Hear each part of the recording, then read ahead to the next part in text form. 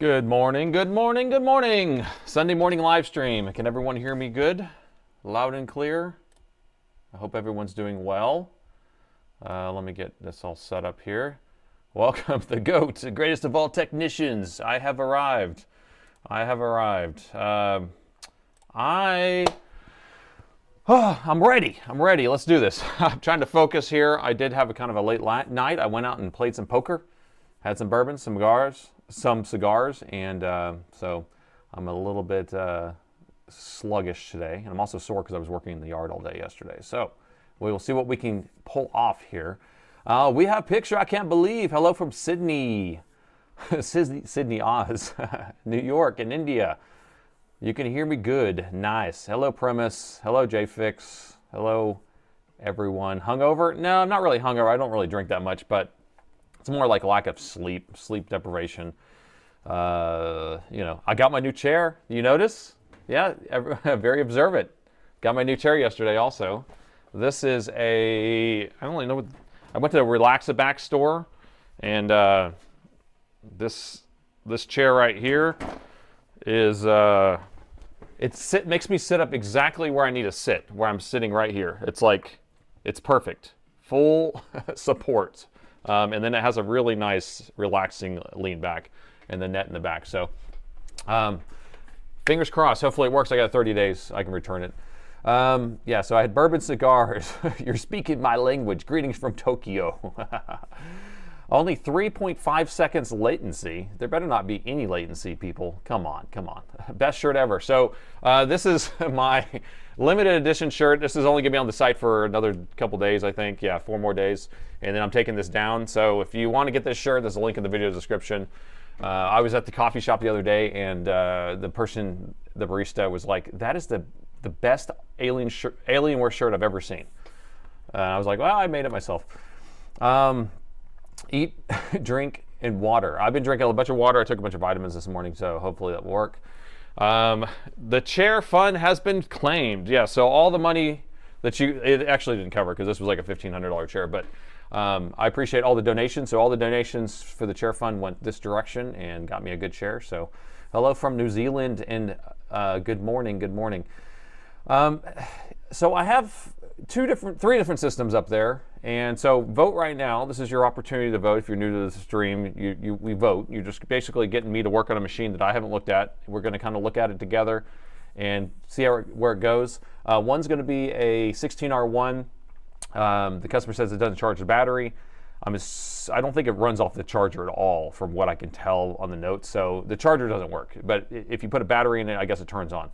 And then the M17R5, it was just running and it just went clunk and shut off and never came back on. And the last one's an XPS 9530 with no power. And I've seen tons of those with shorted GPU MOSFETs on that one. So that one could just be a shorted GPU MOSFET. I haven't been able to fix those GPUs. I just have to disable them, and then that's it. So who knows? I don't know. Nice chair. Not executive class like I was expecting. There was all these high back chairs with leather and all this stuff. I don't want any of that stuff. I need it to be very clean and clear, and $1,500 chair. This was like, I'm in the wrong business. This was one of the cheaper chairs at the place. I can tell you that right now. So they've sat me down in the chair that was like, what did they say? They're saying this chair starts at $2,300, and I was like, okay. And so I'm sitting in this chair, and then they're like, but the chair you're sitting in is actually $3,500. I was like, well, why you say it starts at 23? Oh, well, if you get like the mesh material on it and all this stuff. So I was sitting in one that had like Tempur-Pedic foam and leather and all this other stuff, and I was like, I don't need all that. I just need to be able to sit in this position. That's what I want. So hopefully it will work.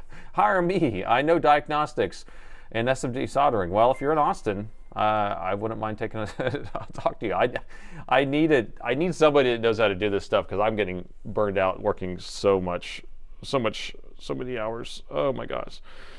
How's your mother keeping? Well, my mother is she's doing pretty good. Her pneumonia, I think, is basically gone. She's not walking. She's still in bed. That's all she does. But and then her memories here and there, because she has dementia. So it's just kind of like, some days she knows exactly who I am, and some days she doesn't. But at least she's not like deathly ill, so that's good. Chair must have 128 gigs installed. $1,500. You could have taken 3 trips to Costco. I'm telling you, I looked around, like Office Depot chair. This has a 25-year warranty to it. You know how they overdo all that stuff. You're like, I'm going to give you a 25-year warranty. That'll make it worth it. He won the chair in poker. I actually lost all my money in poker. Last night I had I think I won 2 hands or something.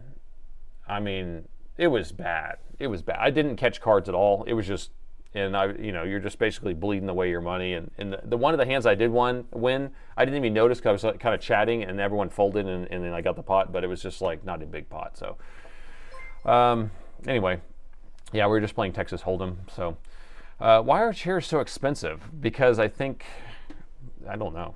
I don't know. The chair I've been using, I bought for $35 at a used furniture store 15 years ago, and it was used, and so it's from the 90s. It was an old chair. So, but I think I ended up with about $700 or $800 in donations from you guys. So that's why I was like, we'll just go ahead and parlay that in there. I'll match that, and then we'll get us something. Looking forward to the new Micro Center in Austin. Yes, there's a Micro Center that's going to be opening up, which we don't have one around here. So it's right up the road. It's actually 4 miles up the road from here. So I'm super excited. It's in our old Fry's building. So we used to have a Fry's, and that went out of business, which I really like Fry's. So it would be nice. It'd be cheaper to rent a chair. That would be cool if you could rent chairs. I have 30 days to try this chair. I don't know if I can return it for money. Maybe it's all just like trade in or something. Is YouTube dropping frames? I don't have any drop frames on my side. I did reboot my computer right before the stream to make sure we don't have any issues. Now, the thing is, last stream, I upgraded my OBS software before the stream. So if we had any issues, that's why I hate upgrading OBS. It's just like something's changed. Who knows? Bro, I know the burnout. Quit network engineer position. Love the hardware, though. Thanks. Puzzle, yeah, problem solving is kind of like, or the puzzles. That's what I crave. It's like, trying to figure out, or I always say closing that curiosity loop. That's kind of what it is. So I get kind of stuck in this thing here.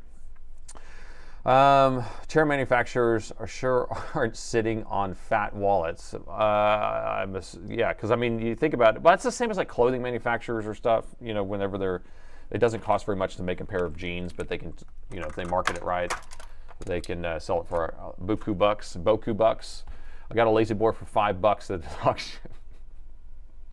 Oh, I got to say though, they did have some like lazy boy type of chairs at this place. And I sat in this thing and it went all the way inverted. It had like massagers in it. It had heat. It was like Tempur-Pedic. It was like the most comfortable chair I've ever sat in my life. And I was like, this chair has to be like $10,000 or something based on their prices. And it was $5,000.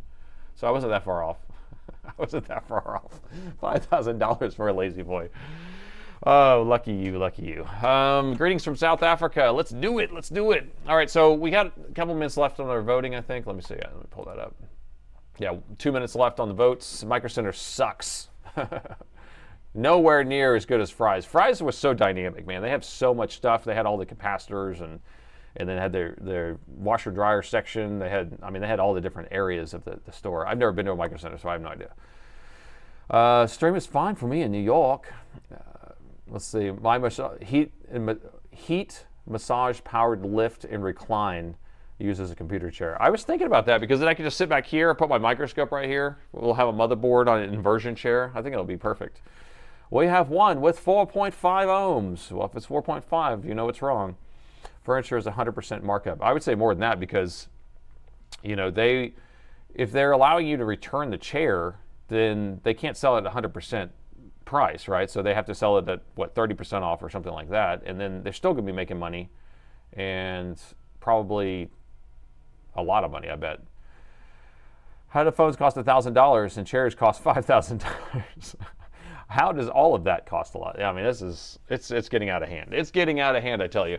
It's just because people will pay for it. That's the problem. Yes, YouTube is dropping frames. Weird. And I'm at 10,000 kilobits. So 10 megabits is what I'm sending up to you guys over on YouTube. And on Twitch, I think I send 6 megabits. Hey, everyone's good on Twitch, though? I don't see any drop frames on my side at all, but no. Oh, mine says 480p on Twitch. Is that right? Or is there 720 or 1080? I don't know. That's weird. Maybe this just stream I'm on is showing 480 as my view. I miss Fry's so much. We have a Micro Center in Charlotte. Czechoslovakia is watching you. Welcome, Newman. Okay, so votes are done. 85% of the people said shuts off, never came back on. Wow. And then 58% on YouTube, shuts off, never comes back on. It goes to show, like, it's just the way that I write it, because if I said no power, it's the same thing. It's the same thing, people. But it's just, I don't. All right, so the first laptop I work on is an M17R5. No surprise, I've worked on those every single day, all day long, every single day. I get them over and over and over and over and over and over and over. So we'll do the M17R5. The second laptop will be the XPS, it looks like. Is that right? XPS? Yes. Nobody wants the M16 that doesn't charge, because people want laptops that don't turn on. They don't like the video I did yesterday for the graphics card not showing up. And it's an NVIDIA graphics card wasn't showing up in the machine, and I figured out how to fix that. But the video is not doing very well at all because the laptop turns on. I guarantee if that laptop did not turn on, it would do a lot better. So they like the problem whenever it's dead. Whenever it's dead. It's Alienware and then the XPS. So let me grab that machine.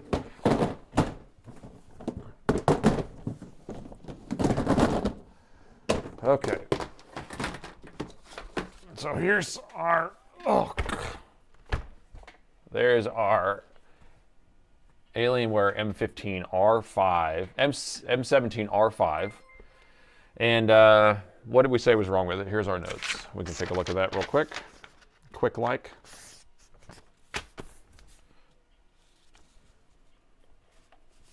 So it said randomly shut off. No response at all. Suspected motherboard short of some kind. I suspect that too. What do you think? What do you think? So I voted no charge because I don't do those very often. Yeah, because they can sometimes be a little more complicated. And it's like, I wish there was more context in the voting, because if I could like add more like a description box or something, then you can, you know, see it. All right, so we got the title there. And are y'all ready to rock and roll? Y'all ready to fix the laptop? Y'all ready to save another laptop? Here we go. All right, new day and another laptop that needs to be saved. And this time we have an Alienware 17R5. Now this one came in because it randomly shut off and said it will never come back on. The customer thinks that there's a short on the motherboard, but I haven't taken a look at this yet. Let's take a look together and see if we can get this figured out. There you go. All right, so we got to reset, or my meter's not actually active. Let me connect to my device here. There we go. We have the metering going on. So here's our power meter here. And why do I have scaling issues here? I see a little gap there. What's up with that? What's up with my scaling issue here? I don't know. I don't know why there's a gap there. Ah, there we go. Okay, let me reset this actually, sorry. Let me close that and reopen it. The thing about doing a screen capture is you have to have the window exactly the shape that it wants to be or it needs to be. So, console. Come on, why can't I launch it? There we go. Rerun my Python script here. Okay, we're good. And reconnect. Bear with me.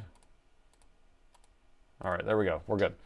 Okay, did good on the intro. All right, perfect. No short, the short circuit for me. All right, so the first thing I want to do is see if it turns on. This is kind of, you know, the go-to, and this thing should not turn on because it's supposed to be dead completely.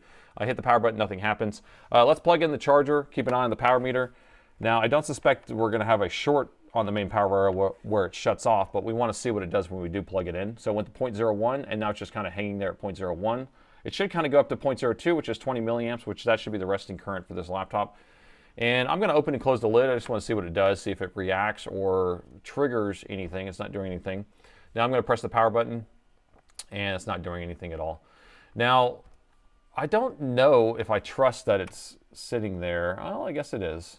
So it's pulling something. I mean, 10 milliamps is nothing. So I don't know if that's, yeah, I don't count that as anything really, but we will see. So at this point, the machine doesn't come on, doesn't power on, doesn't trigger on. Let's go ahead and open the bottom up and take a look inside. I know what's wrong with this computer. It's broken, I tell you, it's broken. When did you acquire Dell Alienware? I know it's been a hot minute. When did Dell acquire it? 2007? 2008? Somewhere around there. That's when the parts started coming in. What's up there, POTS people? Hit the like button. There, Bondo. 24 frames dropped out of 25,000. Interesting. I nailed the intro, thank you. Sometimes it's hard. I'm telling you, I have no idea what I'm going to say when I say it, so I just kind of like, it's just coming. It's just coming right off the cuff. It's like I'm freestyling my intros, yo. All right, and the bottom is off. Oh, this thing is disgusting. Okay, I think your problem is it's overheating. What do you think? I think it's overheating. Look at this. All right, so people, if you have a laptop, keep your laptop clean. These fans are really, really caked. I would hate to see what the heatsink looks behind that. So, oh my, oh my. So, what do we do? What do we do? Well, the first thing I like to do is actually plug in the charger and then just kind of see how far the voltage goes. Do we see a burnt spot? No, I don't see a burnt spot. But let's get under the microscope. I'm going to plug in the charger. Let's just measure the voltage and see how far it goes. That's general. I want to see if the protection MOSFETs are triggered or if we are getting power to the main power rail or what. So here's where our charger plugs into the board, and then it goes through a couple of inductors. Let me get some pointing device here. It goes through this row of inductors, and then it goes through a pair of MOSFETs here, a pair of MOSFETs here, and then it's going to energize the main power rail right here through this current sense resistor. And then it will fork off and kind of go through this inductor, go over here, and this is the circuit that charges the battery. So this is going to produce a 12.6 volt power rail to charge the battery, goes through this coil, and then charges the battery. This is the power management chip. That's what actually controls all that. And then the 20 volts will come this way and go through these inductors, go to these current sense resistors, and power like all the other devices like the CPU, GPU, and all the other power rails. This is going to be what Soren likes to call the comeback MOSFET. It's basically the MOSFET that divides or separates the battery voltage from the main power rail voltage, right? So if we have 20 here, it comes this way. If we have battery voltage here, it comes this way, okay? All right, so what I want to do is I just want to see how far the voltage goes when we plug in 20 here. I just want to see how far it goes.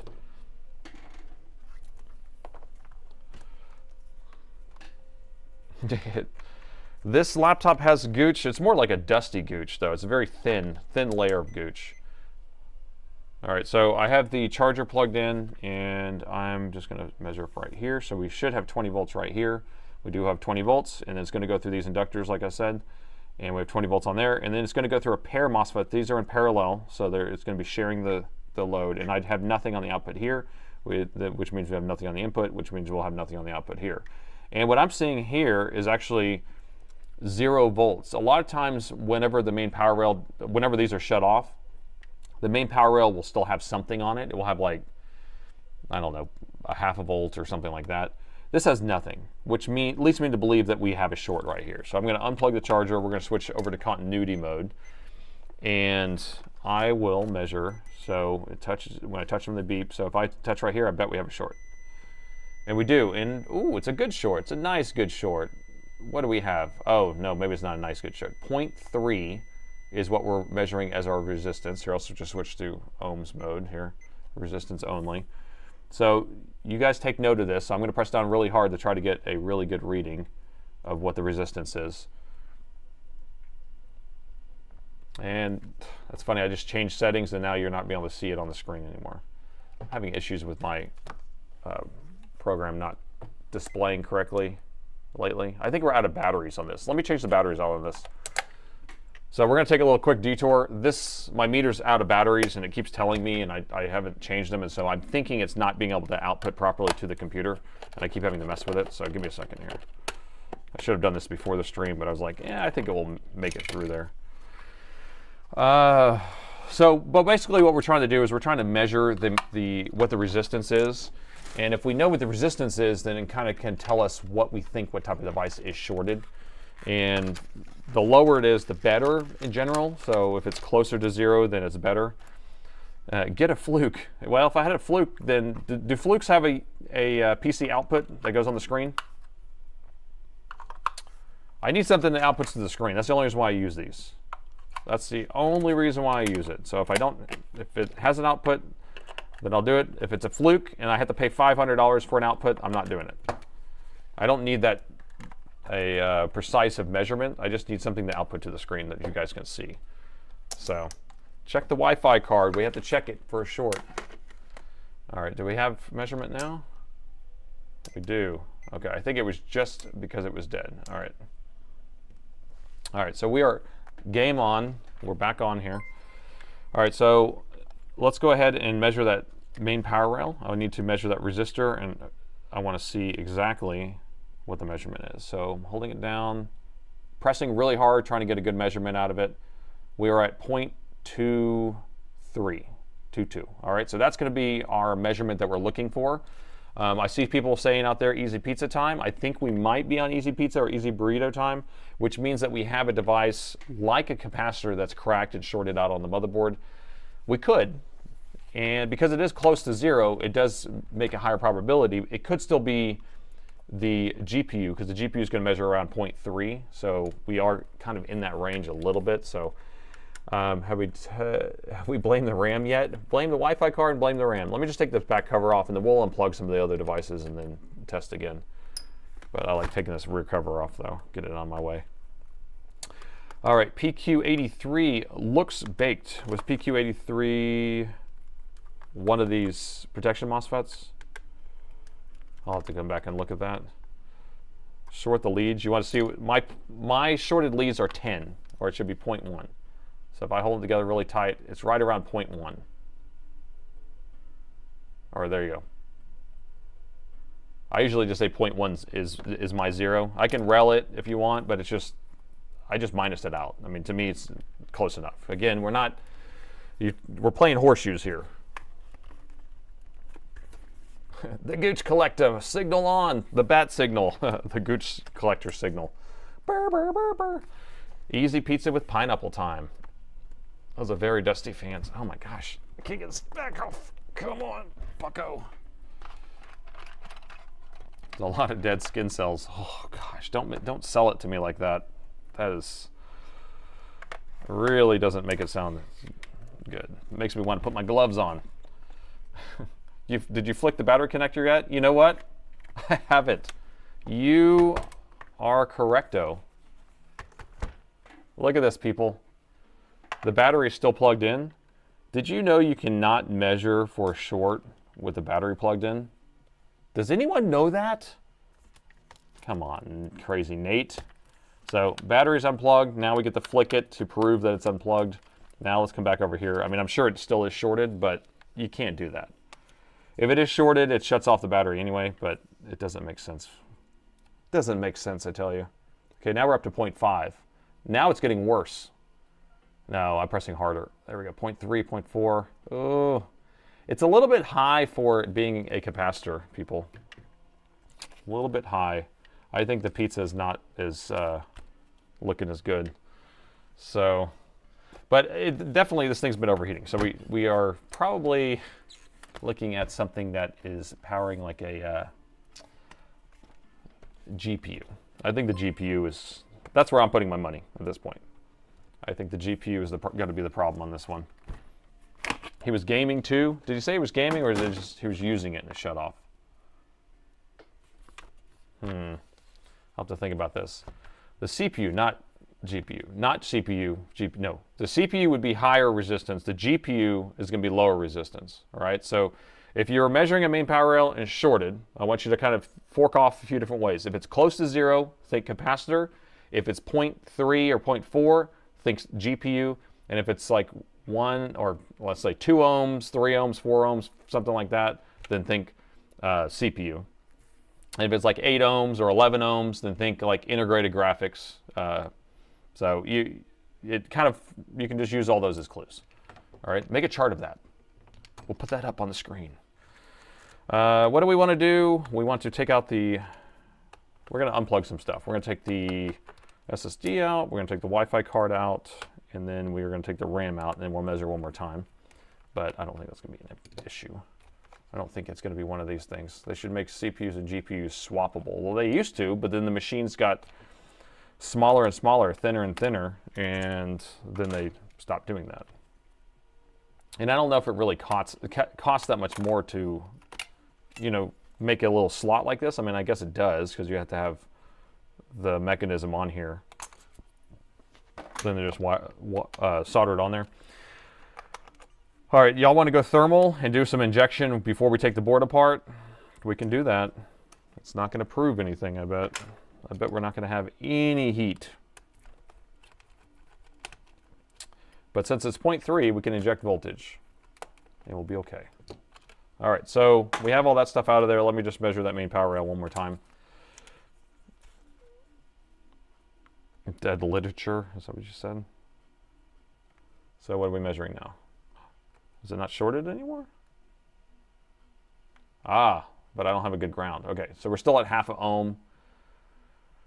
Okay, go thermal with 1 to 2 amps. So since we do have a low enough resistance, we can inject and get a high enough current in order to see something. So I will do that. Let me make sure we have our thermal camera set up. I don't have it on. I'm going to boot that back up. They ran out of batteries earlier. And we'll get this set up right here so you can see how much current is being pulled. Actually, I can't. My new setup, I don't have the wiring to get the camera there in the right spot, so maybe I just have to do it like this. Hype train. Oh, we got a hype train kicking. Or you're going to try to get the hype train going. Is it going? Oh, we do have one going. Level 1 hype train. What's a golden kappa train? What's a different type of hype train? It's a golden kappa train. So over on Twitch, we have a hype train going, which means that you're trying to get a bunch of subs and all the stuff going. Ooh, wow. For the next few minutes here. And let me see if this is booted up now. All right, cool. All right, we'll get that. Okay.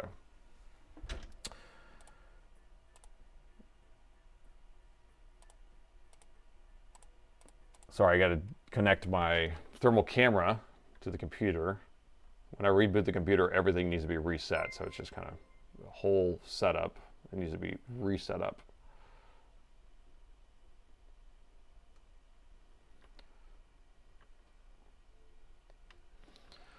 Okay, so it went up from 0.3 to 0.5, so that's after I took out, what did we do? We unplugged the battery when it went up that higher. Also, it could just be how hard I'm pressing down on the probe, so I'm like really trying to gouge in there as best I can, but you know, sometimes it's a little bit hard to get a really good connection, so that's really where it will matter.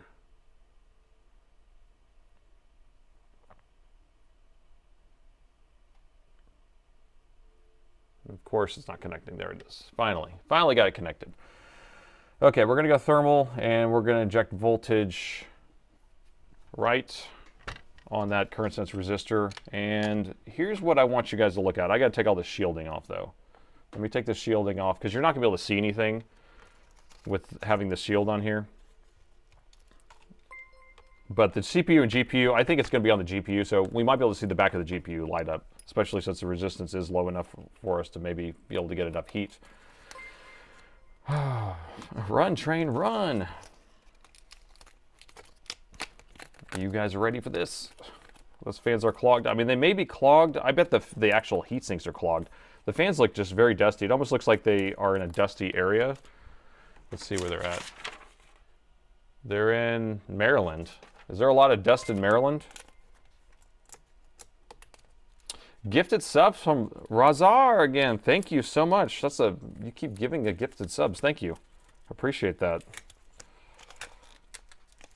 Yeah, we had our longest or biggest hype train ever last week. We could hit level 5 or level 6. We made a record. We don't need that plugged in. So GPU is going to be, I think, here. I think this is the GPU, this is the CPU. So when we inject voltage here, look for a little hotspot right in this area if you can. All right.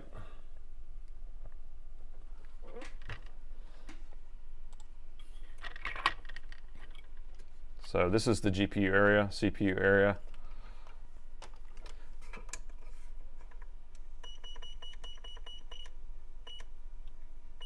I'm going to start at like 0.7 volts. Thanks for the cheer there, Flynn.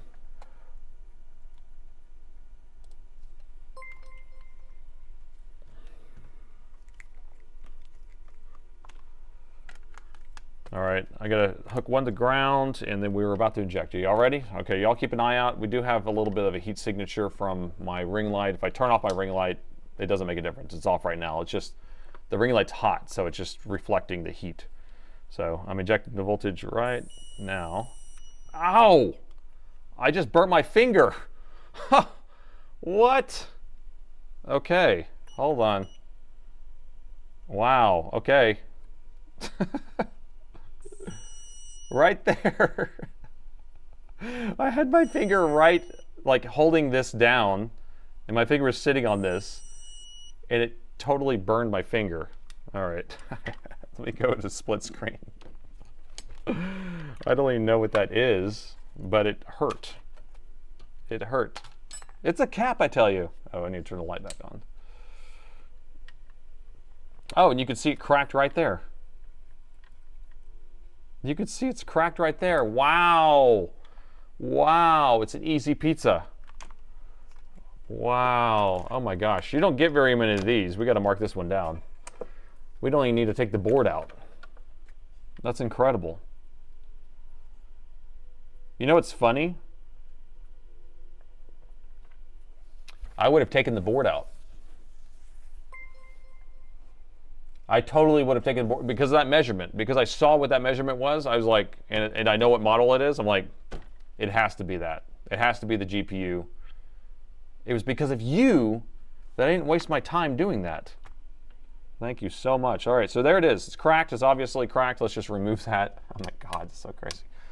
Oh, and PQ83 was next to it. Wait.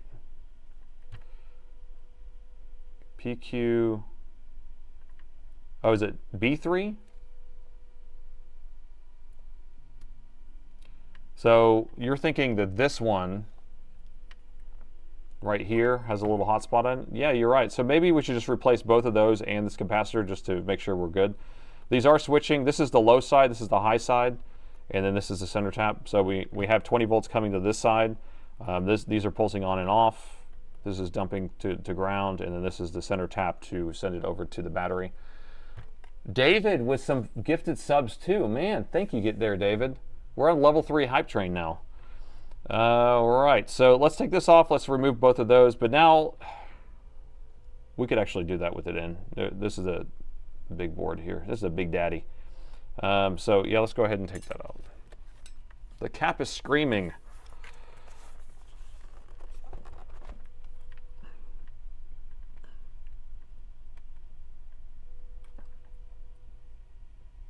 All right, get that lined up so it's safe.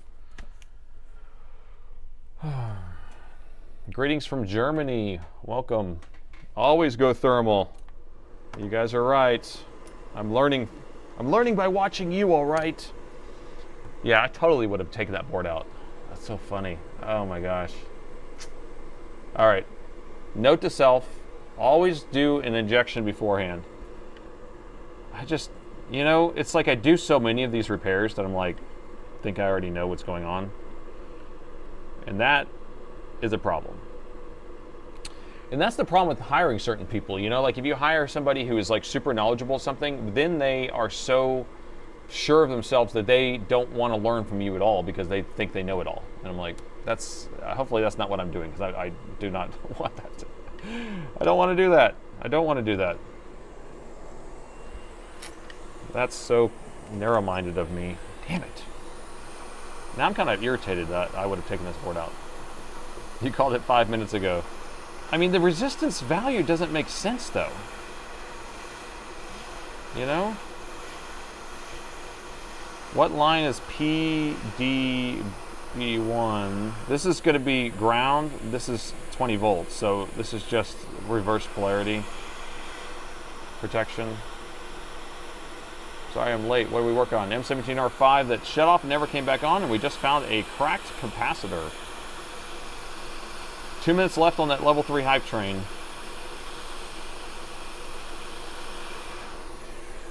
So we got that crack off of there. Let me just pull these guys off too while we're at it. So this is B04N03. We got 2 of those. I think I have a couple of those we can put on there.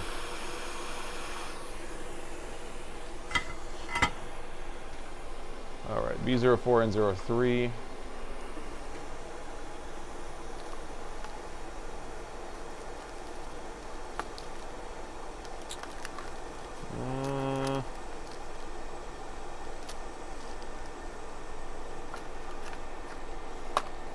All right, check for a short now. You guys love that. Because again, I'm so sure of myself that the short's gone that I'm not even gonna check it, and I'm just gonna put it back together. All right, so here's our main power rail. And this short is gone! I can't believe! All right, so we did remove that, and we did resolve the short. I do have some brand new MOSFETs that I can install. Where are they at? So I have some brand new B04N03s. And then the capacitor, I don't know what value that capacitor would be. I'm assuming I could put whatever I want, or I can go steal one from a donor board. Wonder Blunder, good morning, thank you. Happy Sunday for the hype train. 1 minute left on the hype train. We're at 95% on that level 3. I'll grab a couple here. Easy pizza. No cap, no short. 10 microfarad. I mean, we could take the other one off and measure it, or we can, I might be able to pull up a board view even and look at it that way. Repaste the heatsink. Yeah, we probably should pull it apart and clean the fans and all that, but that's something I would do later without you watching, but because most people just want the diagnosis part and actually fixing the boards and not doing all the cleaning work. So,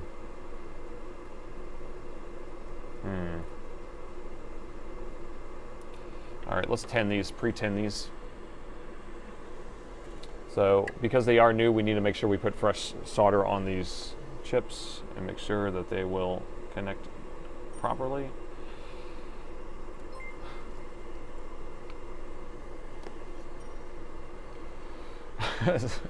$5. Thanks to the Atari. Self-doubt is the most sciencey thing you can get. Lady, will we have a fuse?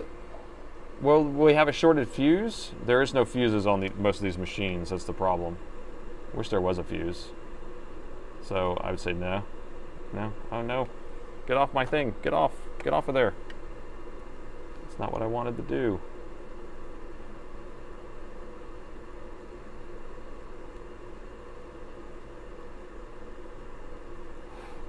My air is not even near me. It's on, but it's not near me, so it's not even sucking up. It's going straight into my face. We made it to a level 4 hype train. Awesome, guys. First time chatter, thank you. Thanks for the bits.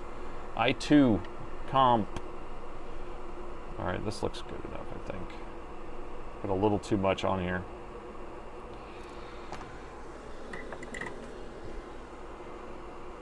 All right, so did you guys want to pull this thing apart and redo all the cleaning and stuff, or we're going to go to the next computer? Because I know that y'all are here for the next computer. I was cooking this MOSFET. I almost want to just not use this one that was stuck to my thing. I think that's what I'm going to do. I think I put too much on it, too much heat. Next one. Leave, repaste for the new guy. That's what I'm saying. I could just send this over to one of my guys. We call it the works. So I have one of my techs that just do all the easy stuff. So he changes out parts and he does repasting and cleaning. So I say, okay, this one needs the works. And that means they take it all apart, clean every single part of the whole heat sinks and put in PTM 7950 and all that stuff. So that would be easier for me to send it off to somebody else. So we'll give this guy the works.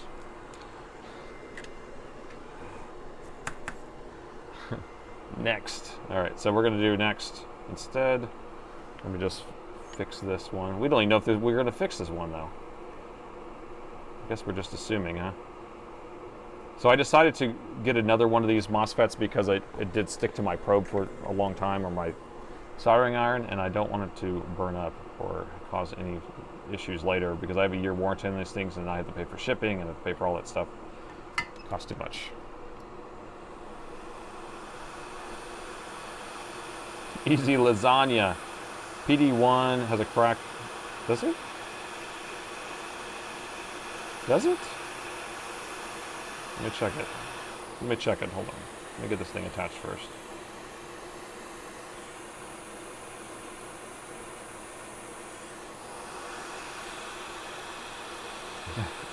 For science. I'm too scared to put PTM on my Area 51. No videos of dismantling it. Area 51, we did one, right? Didn't we do one? I don't think one. You're talking about the new Area 51, right? I have a video taking one apart. I'm trying to think. Maybe I didn't take it all the way apart.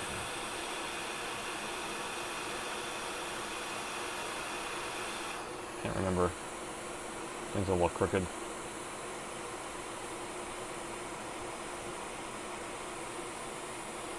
I've worked on 2 of those now, I think. But what's funny is they're in warranty, so they shouldn't even be coming to me in the first place. Brand new, 100% test.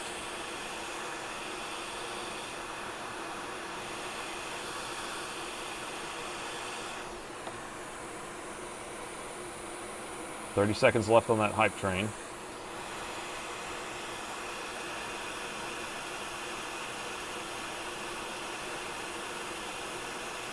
Okay. Come on. Why does it want to stick sideways? Ah, I just burned my hand. Hold on. This one is not sticking right. It's like shifting sideways a little bit. There we go. I got it. Okay, so you guys wanted me to look at this diode? You think there's a crack in that diode?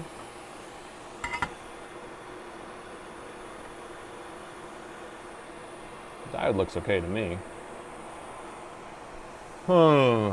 Who's not liking the stream? Shame on you. All right, so let's figure out what we want to put on here.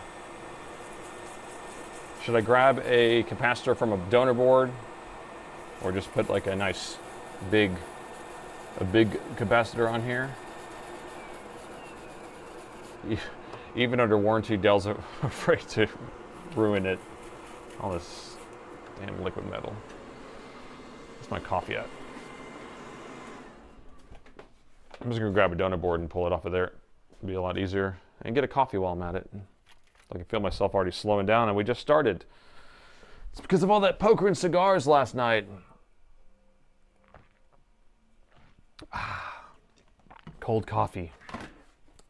All right, so here's a donor board right here. Same model, I think. Well, yes, same model. So we'll be able to just pull the part right off of this instead.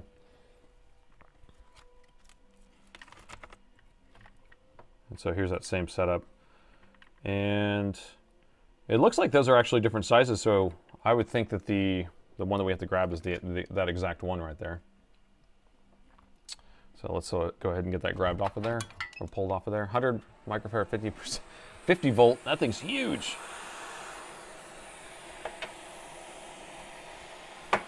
Usually you do a 25 volt.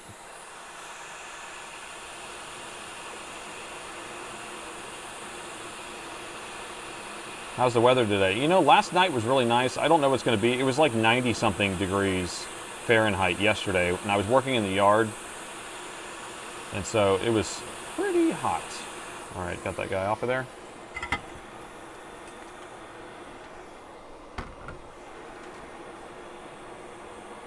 And I probably should pre-tin that.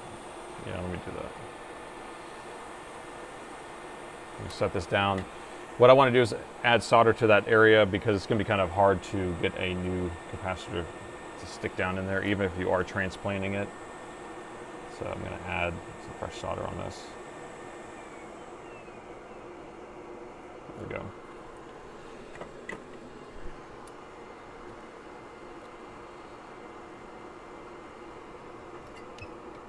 Texas Hold'em is what I was playing the last night, that's right.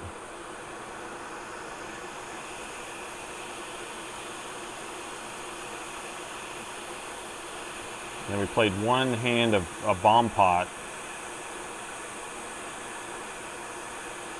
All right, we got that installed there.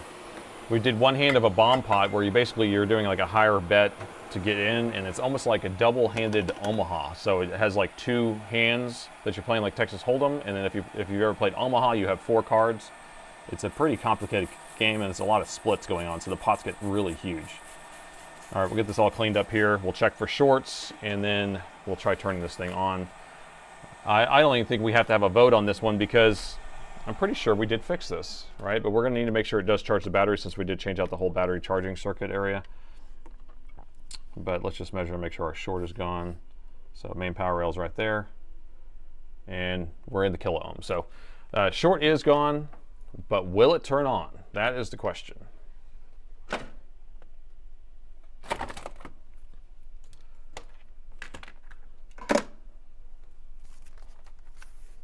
I'm going to go ahead and reattach all this other stuff here, and then, like I said, tomorrow I will have it sent off to one of my other techs. He'll take it apart, clean everything, do the works on it, and get it nice and clean if it does work.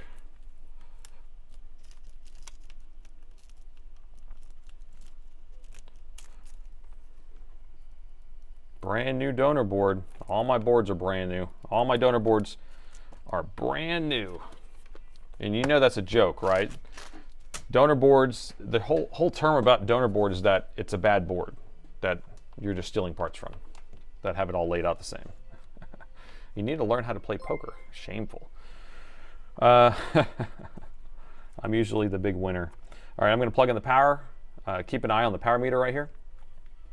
We went up to 0.05, went back down to 0.02, and now it's kind of moving around a little bit. What I'm waiting for is I want to see if it starts charging the battery. So it should jump up to 0.23 and then jump up to about an amp or two. Let's see.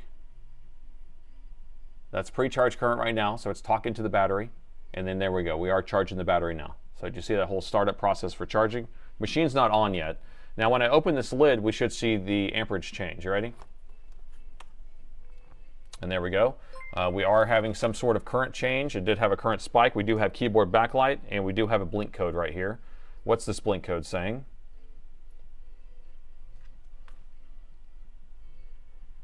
One, two.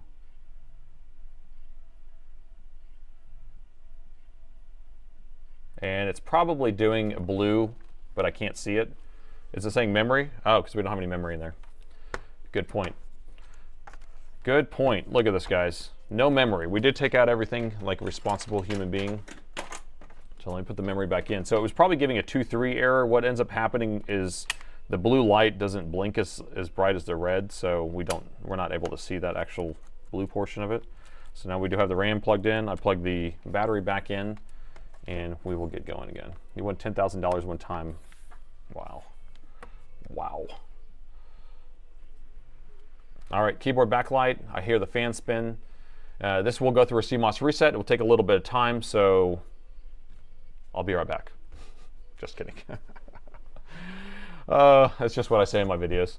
Yeah, I'm usually the big winner in these poker things. This is just like a neighborhood poker game that we do sometimes in our neighborhood, and I usually am the one who kind of is either first or second place take home. So last night I wasn't catching cards. Is the problem. I mean, there's nothing you can do when you don't catch any cards. I mean, I could bluff some, and the time that I actually did bluff and go in pretty hard, telegraphing that I had something pretty strong, the person actually had pocket queens, and I was like, oh, okay, well, that didn't work.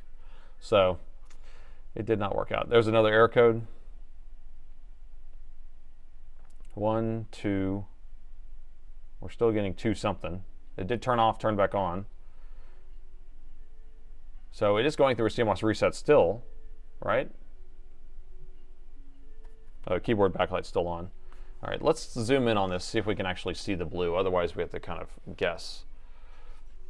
So you should tell me if you can see the blue here. I can't see it. Let's go microscope.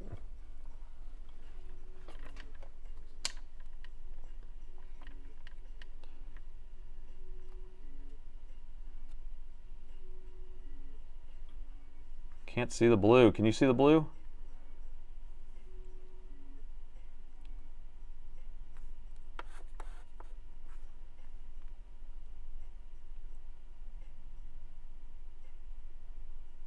Two, three, 4, 5, 4, 2, 4. I think it's a 2, 4. You can barely see it. It's just like that blue drives me crazy when it does that. I've seen that on so many machines. So I think it's a 2, 4, which would be a RAM power supply issue. Doesn't make sense.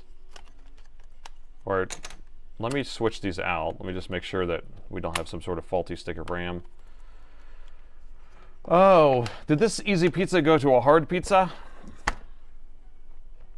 What is going on here? We had a simple problem, but maybe it was a combination of things.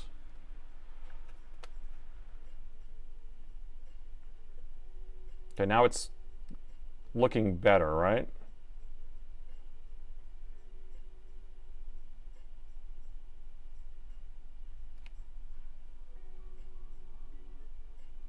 Yeah, it's looking better. So the error code would have came up already. So I just switched out. We don't know if we have a bad stick of memory, a bad slot, or if I just didn't plug it in properly. So now it does look like it is going through that CMOS reset that we were talking about. So we can see the current moving around. We're at 50 watts. And we want to kind of go through this stuff, and it will come on and turn off a few times before we do get a picture.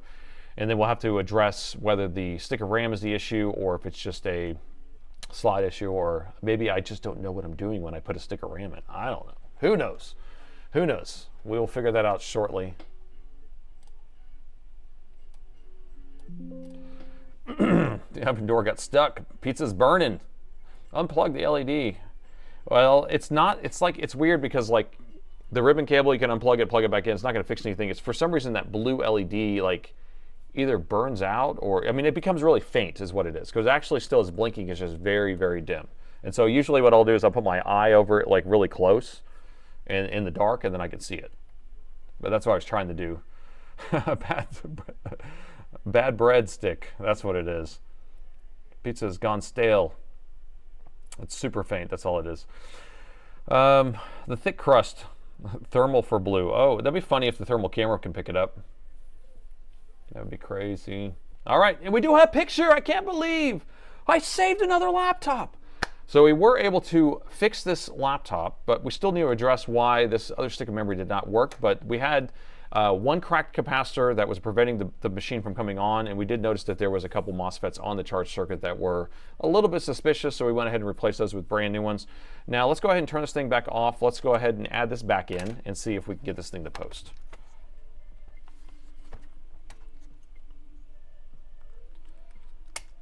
And now we have the other stick of memory in there. Let's turn it back on. Thank you there, Gritty.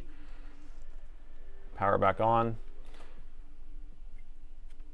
Okay. And my camera's dead.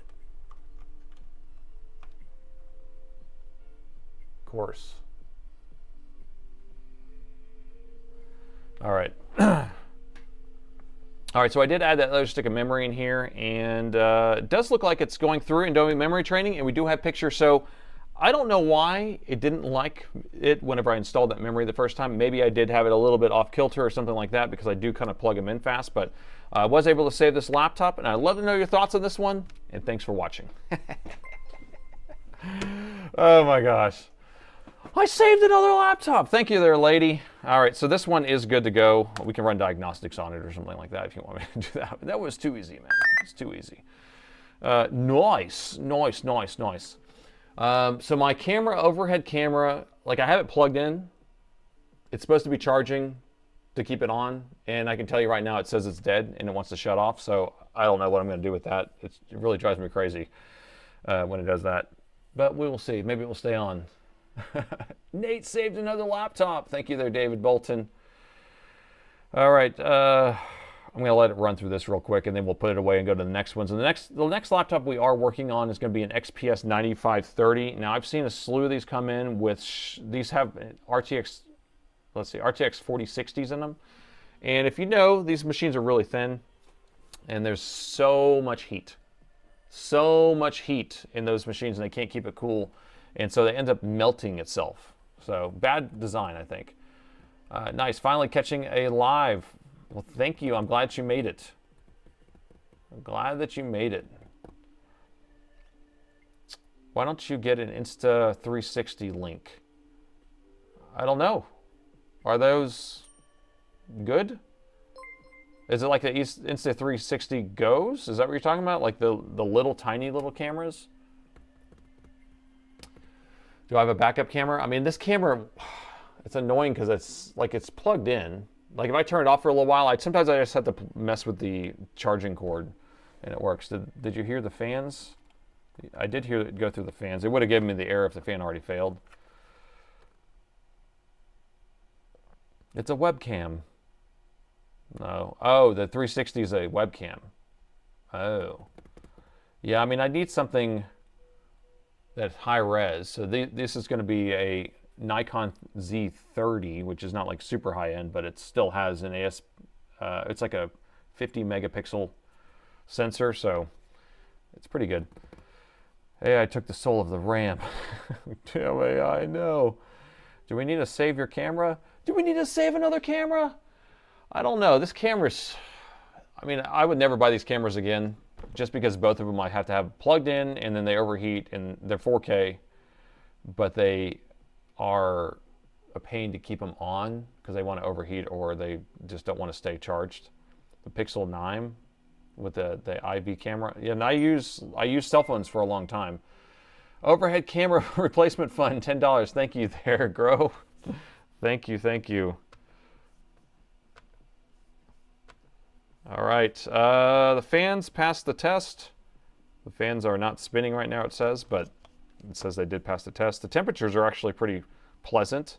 At 71, it hit 71 maximum, but it's in the 50s right now. So everything looks good on this machine. So we'll set this aside. I will send this off to one of my other techs tomorrow, and they will do the works on it, and they will clean the fans, heat sink, rethermal paste it, and make it good to go. But we were able to fix that one. So the Insta360 will have a small sensor though, right? I mean, the thing is that the sensor, if it's an ASP set, why do I keep saying it? I can't get the letters right. ASAP, now whatever it is. Not a full frame sensor, but smaller than full frame anyway. So a 1.5 crop APS-C, there you go, APS-C sensor. So if it's an APS-C sensor, it's large enough to actually have enough pixels that cross across everything. So if I'm doing any zooms or digital zooms, then I'm not going to lose that much resolution. But if you have something that's a really small sensor, it's just in general you can't really do any crops. So because a lot of times I am doing digital zooms on here in post, and so I need to make sure I have enough resolution to be able to deal with all that stuff. So give the laptop the works. We are sending it off for the works for sure. And my tech may be in here actually who does the works for me. Let's see, is Terry here?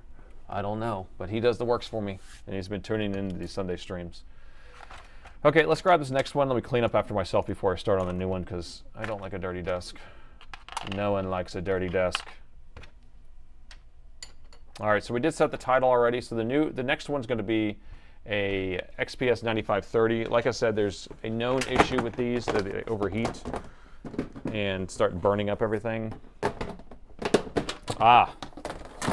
And my tech already took the motherboard out for me, which was really nice of him because we know that it's bad.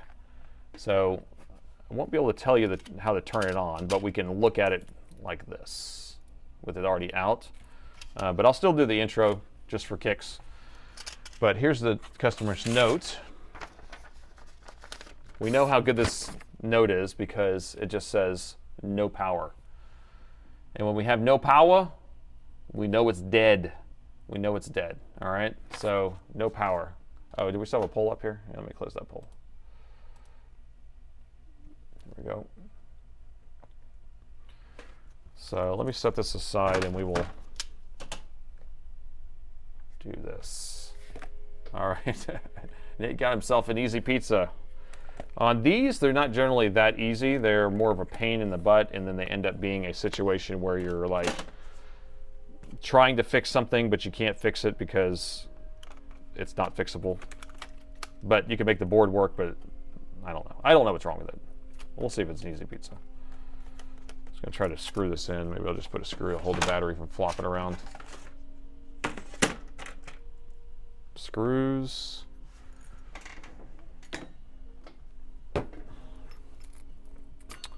Instago Link has a 1/2-inch sensor. Okay. I mean, I'll look into it. I just don't know. It just, to me, it seems like it needs to have a nice, big, giant sensor for doing any digital zooms and things like that.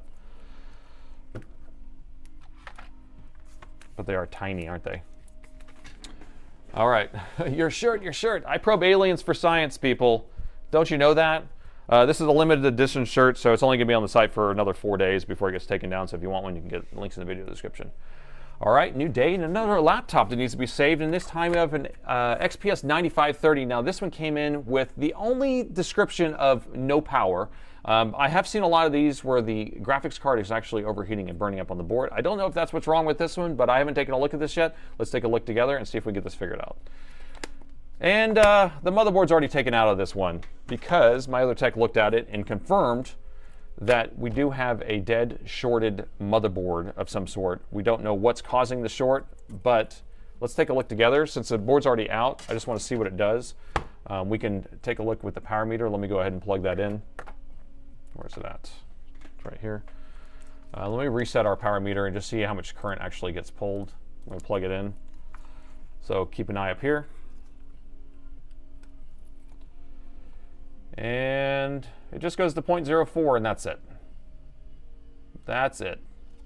So it's not moving around. This board should actually boot up whenever we plug it in. It should actually move around a little bit. Let me put one of these little meters on here so I can actually see what it says. So it is negotiating 20 volts on the charger or on the PD controller. So we know that the USB PD controllers are actually negotiating on both sides. So when we have a USB negotiating like that, then it means most likely it's not going to be a PD controller issue. It's going to be something that's on the motherboard itself. So we're just going to have to start poking around and seeing if we do have a short. And like I said, on these machines, I've seen a lot of them have shorted areas right here. And you'll have this whole area melted. All this stuff will be melted. And it almost looks like that. And the reason why, look at this horrible heatsink design. This heatsink goes like this, and then it just has this piece of metal that just is supposed to bend over and cool these MOSFETs, and it's not even held down. Look at that. Oh my God, so stupid. So what I end up doing is I end up putting something on here that actually holds this down, a little rubber gasket that actually pushes to the bottom of the case. Anyway, I don't know if that's what the issue is. I'm just kind of ranting. Whenever I go into that whole thing and I'm like, I think it's this again. See, I'm doing that exact thing where I'm like, I've worked on so many of these. I'm like, this is what's wrong with this board. And I need to just stop doing that. So let me take this off of here. We're going to measure, we're going to measure the main power rail. And the main power rail on this one's going to be battery voltage, so we have to measure it in a different area. So I like to measure those on the CPU power rail, right next to the CPU. The EC chip is dead. I don't think it's going to be an EC on this, but it could be. It could be. We haven't figured out if it has a short or not. That's what I want to figure out. I think it's a short, but the EC chip on this one goes bad, and it gets programmed by the BIOS, so it's not like a programming issue. But I also see this area over here, so let's get this taken off. See a lot of melty stuff going on over here. All right, so now that we have that taken off of here, let's get under the microscope and measure the main power rail. So whenever I'm measuring a main power rail on these types of boards, I usually just come straight to the CPU. The reason why is because you'll have 20 volts coming in through the USB-C, right? And it goes to the PD controller. PD controller is going to output to these guys right here, and so each one of these is going to be going through one of these ports. So you have 20 volts coming over here, and then it comes over here and produces a main power rail voltage of 12.6 that's used to charge the battery and run the laptop. And so the easier thing to do to actually find a main power rail is find a power supply. So you can even go over here to like the 3 volt and 5 volt power supplies, power rails, and you want to take the input voltage, which will be the main power rail voltage, and that's how you know if it's shorted or not. So this big track right here is going to be the main power rail, this big giant thing. So we can just measure right here, and we do have a short, and it's a 1.19 ohm short. 1.19 ohm. What is that? What would be a 1.19 ohm? I don't know. So if you want to figure out what it's shorted to, now we can just take our probe, one of these probes here. Maybe I'll put the negative on this, the ground. So I'm going to put my black probe on the positive power rail, and I'm actually going to jump around to all these power rails. That's 47 ohms here. That's 47 ohms. We want to find something that's matched to that. Look how ugly this is. I'm telling you, it has to be this right here. Look at that, it is. Now it's measuring 0, or my 0 is 0.1. So what I just confirmed is that this main power rail, this track right here, which also is energizing right here, is passing through one of these guys. And I'm telling you, I've worked on 2 of these this week with this exact same issue. When this board is doing this, there's nothing that we can do except for just relieve the short, and that's it. I mean, we could replace these parts, but the GPU never comes back. Now, hopefully, maybe you guys can help me figure this out. But one of these is shorted right here. I don't know which one's shorted. We're going to inject voltage. We're going to do a bypass method. So we'll put the negative probe of our injection tool here, and then we'll put the positive right here, and then we will inject, and one of these will light up. It's probably going to be this one, because this is the one that always burns up. But, you know, we will see, and we'll just get it taken off. I mean, it's just so I'm tired of this one. It's only on the 4060 version of this board that's doing this. So, but let's inject the voltage and kind of see where it goes from there. You want to put some alcohol on it? Let me clean it up a little bit before we start. This is all melted plastic that's sitting on top of this. So this little piece that you're seeing here is like melted plastic covering.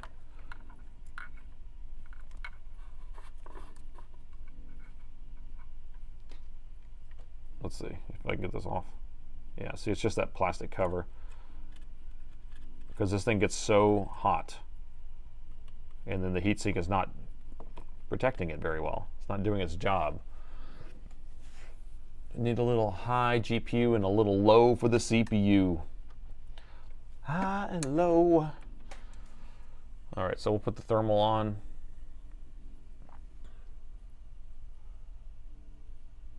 I'm going to reset that when it starts making those little shapes here. So if I inject right here, whenever the camera loads, if I inject right on the main power rail, come on people, this is getting old.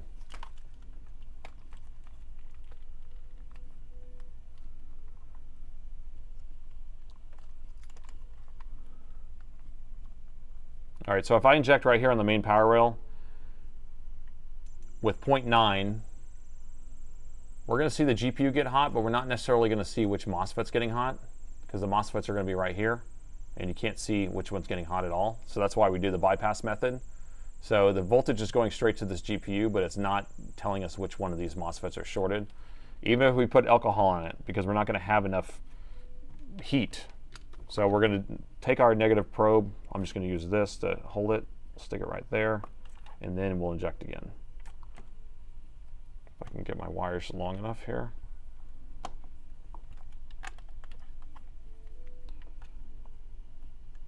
Okay, y'all ready? Here we go. Which one is it? Which one is it? This one? Do y'all like the split view?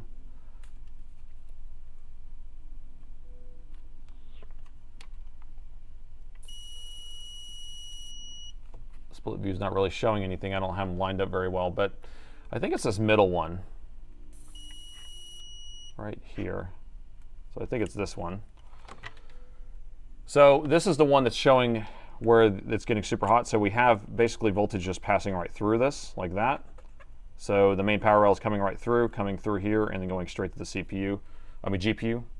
And so that means that we need to take that thing off of there to fix the short, but I don't know. I've never seen it fix the actual issue with the GPU after this. We're going to make it where the GPU is not detected, but let's go ahead and get that removed to resolve the short, and we can get this laptop working, but we most likely can't get the whole thing working. Maybe you guys can help me though. I mean, I worked on this same board 2 days ago, and I went through and I replaced all 3 of these, and then I replaced, I'll show you the other components I replaced, but it's like, it doesn't matter what I replace, it will not give that 1.2 volts over here. So let me take that off of there. All right, so I did bump that. I'll fix that in a second. So I'll put a new one of these things on here. But this guy right here will not output 1.2. We'll have 0.5 on the center leg right here. And then if I inject 3.3 to put an enable here, then I'll get 1.2 here.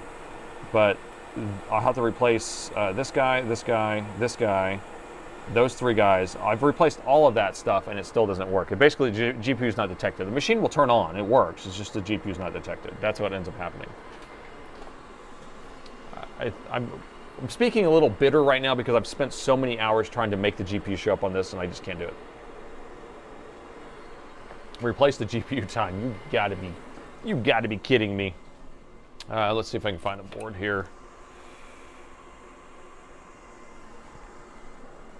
All right, got one more MOSFET left on here. And I've bought brand new ones of these and I've went through all of them because every time I replace these, I replace all 3. And then I end up I just wasted it because it doesn't fix it. So let me pull this one off right here. 1.21 gigawatts. Hello, man. Tomorrow's my birthday. Can I get a birthday gift shout out? Sure. How do you pronounce your name, though? How do you pronounce that? Amorba virus? I don't know how to read, man. Is that an actual virus? Can I get a phonetic spelling from somebody? Happy birthday, man. Or gal. Salt place. My name is Ankit, sir. Ankit. Happy birthday there, Ankit.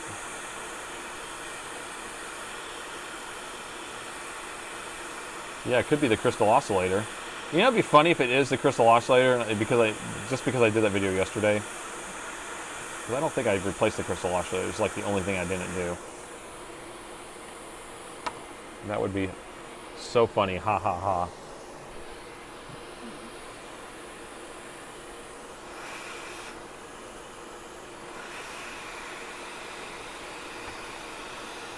Your birthday's tomorrow too? Well, happy birthday. Man. Amoeba virus. Okay.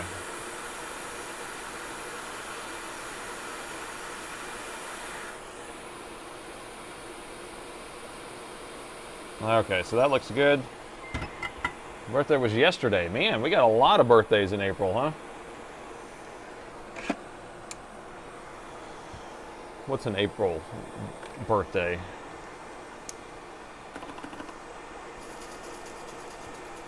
What's in April? Crystal therapy. It's all hokum. All that crystal stuff is hokum. All right, so most likely this board's fixed, right? Fixed in the sense that it turns on and works. I'm going to check for a short now, but the GPU is probably not going to be detected because that's what happens. So we still have a short there, but that's because I just measured the GPU. Main power rail no longer has a short, so that has been resolved. Aries, okay, Aries is to the 20th, and then Taurus is next after that. Taurus, the bull, being like bull. We're all Tauruses. You know, Tauruses are pretty hard-headed, aren't they? Aren't they? All right, let's plug this in. Let's see if the GPU is showing up. Maybe I'm just irritated for no reason. What do you think? What do you think? Do you think the GPU is going to show up or not? Oh, I bumped the resistor, right. Forgot. I should fix that resistor I bumped. It didn't fix itself? No, it didn't fix itself. It's a little floaty. It's a little bit tombstoney. So this is the resistor. When I pulled off this chip originally, this one kind of got bumped. Let me fix that.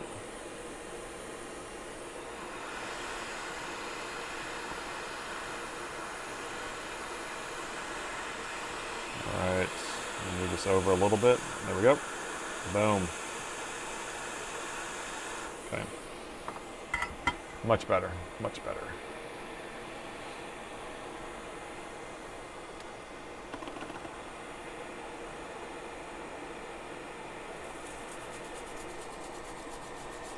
All right.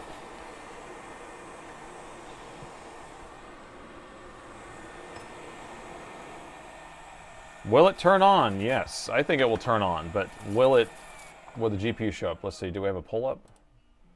Will the GPU show up? Okay, so will the GPU show up poll is up there, and let's see if I can get the poll on the screen for you. There you go. All right, so vote if you want.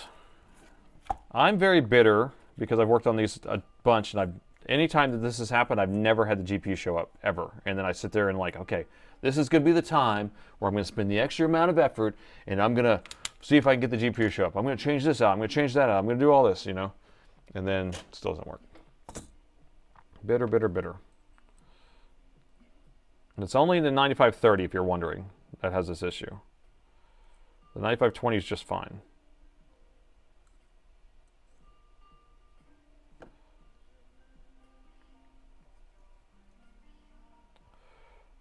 The GPU went for milk and cigarettes.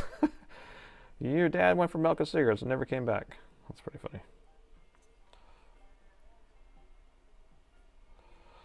All right, let's get this guy on here. Should we put some fresh stuff on here?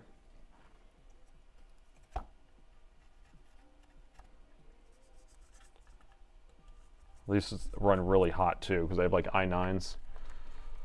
Oh my gosh, why put an i9 in this machine too? i9 with a 4060, killing me. With this really thin heatsink, you think this is adequate? And then look at this. Here, let me hold it like that. This is what I'm complaining about. So you see how there's, you know, the heatsink's here, and then you have this piece. This is actually what's supposed to cool those MOSFETs, but it's just a piece of metal. And so you have to kind of bend that metal down in order for it to have extra pressure when you put it on. So I'll show you what my fix is, or my remedy, what I like to do to make sure that it applies enough pressure. But I'm just irritated with this one.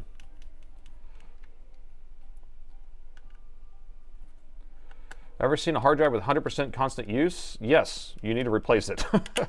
When you have a hard drive, if it's a hard drive, like a mechanical drive, then that thing's just on its way out. You need to back up your stuff and get it off of there right away. If you have 100% usage, you could have other things going on where there's actually using resources or using something. But in general, yeah, if it's having 100% usage, then you probably have something failing in it.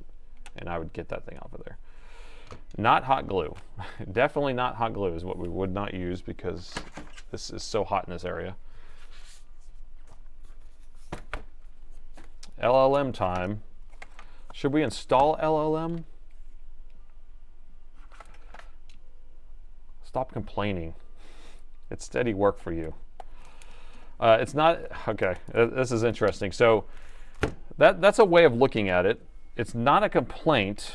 It's a complaint that I can't fix it. That's my complaint. I don't mind that it's happening, but what I do mind is that it's not fixable.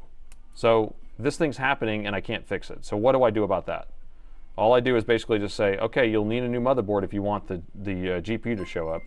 I can get the board to turn on, you will just have to use it halfway. And then the thing is that I don't charge for a full repair. So you don't get a full motherboard repair charge if I don't fix the entire whole motherboard. It's generally how that works. So it's costing me money, my time. I spend a lot of time trying to fix it, and then I can't fix it all the way. So it works. Liability limited machine. Yeah, and you look how melted this connector is. This right here is the bracket that holds the LCD connector. Look how melted it is. You see that? See that? I can't even get this on here because this whole area gets so hot that it doesn't allow me to stick this thing in here.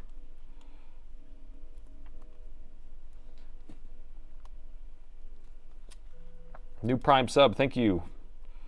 Oh man. I'm going to take this thing off of here, I think. All right, that's just the camera, so I'm not going to worry about it. That's just the screen. I'll deal with getting that plugged in later. Thermal paste. Did I not put thermal paste on it? That's crazy, bro. That's crazy talk.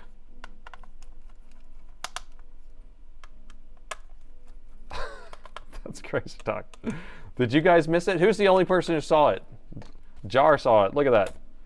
I like scraped off the thermal paste, or I started scraping it off and then just like stuck the whole thing on there because I got sidetracked with showing you the actual thing there. All right.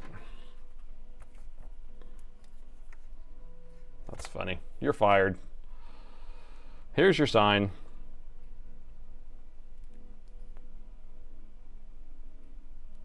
All right, thermal paste is on.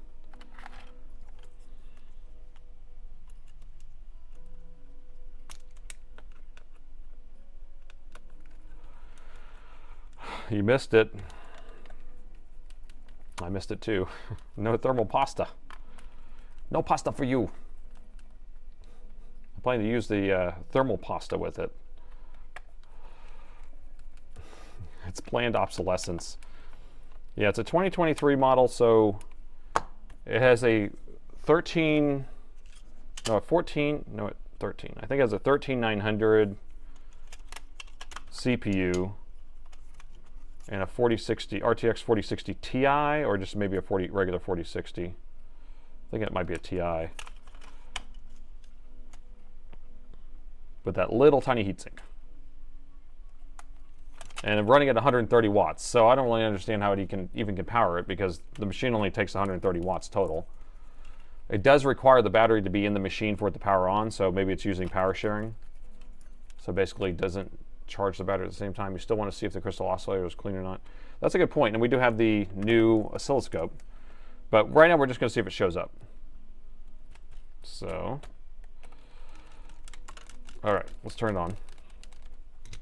The short is gone. Will it turn on?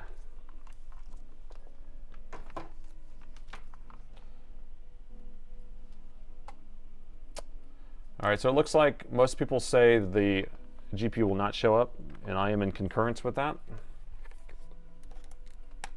I forgot that I have to plug in the battery. This machine requires the battery to come on.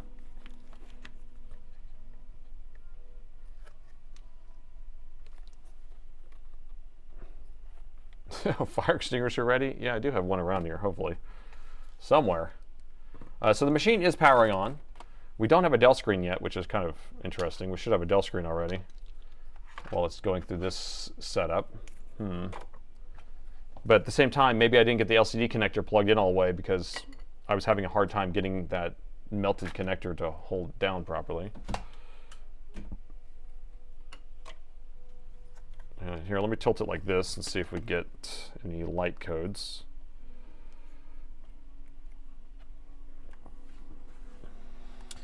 Don't ask me. Will it work? Will it work? All right, it's just sitting there. Oh my gosh. Gina. Whoa. Man. Hold on. I just was like, just take the back of my hand, stuck it on the heatsink, and that was the hottest thing I've ever. Oh. Whoa. Whoa, whoa, whoa, whoa, whoa, whoa, whoa, whoa, whoa. These. That's what I touched with the back of my finger. These MOSFET, are the coils here. For the GPU coils are burning hot. Let me turn this thing back on again. Just want to see how hot that got. Let me put the power meter back on the screen. Okay, powering on. So 89, 90, 91, 92, 93, 100, 110. Do you think that that's correct? 112, 115? Dude, yeah, we need a fire extinguisher for that. All right, so I bet the GPU is shorted or something. I bet it's trying to power up the GPU and the GPU is completely shorted. Yeah, because that's these inductors right here that are outputting to, from that one MOSFET that we replaced. The other ones are either messed up or the GPU is shorted. I think the GPU is shorted. 130 milliamps without a battery. Over 9,000 degrees. Let me measure this. That was hot. I think the GPU is cooked. I think we should just take those MOSFETs off of there and just call it a day. Let's measure to see what resistance we have on those inductors. So this GPU should be around 0.3, I believe. Here, I got a board right here. So this board has a different issue altogether. It has like a big blown area on the board. We concur. Okay. So if I measure right here on this one, we're getting, resistance-wise, we should have, this is saying 2 ohms, 1.5 ohms, all right? So 1.3 ohms.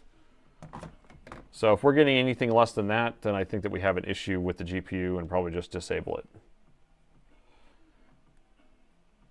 0.5, so we get 0.5 ohm. which isn't unheard of for a GPU, but I just think that that is crazy hot. Well, let's turn it on again, but I want to see if we have one of these MOSFETs getting extra hot. We know that these are getting hot, but we want to see if one of those are getting hot. Okay. 120 degrees Fahrenheit. No, that was in Celsius. So we were at overboiling. So 240 degrees Fahrenheit or something like that. This is all Celsius. So I have it on again. The battery's not plugged in. Let me plug in the battery. I'll put a heatsink on the CPU.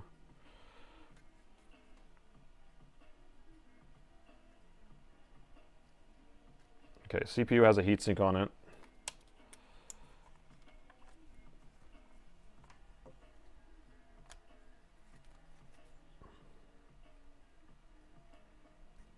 Okay, ready? So keep an eye right here. These are going to be the coils.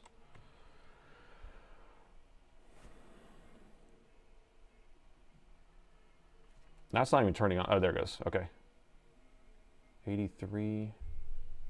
Oh, ooh, little baby. Okay.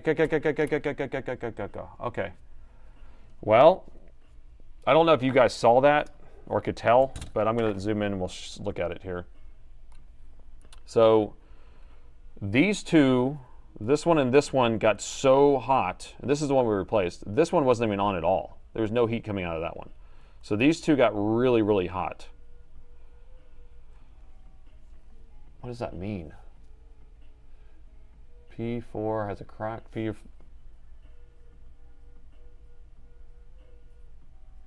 think there's a crack in this one? Should I just take this one off of here and see what it does?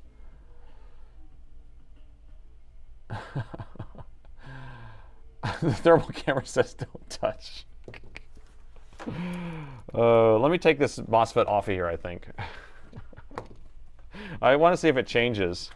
Because we know this one was completely shorted, that's why we replaced it, but I usually just replace all three of them, and it doesn't fix the issue. But I gotta take the board out, though, to do this. This thing is too thin to start trying to solder with it installed still.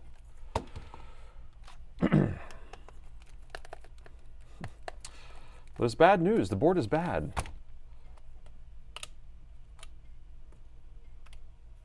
Replace the other two. I've gone through this. I have it. I have all the parts.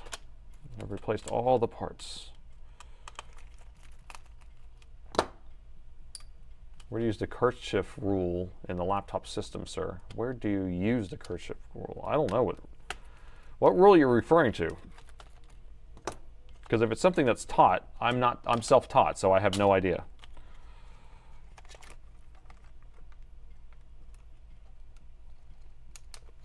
Alcohol the pins. Do you think that will help pinpoint something? God, this thing is so melted on here. Pull the GPU. You want me to just pull the GPU? Yeah, we'll just pull the GPU. We'll get right on that. I mean, we can. I don't want to. Self-soldering PCB. That's basically what it is. I've seen where solder balls are coming out of these. It's a bad board. It's a bad board. Lady, you have a point.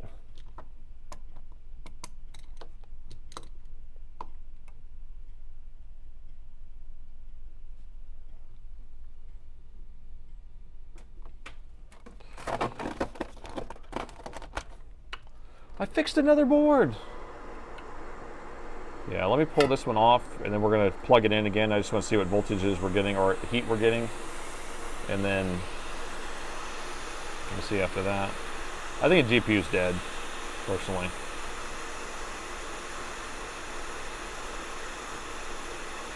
If it happens so frequently, it's a bad design. Yes, it is. Yes. So this is the 9530. And the 9530, if it comes in shorted, I usually say it's probably a bad GPU.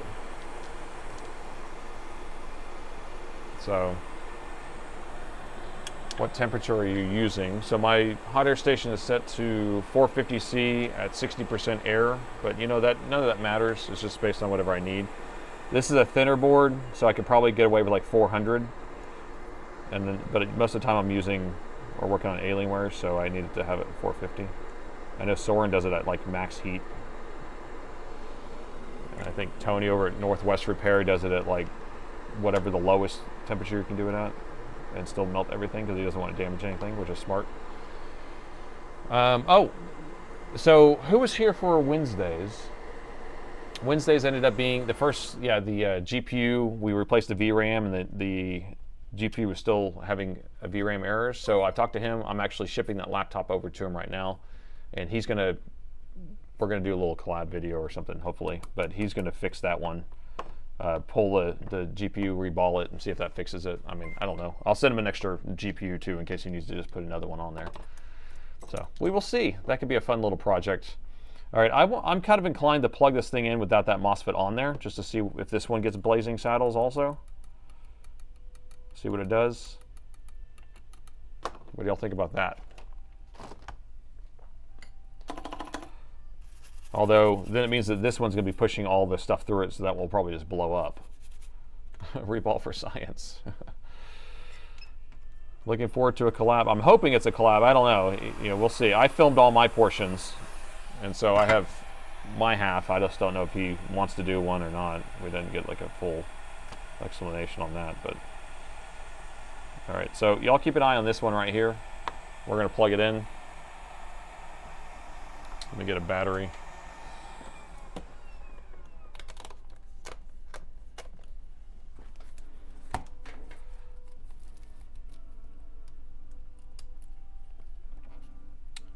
Time for magic smoke. Should we do it in split view? If we do it in split view, I just need to get my thermal camera facing right, because it's not. Let's see if that works better. I can line this up so you can see both. That's what the goal is. So right here. Yeah, something's not tilted right. Where's my camera view? Right here. Okay.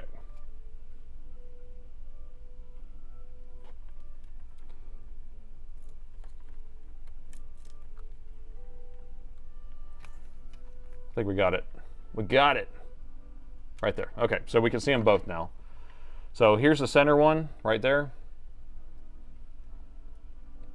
And we'll put it right in the center. Okay, here we go. We're ready. Get ready for an explosion. Because now this middle one's going to be taking all of the heat. So this one next to it is not having anything. And this is, I'll just keep pointing at it right here so you can kind of see where it is. Okay, 3, 2, 1.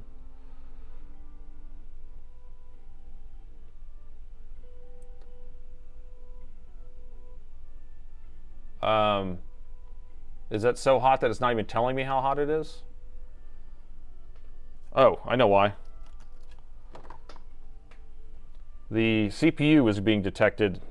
Its heat was higher than that, so let me put a thermal heatsink on here. So that will protect that. Okay, let's try it again.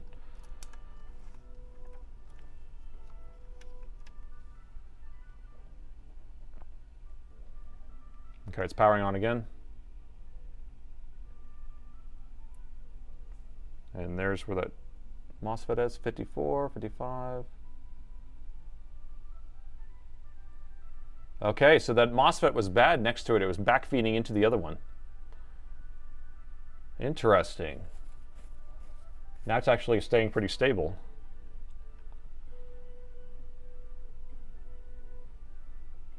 And I have my finger on the GPU right now. So I just want to see what temperature the GPU is actually getting to. But that actually looks like a pretty good temperature, 60. I mean, it's still hot, obviously. But look, this one's not on. This phase isn't on at all. So do you think our PWM controller is bad? Or the fans are coming on? What do we think here? And see, this is what draws me back in. I'm like, we have some information here. So do we think this MOSFET's bad, or do we think the PWM controller is bad and that's why this one's not coming on?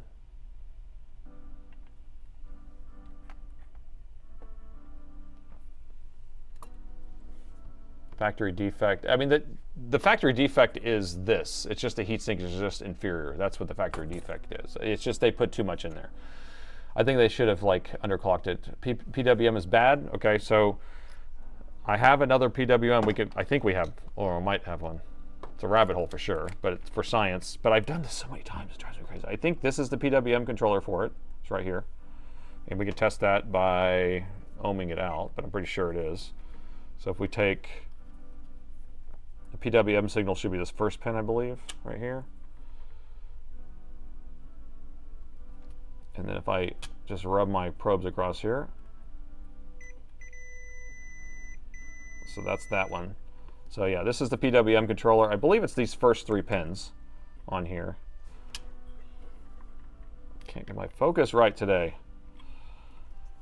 So this is the first phase, second phase, third phase. First phase, second phase, third phase, okay? All right, so we're going to replace this. It's a PJ equals, and then we'll need to put, so I want to replace this and see if this one comes on. That'd actually be a pretty good one. Oh, move stuff around. Ooh, I love that. That's a good one too. That's a good one for science, using an oscilloscope on the PWM. See? All these great ideas. Science is coming in hot. Coming in hot. The last 3 pins. Okay, so use the oscilloscope. So let's see, what do we do first? Do we want to look at it before we change out the chip, or should we change out the chip first, or should we move these things around first to figure out if it's just a phase that's out, right? But if this one was burning hot and then backfeeding into this one, because I was making both of these really hot, right? Or maybe this was the only one getting hot, but I felt like it was both of these getting really hot. Look first. So should we see what the signal looks like first on the oscilloscope and then proceed? That's a good idea. So I did get a new oscilloscope. It is the Siglent, is that how you pronounce it? SDS 1104X-E. And I still try to figure out how to use it properly. So we will see how well y'all are going to have to help me drive this thing. I'll tell you that. You're going to have to help me drive.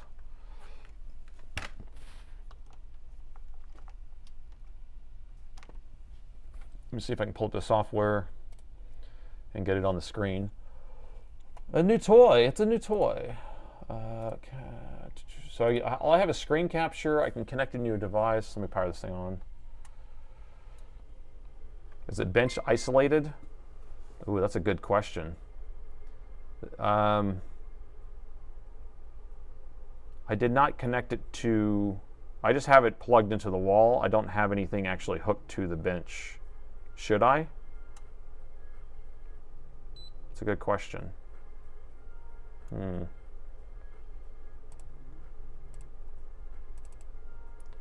Should I be grounding it?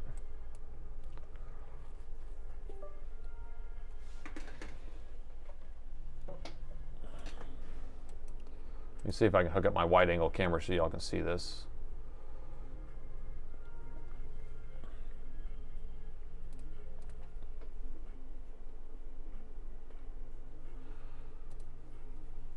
So I'm going to point this over here. Sorry for the movement.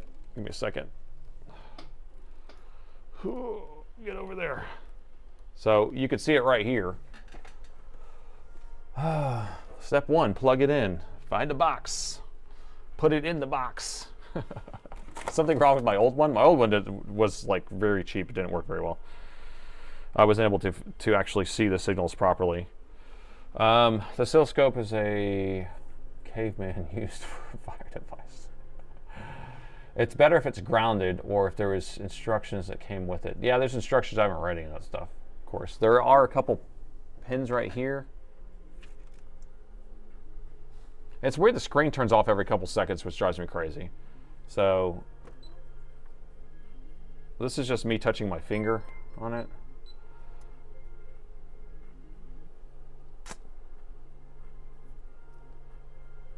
The scope is just like your DVM. All right, so let's see how we want to do this.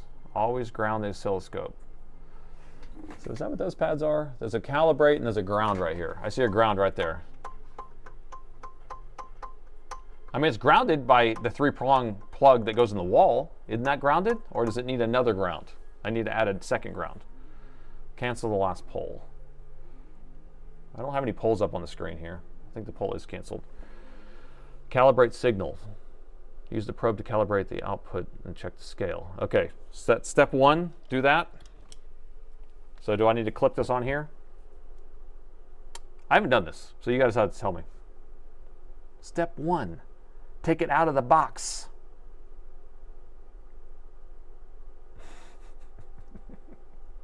The scope is USB powered. No, it plugs in the wall.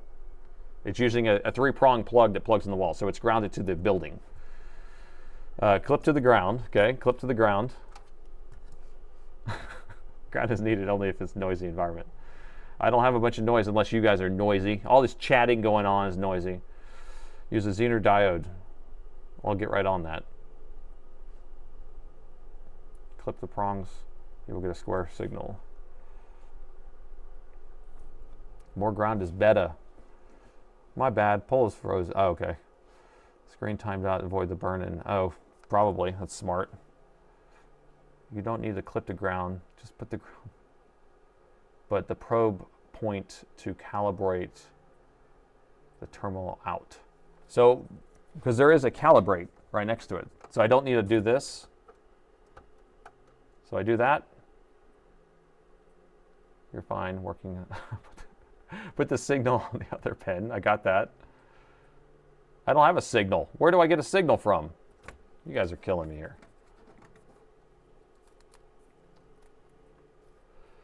It's a multi-phase.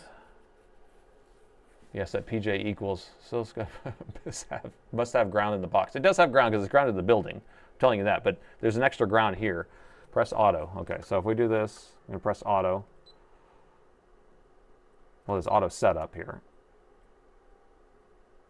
Okay, there's a square wave. Okay, got our square wave. You should have a square wave. Got it. Calibrate the signal. Touch the button that says auto. Auto. Okay, done. You should have an isolated ground. I think the common ground versus isolated ground is in the car. So if it's isolated, it's a different ground. I could, yeah. Press auto. No additional ground needed. All good. It's calibrated. Perfect. Horizon. Blah, blah, blah. Looks good. Okay, so we're good. I had a data sheet in here saying it was already configured or calibrated before it was sent to me. So it was signed by a person, a technician. So I'm hoping it's good. Probe is on 1x. Should I put it on 10x?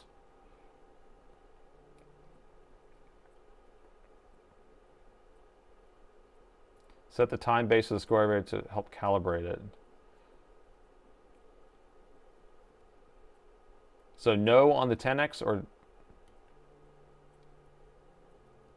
should I have it on 1x or 10x? Don't touch the probe X value. Just probe it. Yeah, that's why I had it on was 1. Okay. Okay, here we go. Let's do it. For science. For science. I'm grounded for science. He grounded me with science. Let me see if I can pull this thing up on the screen for you. So let me find a oscilloscope view. I think I have one somewhere. Oscilloscope.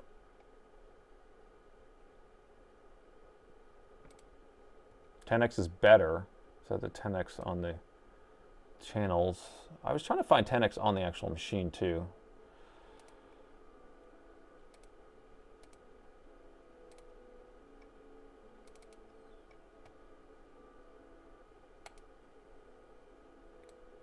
Oh, darn it. Sorry, hold on. Give me a second. I'm trying to get this thing pulled up on here. So that's the virtual panel. I need to find the screen capture. Okay.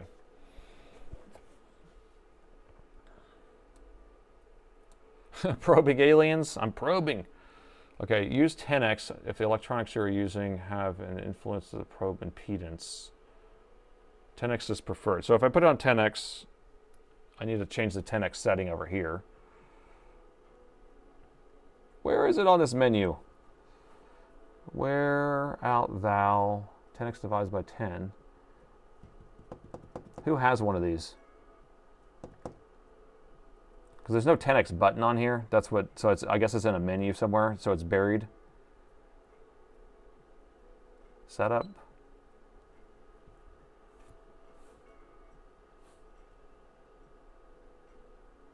Frequencies you're working with 10x, 1x. On the, I know I'd switched it on the Pro, but you have to switch it on the, in the machine too, right? To match.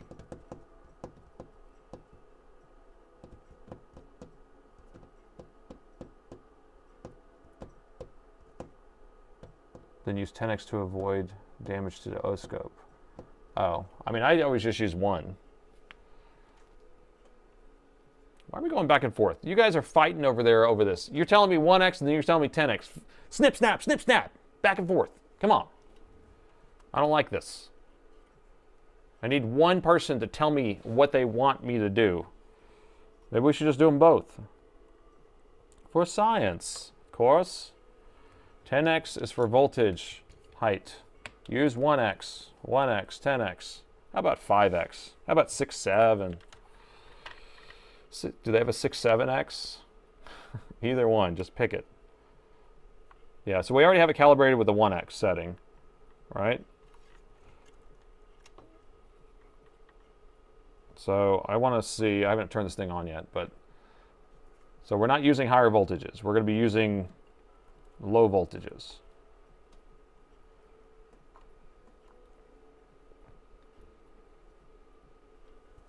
All right, see if I can turn this thing on. If the voltage is too high, use 10x. We're not using high voltage, so I'm making an executive decision here. So I'm going to do pin 2 here.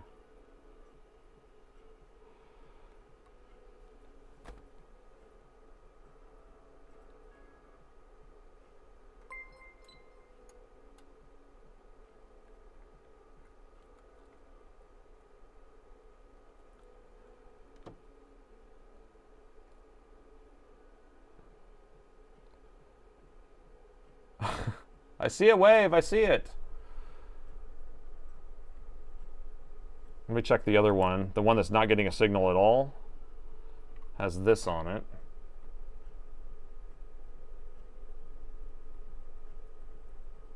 Not pretty.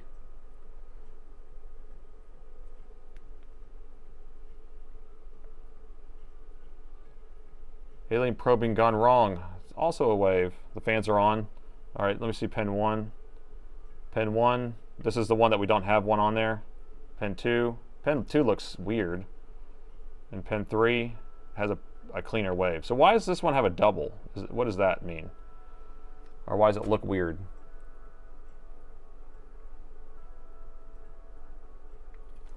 They should all be very similar. Let me unplug this thing before it overheats. Pin 1 and 3 are clean. Pin 2 is the one that we replaced with the MOSFET, and it looks kind of strange, but we did confirm that we have pin 1 outputting an actual signal and pin 3 outputting a signal, but pin 3, the MOSFET's not turning on, so we have a bad MOSFET there too. There's an echo. That's what it seems like, an echo. Does that mean a grounding issue? Does that mean I should have grounded better? PWM is adjustable due to the feedback from phase 2. Okay. All right, should we replace MOSFET number 3 to see if it resolves the issue, or should we move things around like they were saying? So if we take MOSFET number 3 and move it to number 2, or what? I think MOSFET number 3 must not be working at all because that one is not heating up. Do we think we're getting that ghosting because of a grounding issue? Could the third phase be a boost stage? It could be. That's a good point. It could be, well, at startup it only runs those 2, and but we are getting a signal on it, so that doesn't work. If we have a signal to 3, then it should be on, right? Replace both of them, it's way quicker. You know, it's way quicker is if I had some more of them. I think I used them all. So these are AT00s. Let's see what I have. See what I have left. Put 1 in on 3. Okay, so, or we can move 3 over to 1. Ah, I have 2 brand new ones here. Is that 2 or 1? I have 2. I have 2 brand new ones left. Brand new, like literally brand new, from DigiKey. So if we need to go that route, we can put those on there. But I like playing the musical chairs. So can I take off 3 that's not doing anything? Just remove them all. If we remove them all and then see what the signals look like, then pin 2 looks correct. But number 2 had the ghosting one, had the ghosting view. So remember, we're calling this number 1, 2, and 3. 2 we replaced. 3 was getting crazy hot, but we are getting a signal here. 2 had a kind of a ghosting signal, and then number 3 is not getting hot at all, but it does have a ghosting. Or it doesn't, but it does have a signal, and it looks kind of the same. They all look the same. We have a rule. They're all shorted. All of them have a shorted GPU. I kind of want to take this one and put it over here, because this one's not turning on. I want to see if this one works. We'll put it over here, and then we know that this socket was turning on, but it was just turning on really hot. So let me just do that. Pin 1 and 3 are not varying. You're right. Pin 1 and number 3 are not varying. So that's what that almost looked like. The ghosting looked like a varying thing. I like that way you're saying that. Okay.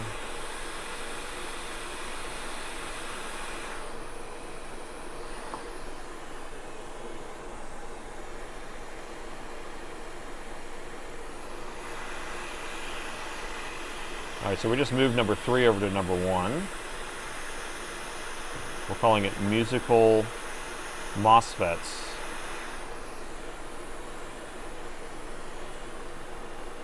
And they all look good. Okay. Did he pull the GPU yet?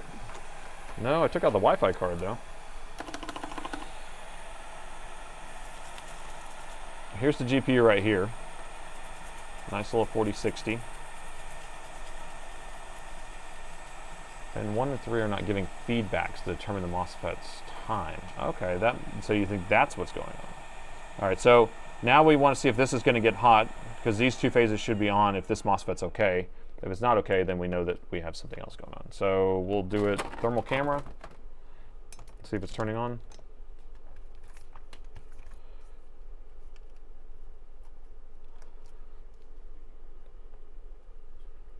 Okay, 1 and 2 are right there. Number 3 is next to it. Power it on. You know, I'm happy that you guys are helping me with this, because I've banged my head against the wall on this exact issue on this machine, and it might be nice if we were able to figure it out. Can you tell what's going on here? Oh, ouch!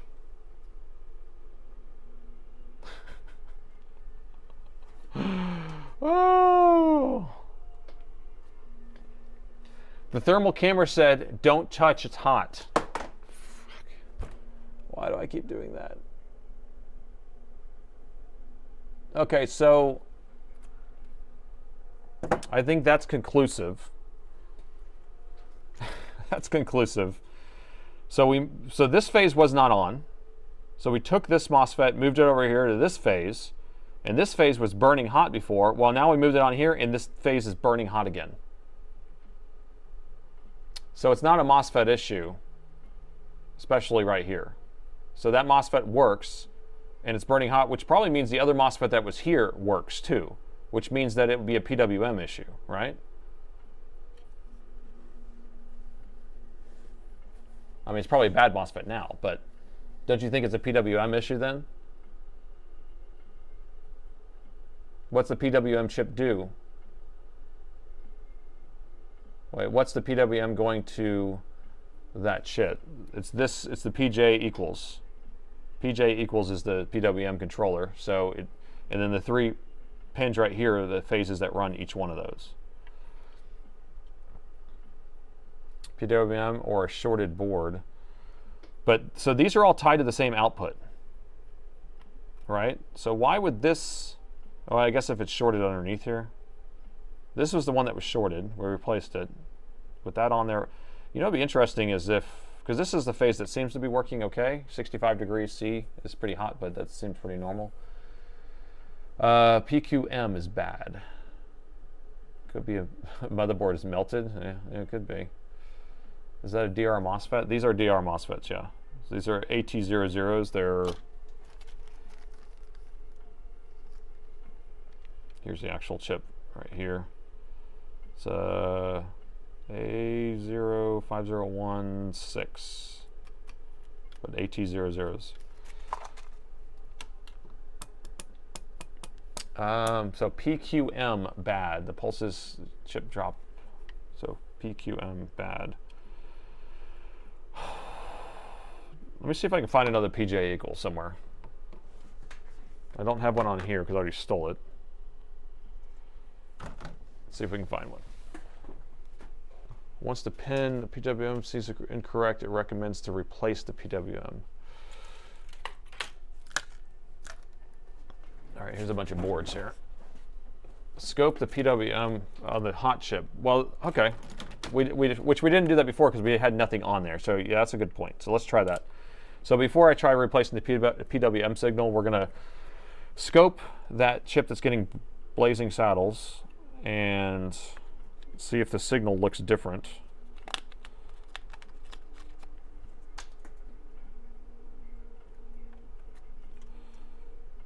All right, where are we at? Right here.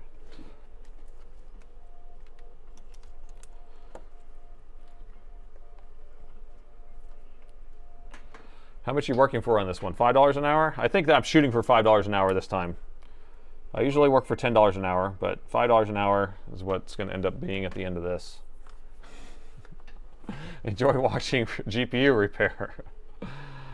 Was that the same repair that you did live? No, the one I did last week was the 17R4. Okay, so I have it powered on. We're going to look at number 1. I mean, that looks super clean right there. And now it's ghosting. Number 2. It looks really crazy. Number 3. Looks pretty clean.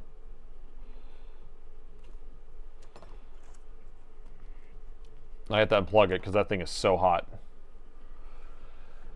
It's the driver. I think it's the driver too. So we're gonna have to look through some boards. So number 2 is bad. And that's the new MOSFET we put on there. I don't think it's the MOSFET that's bad. I think it's the driver IC that's bad.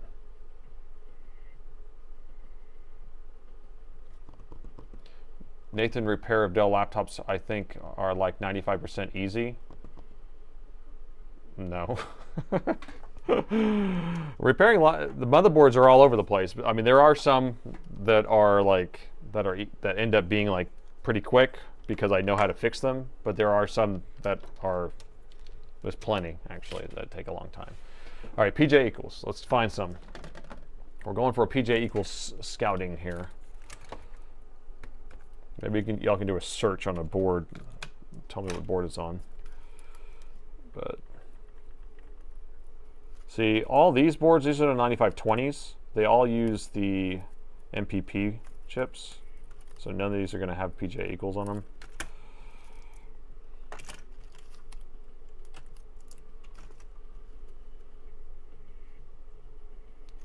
Okay, those are 9520s. Ooh, we're gonna have a bad one. This is gonna annoy me because I don't have very many bad 9530 boards that we can take those off of. Okay, here's one. This one says donor. I think that might be right. Let's see. It does say donor on it. He makes it look easy.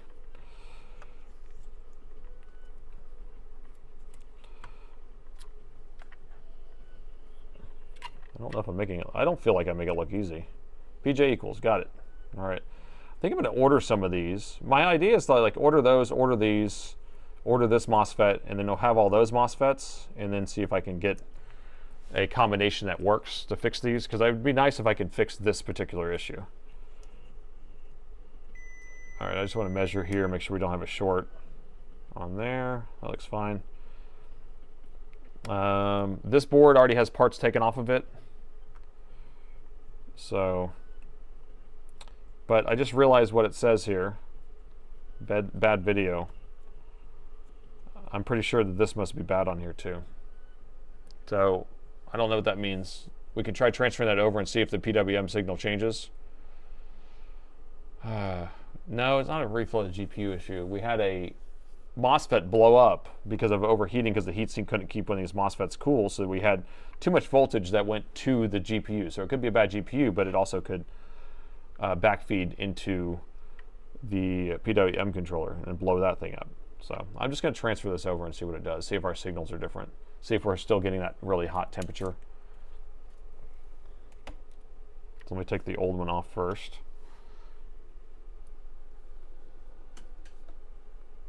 I don't think that has to be checked. Do you have a working GPU? I don't.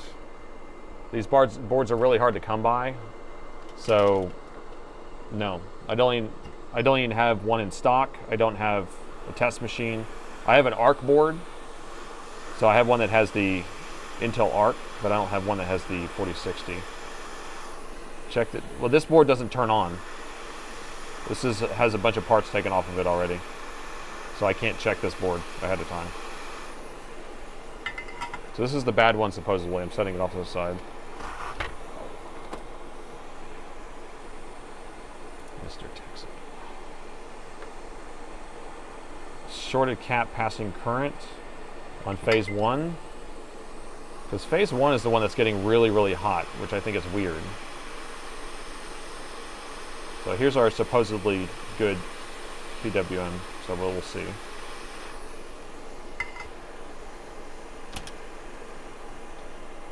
First time catching the live stream. Well, welcome, Steve. Glad you made it.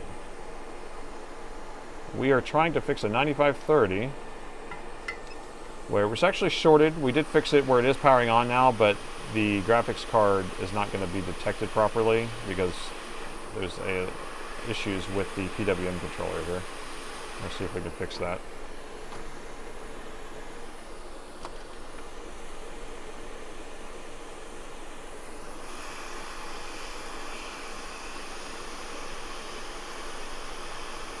All right.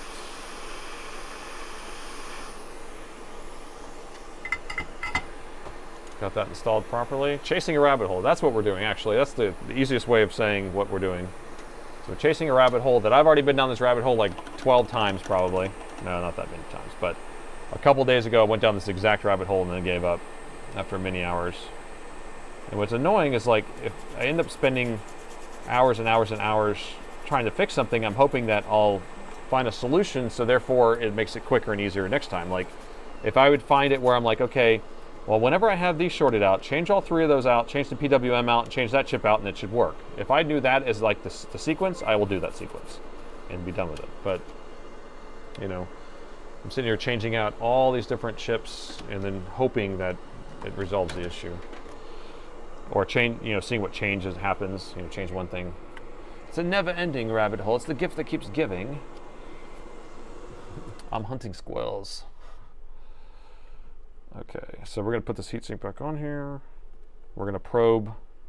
Should we probe first, or should we... Well, I want to see what the temperature is of this first phase. We want to see if that first phase still gets really, really hot. So let's do that, and then we're going to measure. Is Dell reliable? Yes, there's plenty of reliable Dell machines. And most of them are going to be like business machines. And then there's plenty of like high-end machines that are reliable. Like this one right here would have been fine if you got the 3050 series, but not the 4050 series. But if you got the 4060, then it's just too much heat. Too much heat. All right, so keep an eye right here. We want to see if this one gets really hot again. Gonna start powering on. Powering on. That one doesn't even work at all. So this isn't even coming on at all. So did we find something? Okay. Interesting. All right, so this chip I put on here is probably bad then. And you know what that leads me to believe?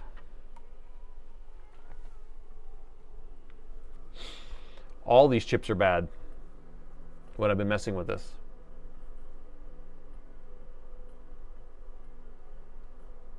I had battery voltage connected.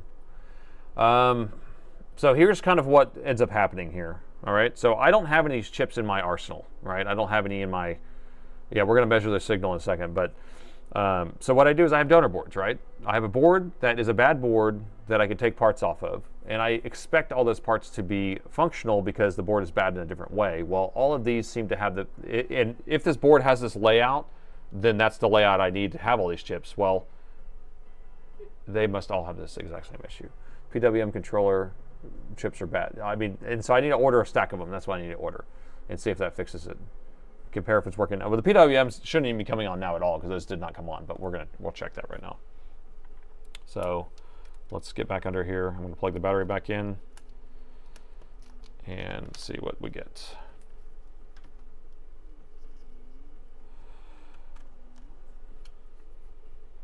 All right, so here's our PWM that we put on here.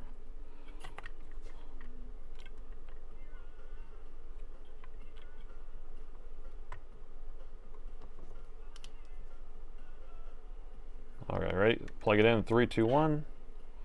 We're going to measure pin 1.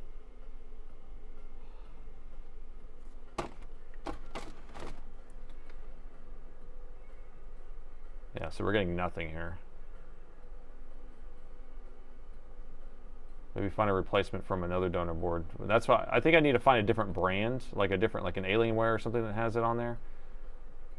But she's dead. She's flatlined. So we're not getting a PWM signal at all, and that's also showing us in the fact that we're not getting any heat over here or voltage or anything.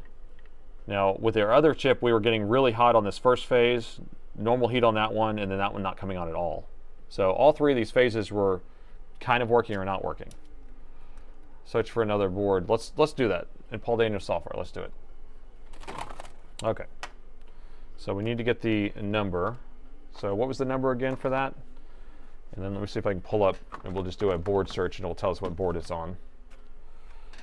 Replace all 4, or all 3. I mean, I have 2 brand new MOSFETs I could put on there, but I'm now starting to think it's not the MOSFETs. I think it's the actual PWM. Okay, so it's an RT8843A, so let me copy that. Thank you, JFix. JFix in the house! If you guys haven't subbed to his channel, go over there and sub on his channel. All right, so let me do a search here.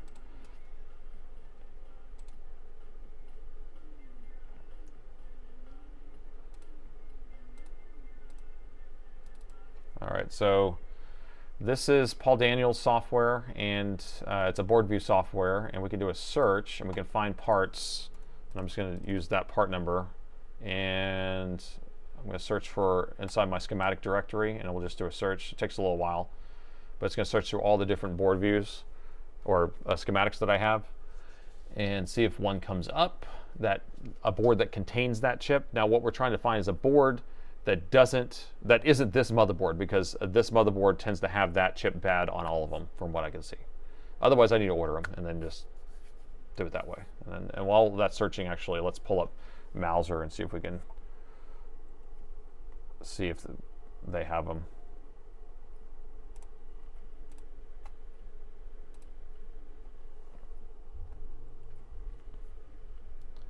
Okay, Mouser.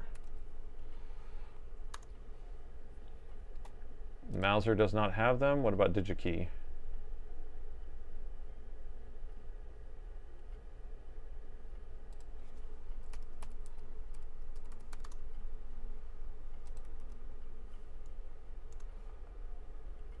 DigiKey does not have them. My favorite. So What about eBay has them. AliExpress has them.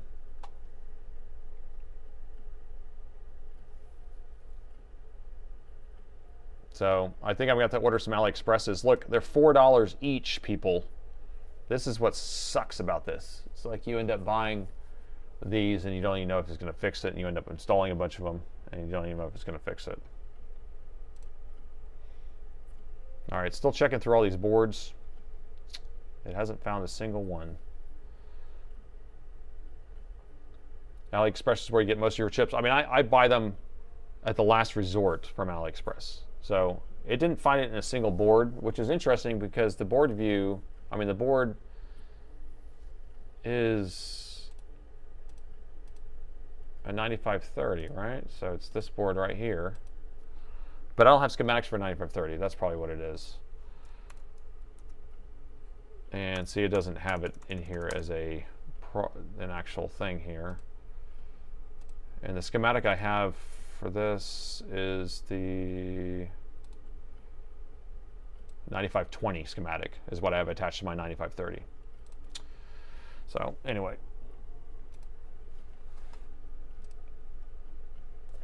Okay, AliExpress might be real, it might be fake. Who knows? $5 shipping. Yeah, well, I'd end up buying a stack of them, so that would not be that big of a deal. So, some resistors. A question. A will never get you sanded and area etched chips. I did see that on Northwest Repair. Thinks that there was a 3090 that was re-etched as a 4090. That's pretty crazy. Just sub. Thank you, Zero. Is it real or is it fake? So what do we do? What do we do? Hold on, let's see. I have a bag. What are these? I can't remember what I was working on, but this is a bag of parts that I was changing out on something. So this is one machine I was working on, and I changed that many parts to get it working. Isn't that crazy? So it's not that one. I thought that maybe I had one of those PJ equals in there. Let's go to the next one. So yeah, I'll set this to the side. I'll order those chips. I'll let this customer know that I'm ordering those. And then that may be, because I have another one here that has the same issue still. I'm waiting to hear back from him whether he wants to get the motherboard replaced or if he just wants to use it as is. And then in the meantime, I might be able to replace that. I'm going to save their old PWM because then I have an actual reference, because I can always put that back on and see that it actually turns on, it's getting hot, and it's outputting a signal. Got a signal generator. Do you think that will work? Because what ends up happening is I see that the 1.2 volt power rail before that's not turning on either whenever that happens. So it's kind of hard to do it. If you pull all the FETs off the GPU, the boards will default to integrated video. Yes, so right now it will. It will actually turn on and work right now. Well, although we didn't do that, but I guess we could do that. Do y'all want to see if it actually shows picture? Screws, thank you. Do y'all want to see if it actually shows picture right now, or do you want to just move on to the next one? Because I'm pretty sure it will turn on and then it will just be no GPU detected. Bulk orders are normal. Second reference. You can probe where to see the signal. Well, there's no signal. We just probed it. We're just going to go to next. Oh, we're saying yes and next. Next, yes and next. I always do that. I'm like, do y'all want to do this? And then it's like everyone just answers and it's exact 50-50. No green liquid today. No, I did not pick up any green liquid. I do need some green liquid. I took some vitamins is what I did to try to help me with that. Inject my own sine wave. Does this thing create sine waves? Could I inject it? You caught another live. Welcome. Is it real or is it fake? I don't have any fake components here right now. I haven't set any aside. From your voltage source. I don't have a good voltage source to inject anything. Inject from the power line. Next. You're just saying just a low voltage, just a 1 volt or whatever. No square wave? Well, you fixed my laptop on the, laptop on camera? It gets delivered to you tomorrow. Yeah, I could schedule it for next Wednesday if it's a board. I only do board repairs, so if it's a regular repair, then I won't do it. So it goes to another technician first, and then if it deemed the board repair, then it gets sent over to me. So inject a square wave duty cycle 20%. But does this oscilloscope create, I don't even know if it does, it creates a square wave or not. Yes, it does, a sine wave. Really? Vitamins are probably healthier than the green liquid. The green liquid supposedly just ground up or blended up vegetables, so I don't know. Vodka drink. Man, I'm tired. I'm sleepy. I didn't sleep that much last night. What time is it? 11:22. All right. I think what I'm gonna do, I'm gonna bench this, set it off to the side, wait for those chips to come in, and then see if it fixes it. And we'll just move on to the next one. What's the last one? Doesn't charge battery. We got lots of. We got more. No square wave. Just align the probe. Calibrate the square wave. So, I'm confused. So you're saying I can output a square wave? So the scope has a calibration square wave. So is that what's on the calibration line? So I can use that and hook to that instead as my square wave generator? So the calibration line is the square wave generator? That's what you're saying? And so I can hook a probe to that. Don't listen to YouTube. $3 an hour. I know. I'm getting down to $3 an hour the longer I spend on this. Huh? Okay, so back in my day, chips were actually naked. Didn't have anything on there.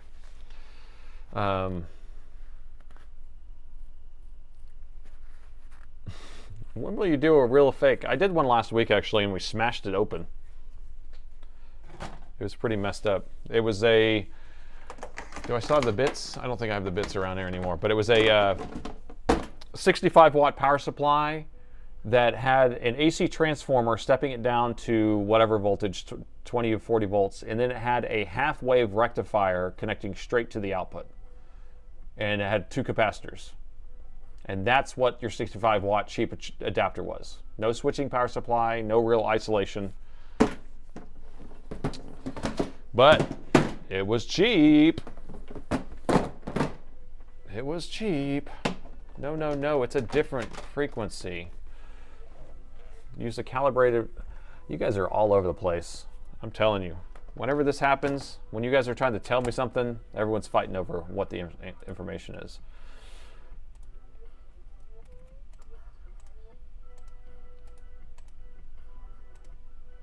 Let me see if I can fix this chat so I can read it better.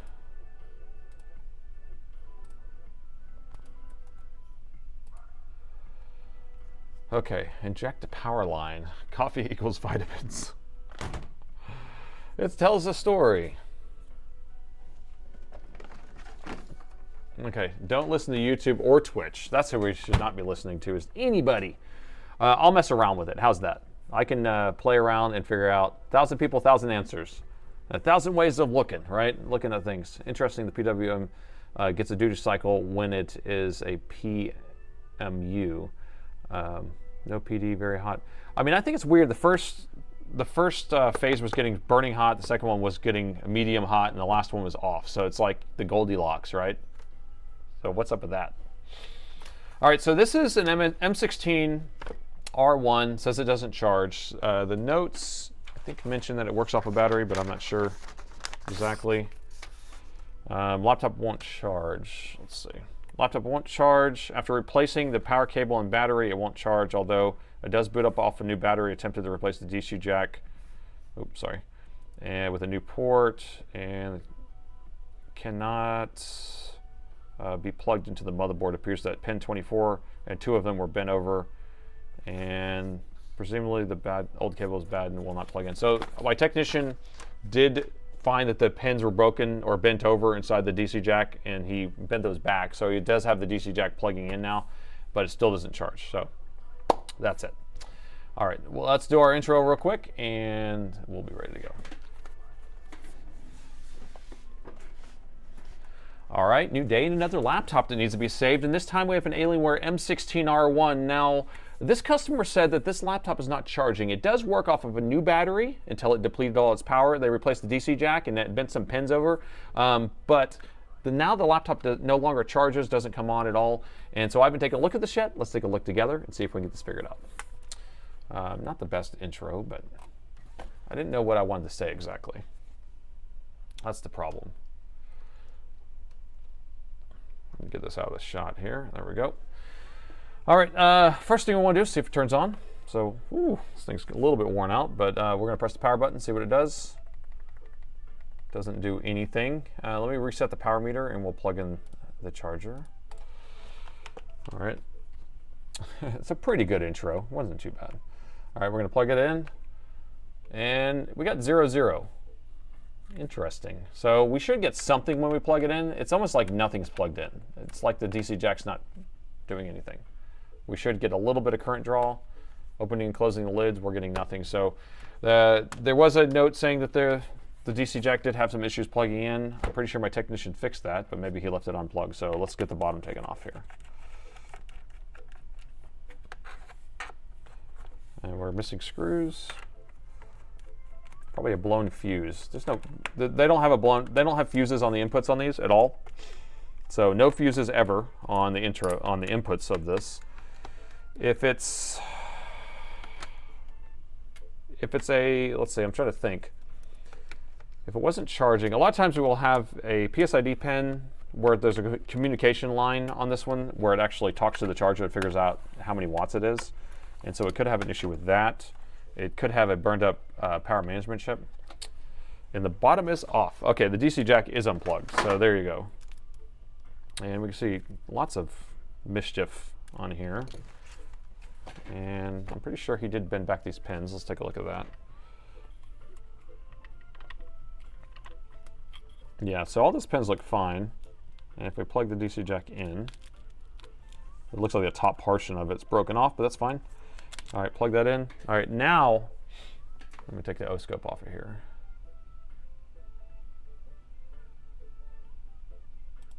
There we go. All right, now when we plug in the charger, we are getting something, but look, it's jumping straight to 0.14, 0.15, okay? So we should not have a constant current draw right when we plug it in. I'm gonna unplug it, plug it back in, jump straight up to that. Now, if this was a pre-charge current type of situation, it should start at like 0.02 and then jump up to 0.23 and then jump up the charging current. We're plugging it right in and it does it right away. So, and y'all can see me do this in real time. Ready? 1, 2, 3. Okay, so we do know that there's probably something shorted on the motherboard. It may be on the PSID pin, it may be on the main power rail, it may be on the power management chip. Who knows? I want to measure here first and just kind of see what voltages we're getting, and we will see. The battery is plugged in right this second, so we're going to check that in a moment, but let me find a good ground. All right, so this far end is 0.29. That's going to be the PSID pin. These should all be ground right here, all the way to here, and then these should be our 20 volts. These should be our 20 volts.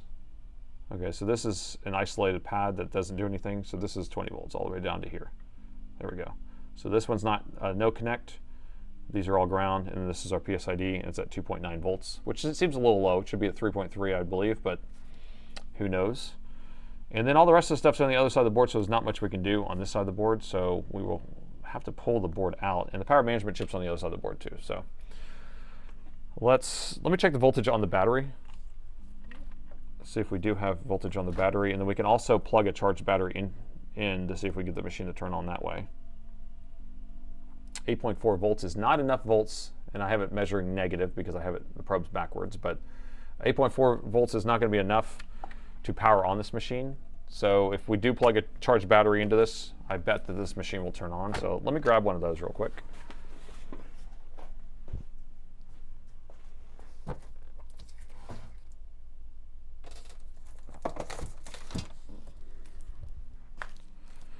All right, here you go. We do have a charged, well, hopefully charged M16R1 battery that we can just power the machine on with. So many different power rails. A second inspection. So we're gonna have to do an inspection on the board to make sure we don't have any missing components, but I'm hoping that we don't have anything ripped off the board. But if this machine turns on with the battery, then we know that it's probably in the charging circuit that's messed up and not anything else, not a short or something like that. So I did put the battery in here, see if it powers on. See if it powers on. Okay, we do have keyboard backlight. And it shut back off because I think I pressed the power button again. All right, it's coming back on.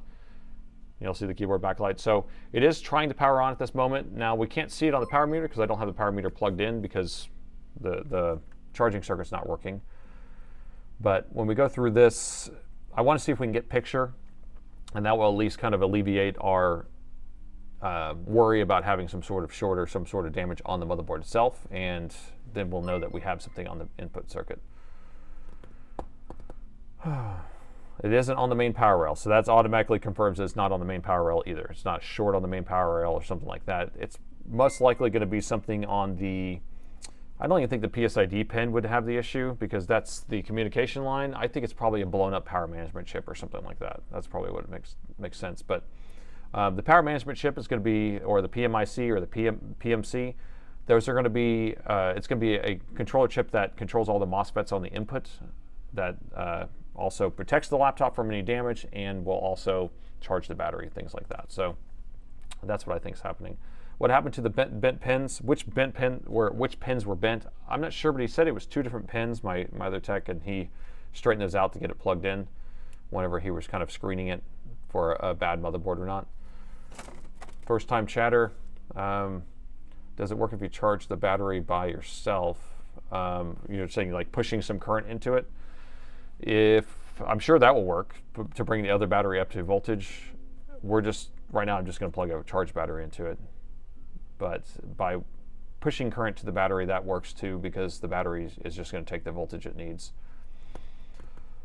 It takes a little while for this thing to go through a CMOS reset. That's why we're just kind of sitting here. What are those black marks? So this right here, this machine has a paint over it. It's like a kind of a rubbery skin paint that's over the plastic paint. And so it comes off very easily. So we have to be very careful when we clean these machines with alcohol. We usually use a distilled water instead, because if you use anything that's too, like, I don't know, strong, it will actually bubble up and take this stuff off. So this is the plastic, and then this is the coating, the rubber coating that goes on top, because it gives it like a nice kind of smooth finish.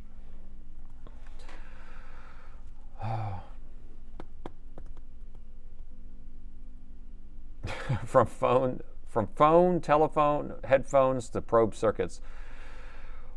Whoa. Oh yeah, the black marks almost line up with your hands right here. It's probably like people who have lotion on their hands will eat away at this stuff pretty easily. Use your test battery to confirm. So we have the test battery installed right now, and it is turning on. So we have the keyboard backlight. I'm just waiting for it to get picture. It just takes a little bit of time. Was the LCD plugged in? I think so.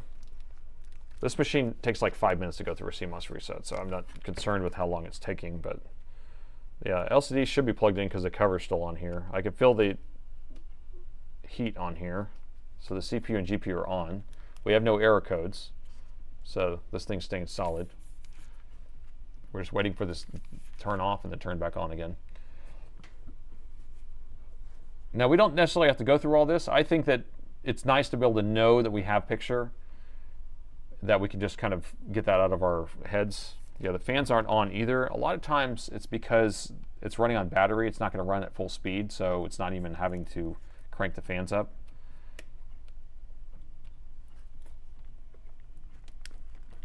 I almost wore my shirt. My wife. You finally got your Tron shirt. Nice. This is such a slow alien. Let's see if it's caps lock working yet. Nope, not yet. You replace the charging IC on a Lenovo, but it charges only if the battery is not drained to 0%. Otherwise, you'll have to jump start it. So if it goes all the way to 0, it won't ever give it a startup current? Interesting. That's weird. Always turn the keyboard upside down when spraying and wiping. There we go. We have a picture. I can't believe we saved this laptop. So this laptop isn't working. All right, so we did confirm the laptop does turn on off of a test battery. And I'm gonna wait for it to come back on here, but it, I can't believe. But we now know that it's only within the charging circuit that's gonna have the issue. It's gonna come back on. Come on, there we go. So now we can isolate, or we can stay on the charging side, right? The machine's working, it's not gonna be on that side, it's not gonna be on 3 volts, it's not gonna be on the 5 volts, it's not gonna be on any of those other power rails, it's all gonna be on the input. BIOS works, everything's working, okay? Yeah, CMOS takes forever on this model. It's like 3 minutes, I think we've timed it, it's like 3 minutes and 20 seconds. And on battery, it even takes easier, it takes longer, so. All right, so I'm gonna turn that off. We're gonna unplug this. We're gonna have to pull the motherboard out, so that's the old fun turning of the screws ceremony that we have. It's fixed. Next. No, but the DC jack doesn't work, so we have to pull this board in order to fix that. So we're gonna start unplugging some stuff. Fixed it. End of stream. Thanks for coming. Power hungry monster. Yeah, this machine gets so hot. So this is a machine that we really do the works on. And the works is when we pull all the fans out, the heat sinks, and clean everything. And then we also modify this one. We cut out this section of the fan to blow air in on this, because the other Alienware models all had the fans opened up on the back that push the air in.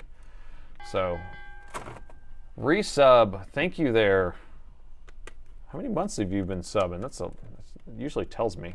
Well, thank you for that. Coolest fans member.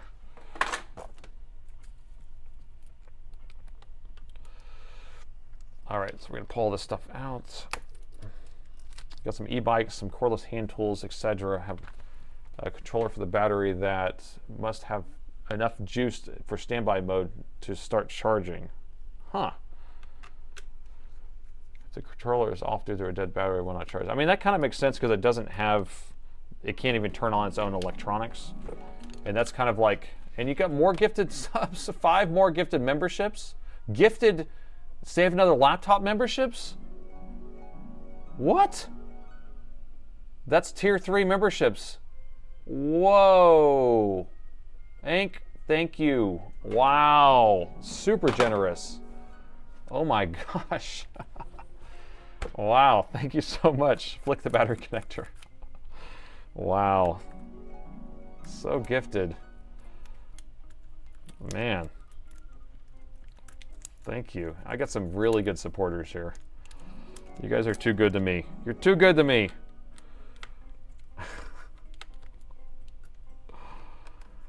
Oh my gosh. The magic harp scene. Cue it. He's the man. He's the man. I wish there was a way to get this motherboard out in like 2 seconds without you having to watch me unscrew all these screws. Don't forget the Wi-Fi card. It's still here, you're right. Get this thing out of here. Get out of here, Wi-Fi card. That's why I try to talk to fill in the time instead of you just having to hear me turn these screws.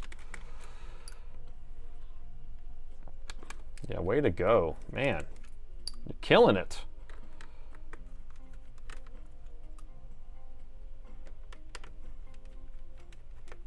That is super generous.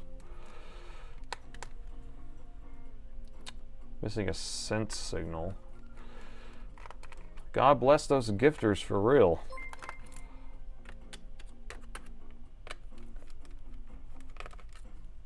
Good job, love the stream. Thank you there, Papa. Bring back the hot glue. I'm editing that down right now. We're gonna have a hot glue video coming out soon. Hot glue. You're my boy, Hot Glue.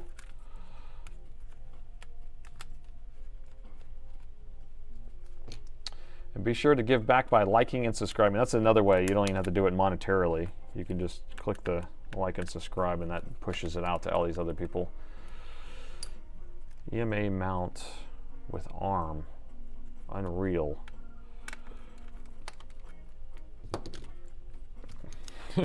You my boy, Glue. I fixed another hot glue.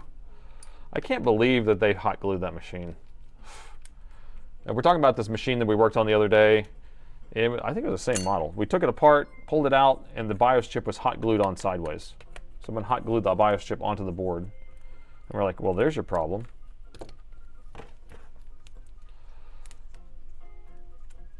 Who needs solder when there's hot glue, right?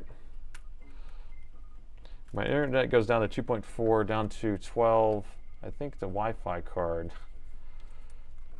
it's not 6E compatible. I mean, if it's, that seems pretty slow.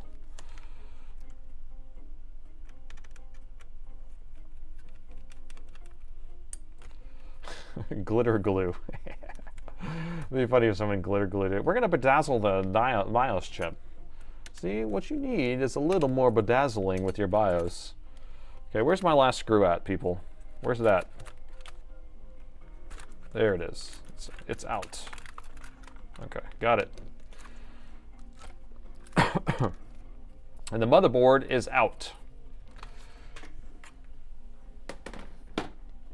Okay, so let's take a quick look around on this side. Oh man, because this heatsink takes up the entire board, there's not really much we can see. You can see the BIOS chip here. This was the same model where the BIOS chip was actually hot glued on sideways in this area. Now over here is where a lot of our charging circuitry is going to be. This is going to be where the power management chip is, but it's all hidden. It's not in a place that we can see it because this machine runs so hot that it has to have a huge heatsink. So I'm going to have to pull this off, but guess what's underneath this heatsink? Liquid metal. Hooray! Hooray! But what we can do, actually, what I want to do before we do all that, let me plug a DC jack into it, and then we'll plug in the power, and then we'll look under the thermal camera and see if we can see where the heat's coming from. Because if we're going to have 150 milliamps, that's enough to give us a little heat. So let's do that. So let's go thermal. Going thermal. So this is going to be the area where we're going to have, we should have some heat if we're going to have an issue. And I'm going to plug in the power. And let's see, right away, 150 milliamps, 130 milliamps. Yes, yes, we got it. We got it. Like you can see the heat right here, it's coming out from underneath this. This is where our power management chip is. So I'm pretty sure we have a bad power management chip. You want to turn off the ring light? Let me show you the difference between the ring light being on and off. Let me show you this. So ring light's on, ring light's off. Ring light's on, ring light's off. It doesn't have to do with the ring light. I have to turn it, basically what I need to do is just not have the ring light on very bright for a while because the actual ring light's really hot is what's going on. Resub for 4 months. So there you go. There's the resub number that I was looking for. Thanks there, Ink. Coolest fans and a gifter. So it's just because it's reflecting and reflecting the heat, so it doesn't really work like that. But let me pull this heatsink off because we have to do that. We have to do it. We found an error. So the heat's coming out from underneath there. I think that's where the power management chip is. I'm pretty sure it is, and I think that the power management chip's probably blowed up. Do y'all think it actually has like a hole in it, or it's all burned up or charred, or do y'all think it's just not going to look bad at all?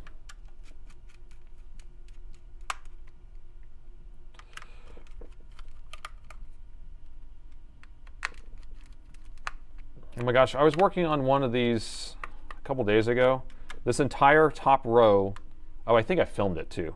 This entire top row of screws, these captive screws, were not captive anymore, and they didn't have springs on them, and then one was missing, and then he was complaining about how the machine overheats, and I'm like, without the springs in here, then the heatsink's not even applying pressure to the chips, and so therefore the heatsink can actually rock back and forth, and he just didn't get what I was talking about.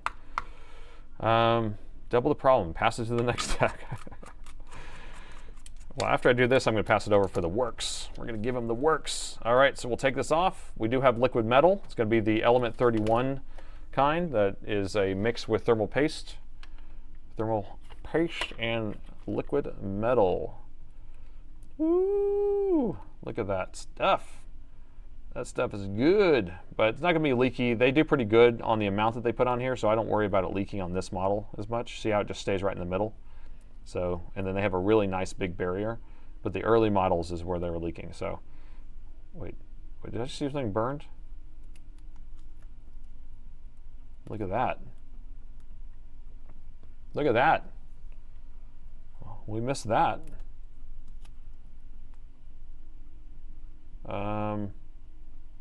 We got a problem right there. So why do we have that problem? Okay.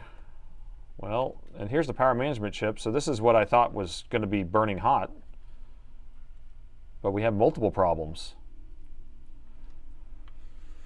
Well, I don't know. I don't know why that would be burned up over there. Do you think we had leaking liquid metal then? An LLM situation? Let's look closely. See if we see any drips. LM fail. LM fail.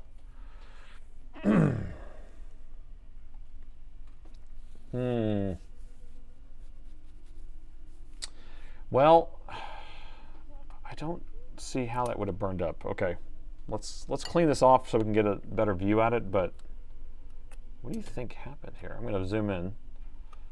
It's kind of blurry. Darn it, darn it.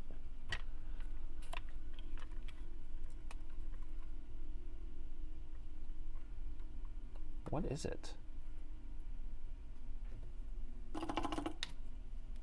So the capacitor that blew up?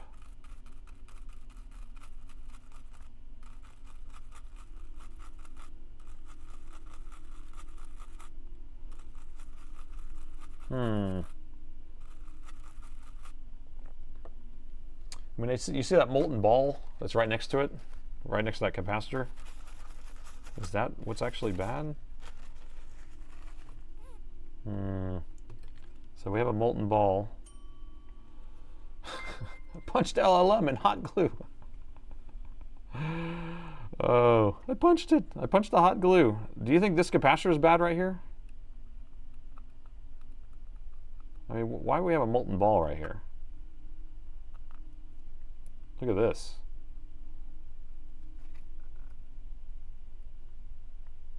This is someone screwing the heatsink in crooked, so the heatsink has definitely been off before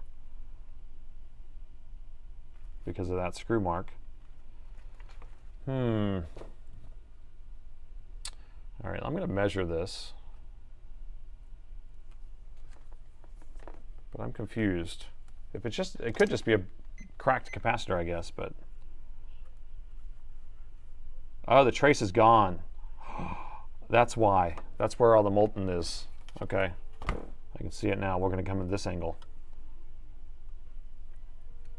So this blew out a while ago. Oh my gosh, I need to get this cover taken off here. It's driving me crazy. It keeps flicking back in this. Let me tape it over. Excuse me. Let me get a piece of tape.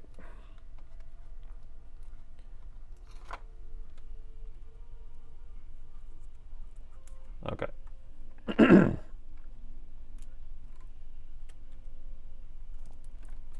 Stay. All right, can y'all see the trace gone? So underneath this isn't even attached to anything. Right here, this is a, I don't know, positive? I don't know, I have no idea. But yeah, the whole trace is gone. So this probably isn't even shorted, or it's probably isolated now. So it's probably not even the issue. It probably could have blown up a while ago. And I'm about to throw this plastic cover out of the way. It's making me so mad right now. I keep trying to peel it up and it keeps flicking back. Oh my gosh. I want to cut it off is what I want to do. Track down the melt. I'm trying to think of how that would have happened. Do you think the thing cracked and then just melted that trace? I guess that's plausible. But to me, it almost seems like that could have cracked, melted, blew itself out, and then the machine kept working. Right? It could have been like one day it like did some crazy thing, shut itself off. Do you think it would have blown out the power management chip at the same time? The board turns on. Remember, we're not looking at anything that's supposed to cause any issues with the board because the board is working. Right? So We don't even need to be working on this because the board works fine. We can ignore that. We can come over here. But we weren't even supposed to be looking at that. We were only supposed to be going to where the power management chip is having issues. So I just want to see if this thing is actually shorted.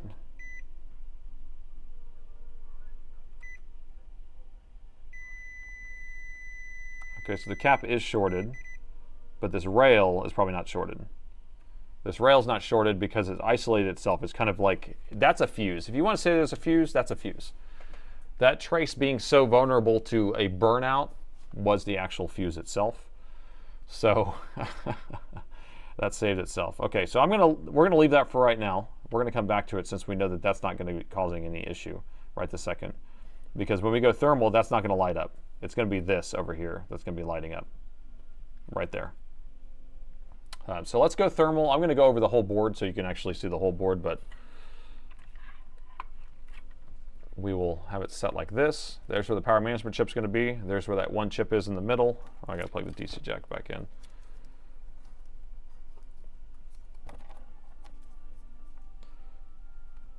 The short killer is not going to short. I can't plug the short killer in or put it anywhere because basically that capacitor is shorted. The capacitor itself, but then the capacitor is kind of floating and not touching the board, so therefore we know that that's what's shorted. So I don't need it. The board's not shorted. And we know the board's turning on. All right, so again, power management chip's right there. This is that blown trace. Plugging it in, 3, 2, 1. Look at that. Right as I plugged it in, that power management chip lit up. And then right next to it even lit up. And then what about in this area right here?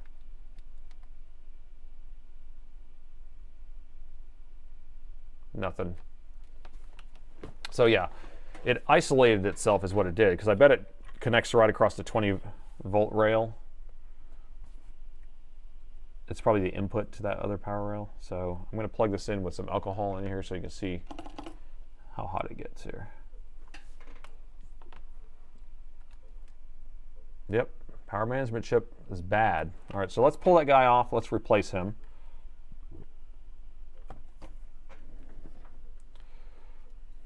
New ISL coming in hot. It saved itself. This motherboard saved itself. All right, we'll pull this guy off, put a brand new one on. Hello from Ireland. Greetings. So I'm surprised. Normally you see like a big burn hole in this thing whenever there's bad, but this thing does not even look bad. So it's not to say that we have another short somewhere else that's around here, but we're just going to start with this. And there you go, 95522AH. 95522AH is dual MOSFETs. DR. There we go. We got 95522AH. Brand new. Brand new.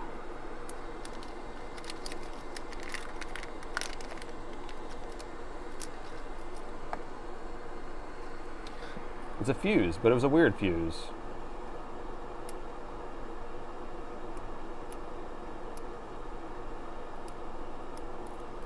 Go.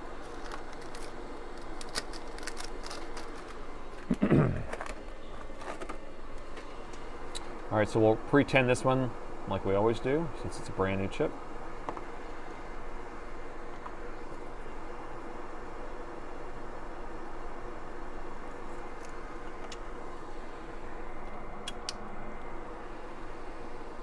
We're going to repair the other one too, the other area, but remember the board's turning on. What we're trying to do is actually fix the main issue first, and that other area the board would not come on if it was having an issue with that, but we will fix it. I'm not going to leave it, but it did blow itself out.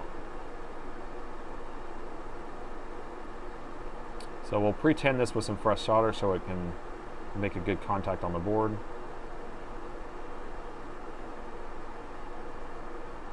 go.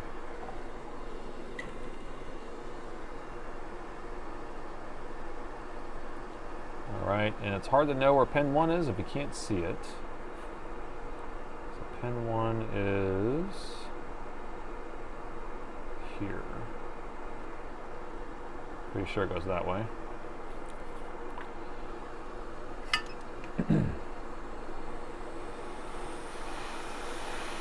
Yeah, the shorted cap could have blown out the power management chip. Definitely could have. All right, you can see pin 1 on the board there. You can see pin 1 dot on the chip itself. So now we'll just preheat the board and get it set on them. Let's get the picture. Anything can be a fuse with enough current. I like that. That should be a shirt. That should be a shirt right there.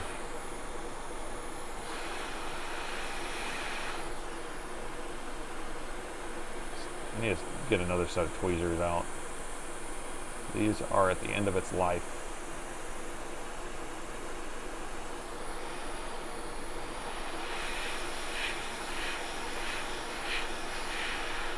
Let me grab another set of tweezers.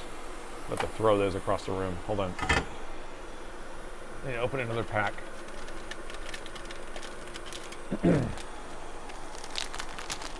I don't know what happened to my tweezers. I have lots of sets around, but I think someone grabbed them.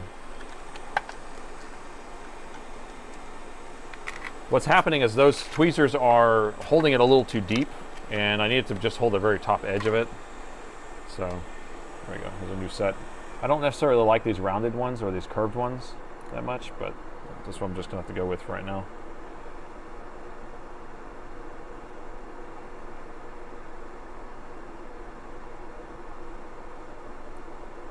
I like the straight ones. Okay, so we're going to set it like that. Okay, here we go. It did not blow to the 9th invention. I do 60% air, and I know a lot of people are just like turn down the air, but I normally don't have this issue. So we let it heat up. We set it down on here while it's still hot, and the actual surface tension of the solder will hold it. It's more flux.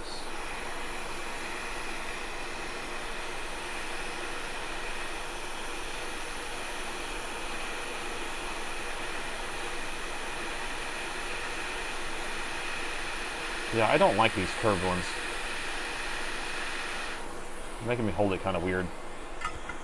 All right, that looks good. Very brand new. Let me clean that up. And then, should we take any measurements over here? We did not do that ahead of time to kind of figure out if we had a short in this area, but obviously we had a short within the, internals of that chip because it was getting burning hot. But we can measure before we turn it on and kind of see what we have. We also don't want to blow these chips out because they are about $8 each. Every power management chip is about $8. Okay, let's see, pin 1, so let's see. So this should be our 20 volts going in. No short there. This is our VDD, that's fine. And then we should have our AC detect over here. AC okay? All right, everything looks fine. Which cap do you want me to check? The one that self-destructed itself? I don't think we need to check that yet. The one that isolated itself? Remember the video where the tracer was releasing the magic smoke and fire? Oh, I remember that. I remember a couple of those videos. Oh, done. Okay, so you want me to keep this in the shot while we plug it in? Let's keep it in the shot. All right, here, I'll rotate this so I can plug it in. All right, so y'all get ready to do a screen capture on this if it blows up. All right, plugging it in 3, wait, check the 2 caps near the PWM.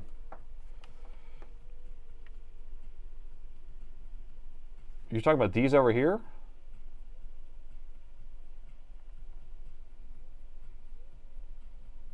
Oh, by the PMC.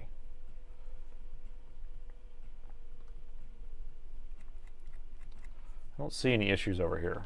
So I just measured for shorts. So that's ground, that's positive. That's ground. Those are all fine. I don't see any issues over here. So everything looks good. You want alcohol on it too so it really lights on fire? We'll get the clear smoke or clear flames I can't see, and then it becomes very dangerous for me. You guys want me to live on the edge. All right, ready? 3, 2, 1. 0.03, 0.78. We should get up to 60 watts. There we go. There's our 60 watts. All right, so the board is starting up after that little power management chip blew up. All right, so now let's point to this here. The board is working, so we don't necessarily need to fix this, but we will because we saw it. So let's do that. Blue flame, yeah, the blue flame is what's scary. How do I want to do this? We have all this plastic here. I don't necessarily want to melt that, and I just don't necessarily want to peel it off right this second. Use hot tweezers, I guess. Use a soldering iron, I guess. No fire. We got lucky. I'm going to add a little bit of solder right here. See if I can get this capacitor off.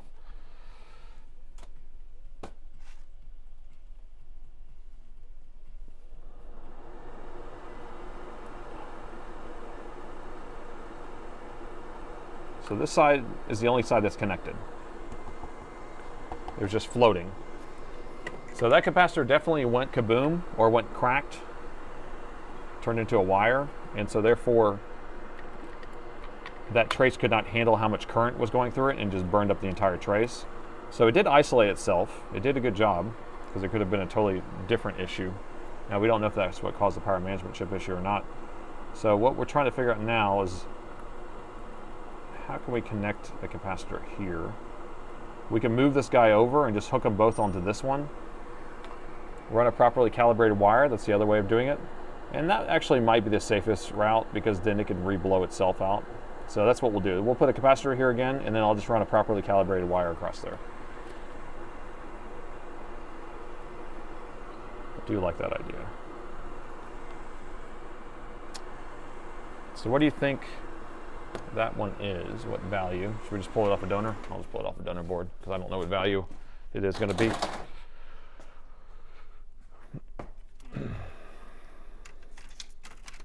Let's grab a donor. If I had a donor, where would you be? I try to be pretty good with all my sorting of my boards here. And 27, let's see, what's this one? Here we go. Jackpot. Jackpot. We found it. It's just a 10 microfarad. Should I trust you on that? So here's a donor board that has the same, look, I already stole that chip. I stole a chip off of there, but I didn't take those capacitors. So we're going to grab this capacitor off of here. Hot tweezers will work. Yeah, we can go hot tweezers if you want. Let me clean the tips off. Is this Soren's board? Out of Soren's box? Soren's box of stuff. First you need, step 1, get a Soren's box. Okay.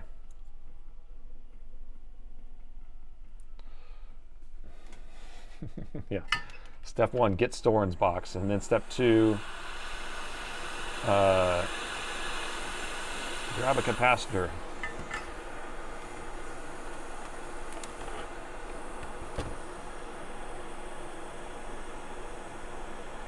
I hate hot tweezers. They're just the most annoying things ever.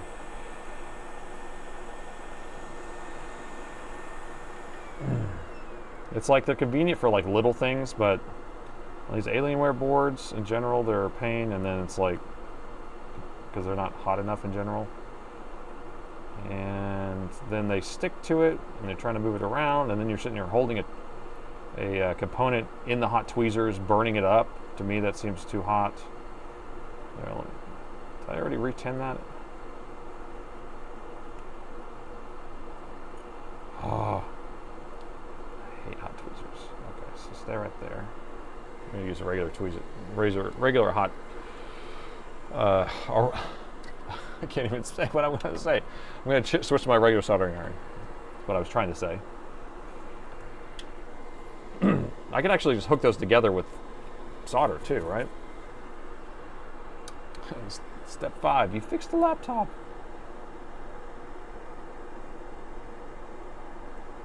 I can just move these right next to each other, right? There we go, and then I can just solder them together that way. Don't even need a wire. Where we're going, we don't need wires.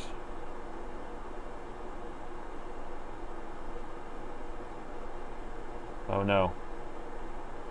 Too much. We want too much. Yeah, the gap is needing some love. So should we have a gap for the airflow or for the heat? We'll do a solder bridge fuse. So do you think we need the space? Or do you think it's okay to do this? Oh my gosh. Okay, let's see if we can fix this horror show here. It's Freddy Cougar's horror show of soldering. Welcome to Crazy Nate's soldering extravaganza, where he solders stuff together crazily.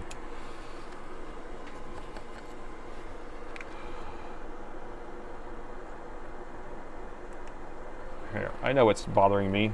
The position. Always solder in a comfortable position.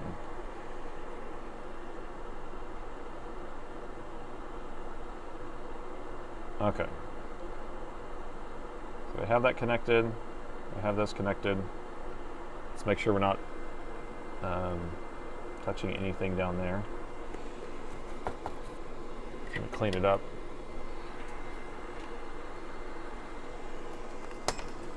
It's a slow blow. It's a slow blow capacitor on the right. Solder bridge.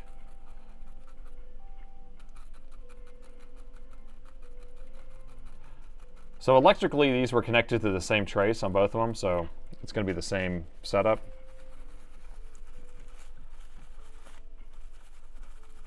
And, you know, the pad underneath the other one could actually blow just the same as this one did. All right, did we get it good? This one move over a little bit? Confused on what I'm looking at here. Can y'all tell?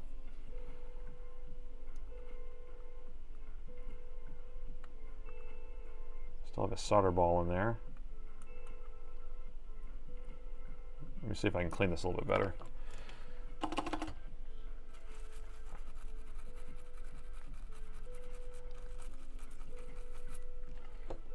I'm going to put a little bit of heat on it.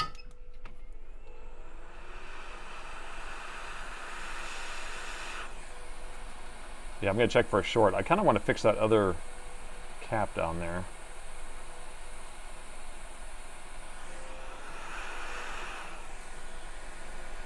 Not really sure what I'm looking at here.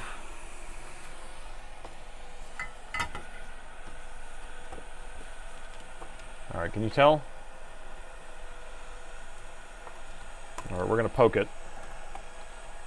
Kind of need to fix this one, right? I don't know. I can't tell. This one, did this thing move over, or is this just a blob of solder? I think it might just be a blob of solder. Still might be connected to the same. Okay, so this comes over here and hooks to that side. So this area and that area should be connected. And then this side, these two connect to this side. So now we should check here. Then there we should not have a short. So no short across there. And electrically, these are connected right there. Everyone concur on that?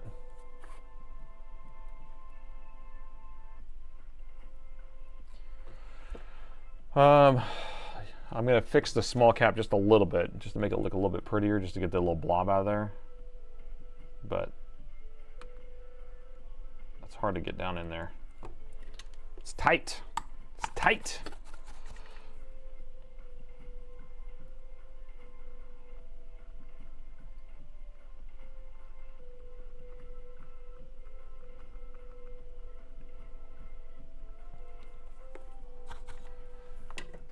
Okay.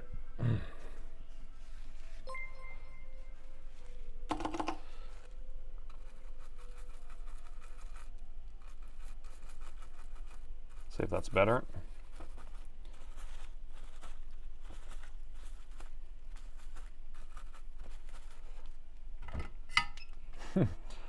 Still kind of an ugly soldering job. It's really tiny though. I don't know if you realize how tiny that is. I'm trying to get down into. But I think it looks better than it did before. Are we okay with that? Are we okay to move on?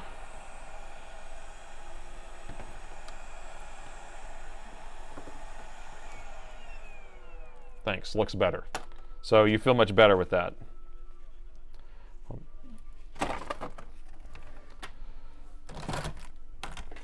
Okay. It's better than AI. Yeah, it's a lot better than AI. All right, let me pull this back. Now, I'm not going to deal with this liquid metal BS for right now, so we're just going to leave it the way it is.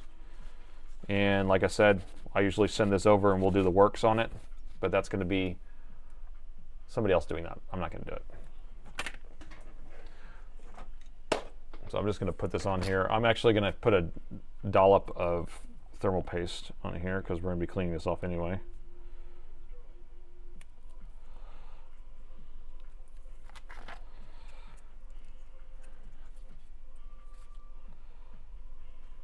And so what we're looking for is this machine to power on off the charger and then the battery charges. That's what we're looking for.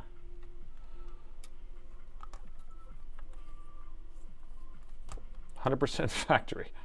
We did a factory job on this one. Here, we'll speed this up.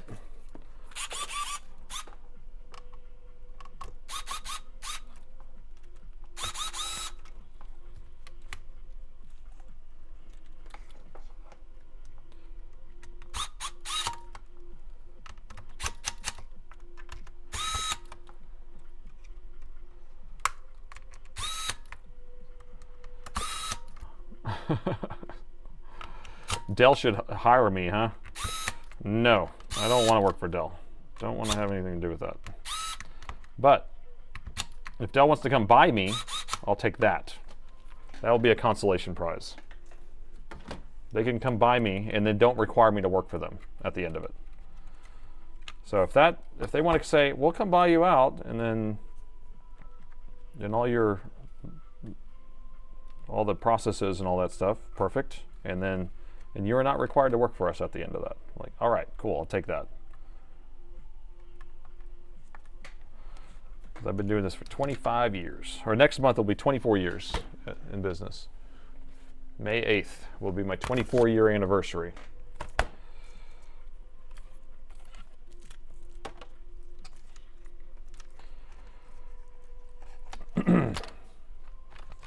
They're going to hire me to put LLM, or to de-LLM, take all the liquid metal off of every machine. That will be my job from here on out. Pay me $50. I'll give you $50 for that. Give me your business for $50.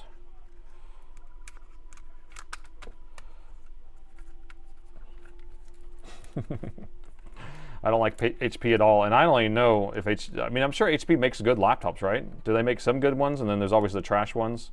Like a cheap laptop's a cheap laptop, and then the good laptop's usually a good laptop, but are there any? My employees would be sad. Yeah, I know. That's why I want to sell it to my employees or something, you know. Would be the main way of exiting, or just being able to just not have to work as many hours would be nice, and just have the company just run itself. Which I've had it years ago. I had that pretty good, but then now I'm offering services like these board repairs, which I didn't offer back then, but there's nobody that can do these, so I have to do them. Before that, I was just had one technician in the repair area that did all the repairs, and that was it. Most HPs are in Spiron level, so but they don't make any like high-end ones. I thought in the let's see, the Elite books and the Pro books are pretty decent. So those are going to be the business style machines. You've worked on some great HP laptops. What do you think about the Snapdragon CPUs? I don't know. I have one over here that I haven't been able to fix. I've only worked on 2 of those, and both of them had, I think it was even the same chip that was bad on it, and I couldn't get the chips ordered. I didn't have any donor boards, so there was nothing I could do. Hello from Romania. So the Elite books are the one to go. Is Asus any good? Yeah, what about Asus? Do they have any good ones of those?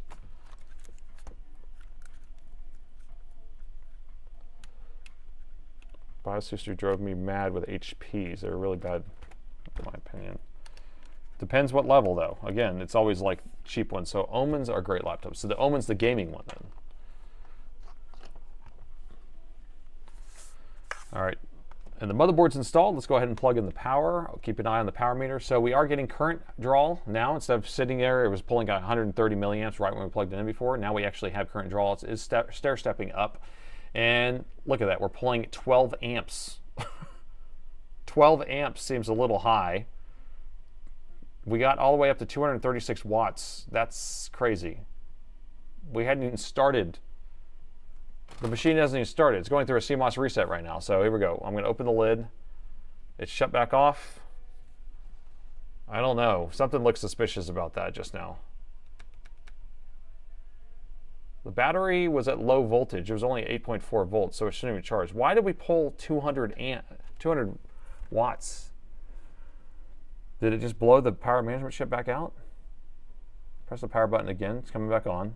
Remember, it has to go through a CMOS reset, so it's going to take a little bit of time. The battery shouldn't even be charging yet because it was only at 8.5 volts. It's back off again.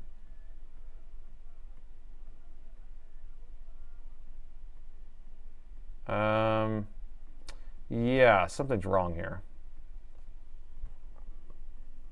So bad resistor in the feedback. You think that's what it is? Oh, we got an error code.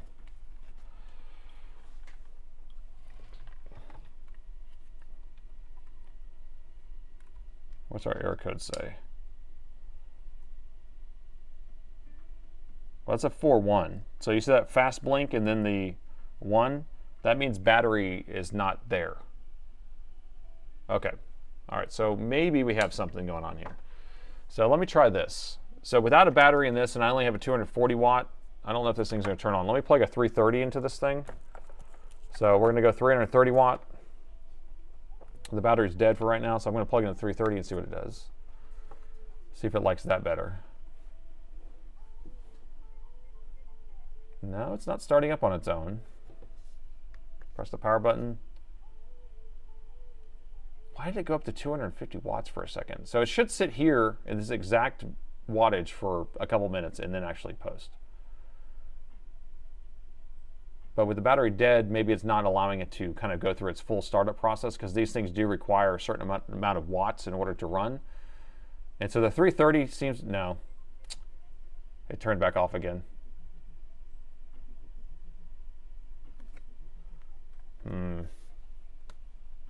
Open the lid, does it come back on?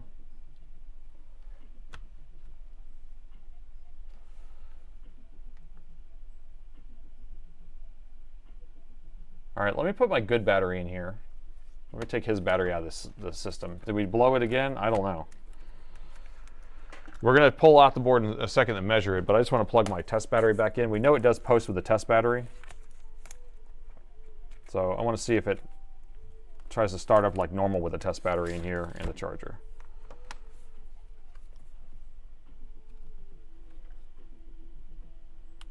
Oh, wait.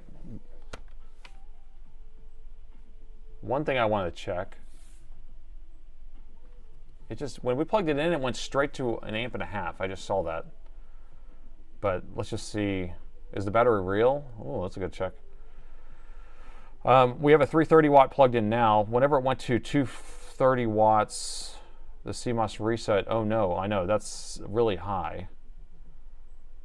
And right now we have it running at 120 watts, which is normal because we'll have 60 watt charge and we'll have 60 watt going through a CMOS reset.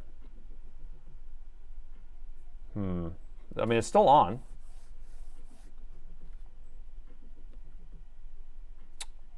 But I'm wondering if their battery is 12 amps is way too high. I mean, this machine runs at 16 amps.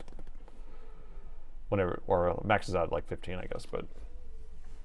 But 12 amps whenever we're just going through a CMOS reset is pretty freaking high.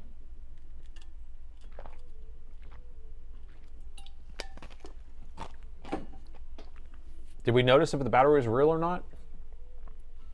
It's staying on though with this battery, so that's good.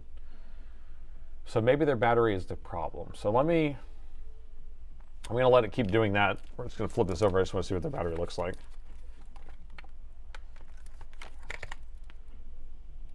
So they said they replaced the battery, didn't they? Do you see this? I see something. I think you're right. I think this might be a fake battery. You know why? I'll show you a real battery. So a real battery, we have barcodes on here, we have all this stuff. Look at this. Why would anybody do this?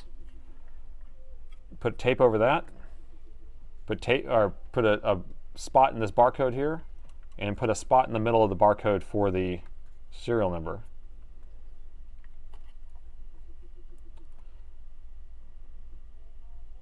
And then they have also a sticker over this area of the battery. Because this is the fake battery. It has to be fake. Fake, fake, fake, fake. Disconnect. What is this? What is this? The machine's still on, still powering on. I'm gonna let it kind of keep going while we're messing with this. Yeah, this battery's totally fake. All right, let's see if we can clean off this so we can scan this barcode. I'm going to clean that off. A little isopropyl. A little IPA. Let's see if we can get it off of here.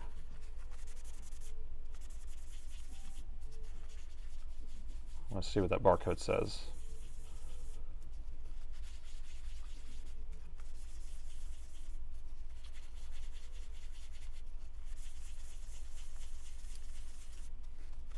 All right, let's scan it. Let's scan it. It's probably aftermarket. So here's our date code. It's going to be these three numbers right here. So this is going to be 2021, 8, and 1. So this is saying that this was manufactured in 2021 because there's a 1 right there.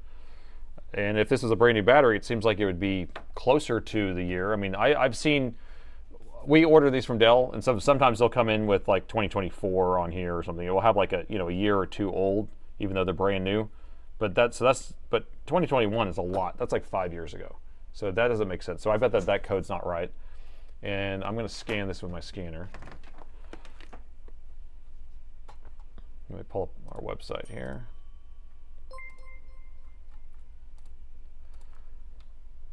Hold on, I don't see your message. Chicka chicka brown brown. Oh, okay. So I'm going to scan the barcode into here. And so it does come up as that battery, and the number inside of that barcode is right here, and it has the same code, I think. Yeah, so the number actually matches. A lot of times the scan would be different, but that number does match, and it does come up as that battery. So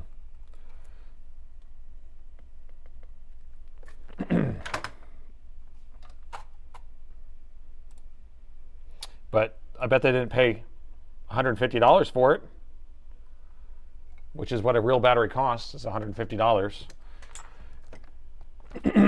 The battery's I think the battery's damaged or low voltage or something like that. All right, let's see if we have a post screen here. Look at that. We're booted into the BIOS. So we, excuse me. So we don't have an issue with the laptop itself. We have an issue with the battery.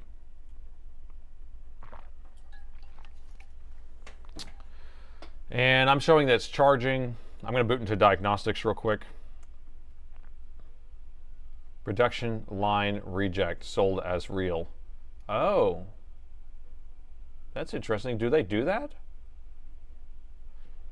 Is it real or is it fake? So we just went through that segment. That's good. We were able to work that into our stream today. Has all the signs of a fake one. We have picture. It's used junk. I think it's a, wait, do they have another battery in here? Oh, they have another battery in here too.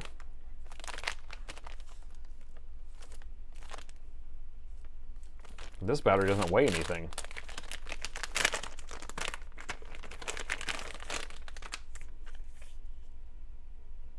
Oh, this must be the original battery. So here's a real battery, the original. It just doesn't feel, for some reason it feels like it doesn't weigh anything. Fake, fake, fake, fake.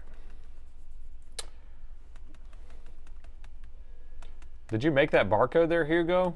It's pretty cool. This thing's running really slow. She's fake, Jim. She's fake. All right, so I have 3 amps going in the battery right now, into my battery. So we have charge percentage. We got actual charge current going into the battery is 3 amps. And 330 watt chargers detected. I'm going to unplug our charger here. Should switch to discharging. Now we're discharging 4.7 amps out of the battery. And I'm going to plug the charger back in.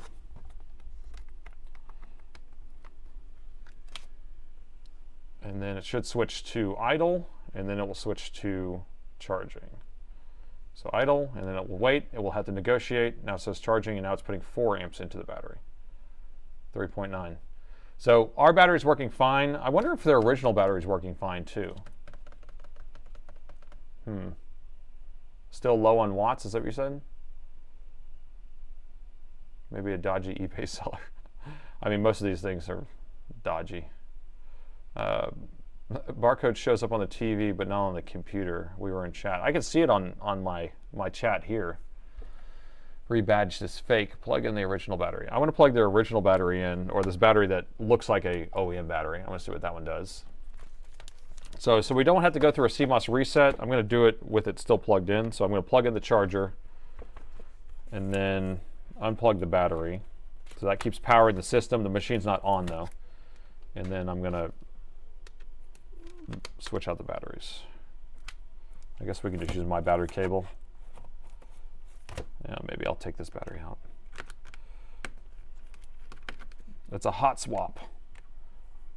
Don't try this at home, kiddos. Is my battery OEM? I don't even have a non-OEM battery in this building. So yes, my battery is OEM. Everything that I have in my entire building is all going to be genuine OEM parts. What year is my battery? Oh, sorry. What year? That's a good point. I thought you said is my. This one is a 2022. It's a 2 right there.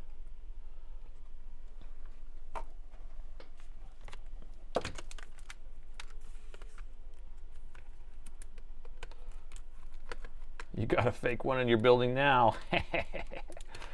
You want one? You got one. All right, put that one away. Go back to the original one. I bet the original one will work fine. It probably just wasn't lasting per charge cycles or something like that. Why the CPU fan RPM? Oh, I don't know. Did we have a CPU fan RPM issue? I got all the fans plugged in. I didn't check. Were they at 0?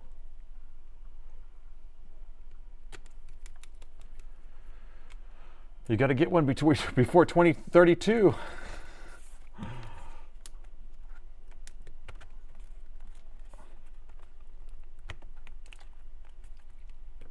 So basically it's just one number, so it's a 10-year gap here. 99% of eBay batteries are failed original. Huh. I did not know that.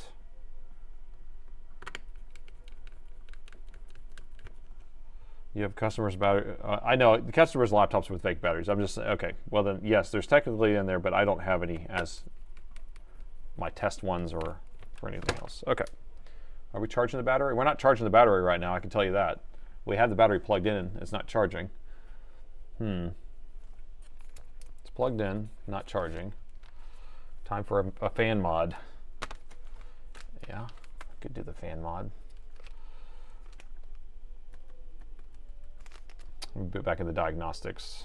The battery's locked, could be, or the voltage is too low. When we boot the diagnostics, it will tell us how many volts are in the battery right now. So if it says it's like 8.4, 6 amps. Do you get your batteries straight from Dell? Most of the time. Yeah, so sometimes, like a couple different, wow, this one's acting weird too. The machine's not coming on. We're pulling 0 amps from the machine right now, but the machine's still on. So is this battery whacked out too? Or is this cable messed up? Here, I'm going to unplug this battery. What the? The keyboard backlight's still on, but we're pulling 80 milliamps. Now we're pulling amps again. I don't really know what's going on here. Yeah, so I'd say 80% of the batteries come directly from Dell, just like ordering it. And then sometimes I get battery loads in that are like tons of batteries that are they're from Dell, but they're not from like buying them per piece. And then we have to kind of go through them. So there are a lot of them are like, those are where we get like our open box ones. They're just all going to be like the returns or something like that, where someone bought them from Dell and returned them to Dell, and then they have a charge cycle on it or 5 charge cycles or something like that, and then we sell those as open box. What the heck is going on with this thing? BIOS shenanigans? I don't think it's BIOS. I think we have a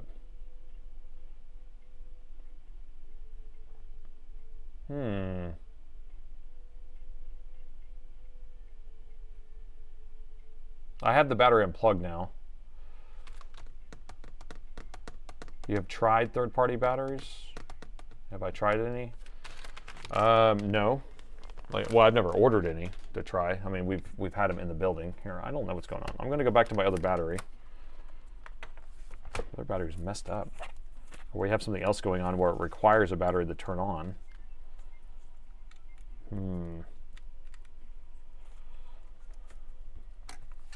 Both battery using the same charge cable. So my battery's back in there again.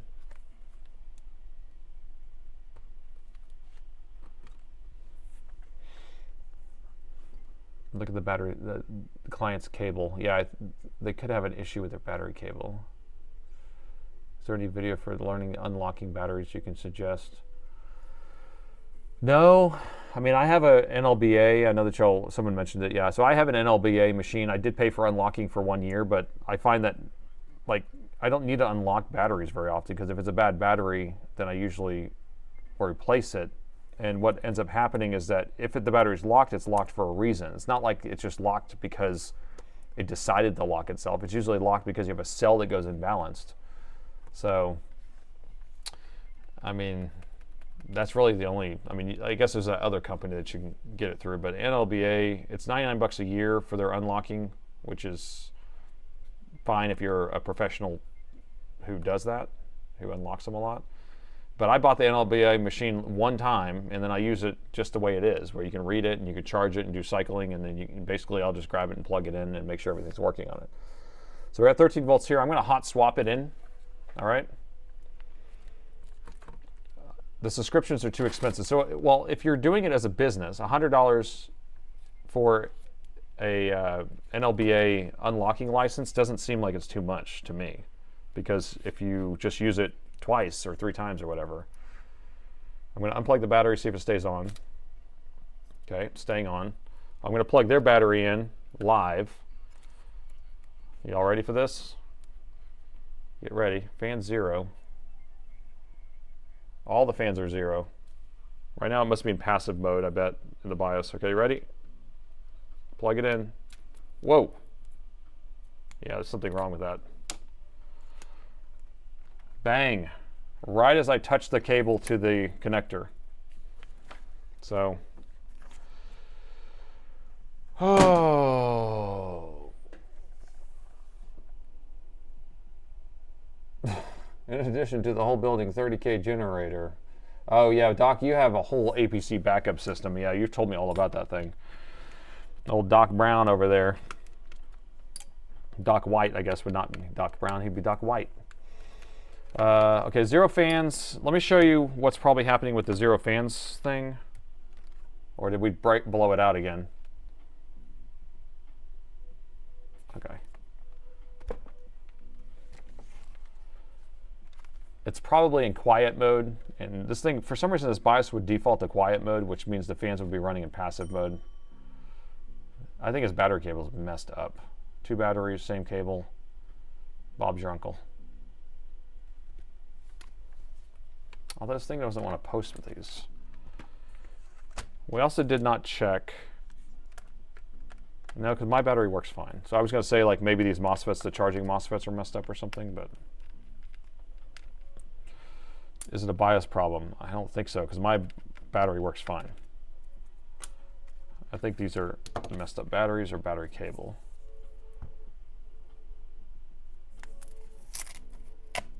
I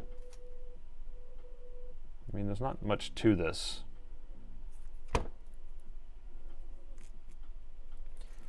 All right, let's plug in his battery with my battery cable. So here's my battery cable. I'm going to mark it so I don't get mixed up.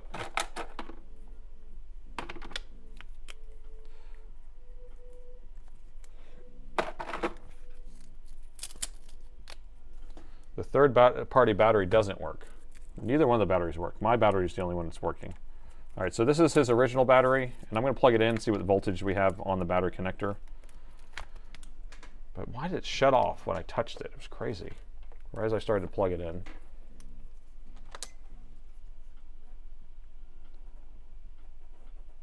$9.8, so that should be enough to do something. So now I'm going to plug it in. It's plugged in.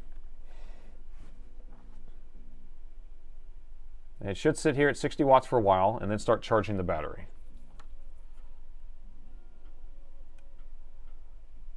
Oh, we're up to 176 watts. We're at 12 volts on here. Bad battery cable, you think? Crazy. Never seen that before. No, it shut back off. It's still shut back off. And we have 12.9 volts on the battery cable, or on the battery connector. Is the battery shorted? So right now it's saying there's 12.9 volts on the battery. So if I unplug the battery, or unplug the charger, that should drop back down to what the battery voltage actually is.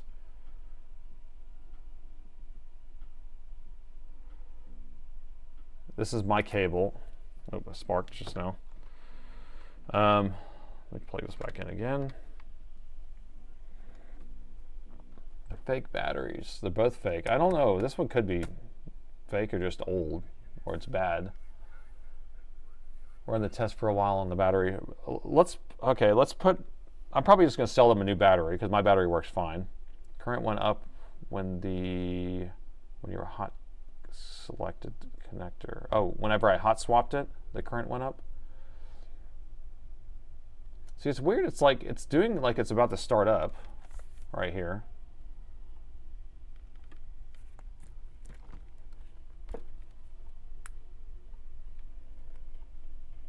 Oh, the keyboard backlight's not even on.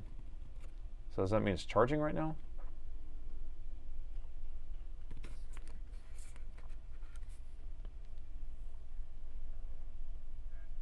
Okay, maybe it's starting to work now. Maybe it needs to charge the battery up. Maybe this battery's too low. If we have a battery analyzer here, okay, I think what we can do, y'all want me to hook this battery analyzer? I can. What I'll have to do, it's not hooked to this computer, my NLBA, so I could take this battery, I'll have to go put it in my office, and I can remote into my office computer, and then we can access it that way and look at it.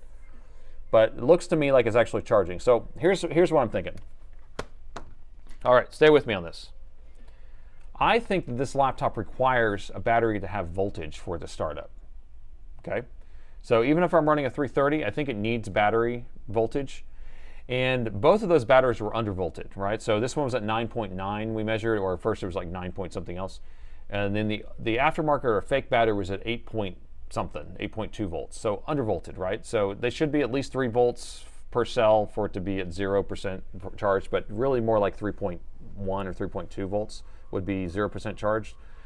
And the nominal voltage on these are going to be 3.8 per cell, so that's going to be like a 50%, 55% charge, and then fully charged is going to be 4.2, 4.3. Why is the power supply at 19.8?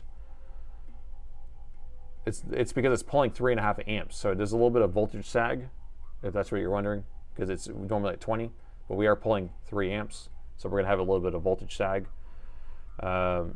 So I think now that we're charging, we might have enough voltage to start this machine. So basically it's going to need to be able to read off of both. So that's what I'm thinking. Does that make sense?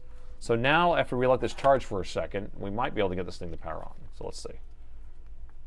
And this is their battery. It's in there with my battery cable. And now maybe we just didn't give it enough time off the other one.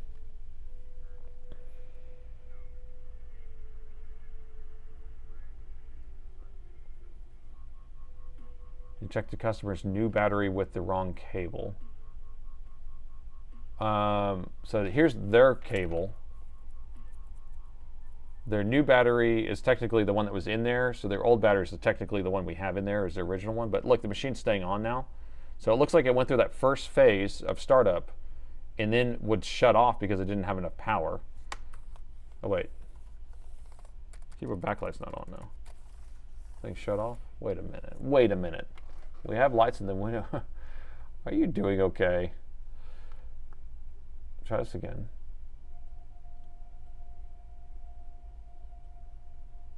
Does the cable have a real number on it? I would assume they just transfer their old cable over. So here's their cable part number. 2022 is the date code. Oh, that's a, wait, no, whoa. That's a QR code. Dell doesn't use QR codes. They use matrix codes. That's a QR code. I don't think this is a real cable.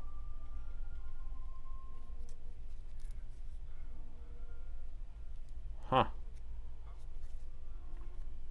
Unless they use QR codes on this particular cable. But we do have keyboard backlight still. We have this coming on. I'm using my cable right now. Okay, Alienware laptops require battery voltage significantly higher than 3 volts to operate. Main dischargeable pack optimal is 11.4 to 11.7. Is that AI answer? Still don't like the 19.8. Oh, well, I'm using a different charger. I'm using my 330 watt, which actually has 19.8 volts. I think its starting voltage is that. My 240 was over 20. It's like 20 point something, and I think my other one is 19.8. So basically these things require like 19.5 or above, really above 19, but we start with 19.5, and then these high-end chargers are always in the 20 range.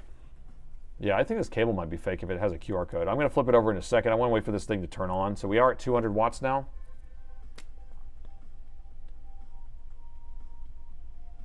Has it been 5 minutes yet? If it hasn't been 5 minutes, just wait longer. I think we're about to get picture.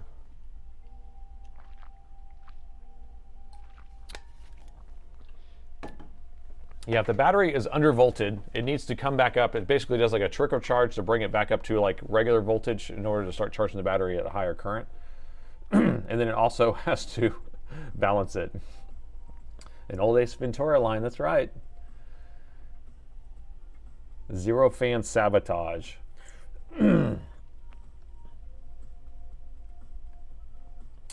Are we home yet?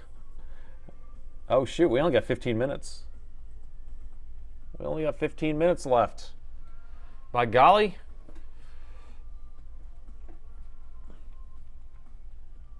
Power hungry monster.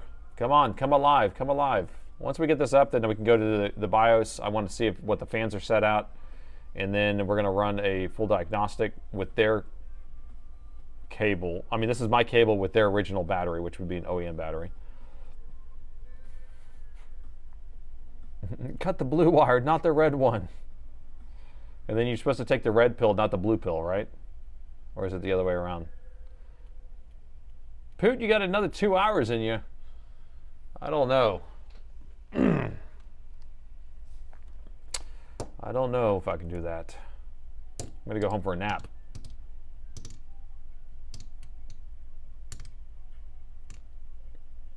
Take both of them, Mr. Bean.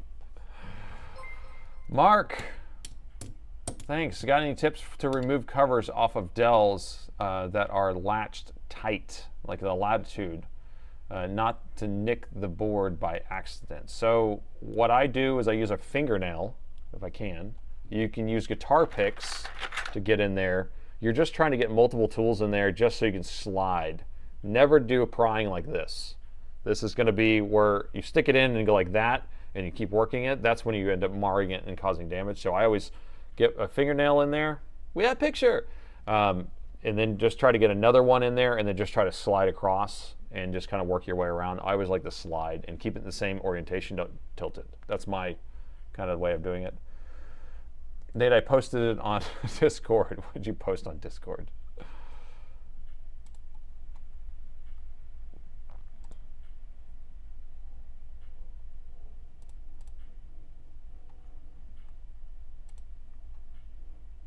All right, we got it. We got it. Let me see if these fans are set. I can't believe. Try a plastic playing card. That could be good. I know I have guitar picks here, and sometimes I'll use those. But those aren't really hard or strong enough. And then we use a bunch of these plastic scribes. These are what I use. These black ones.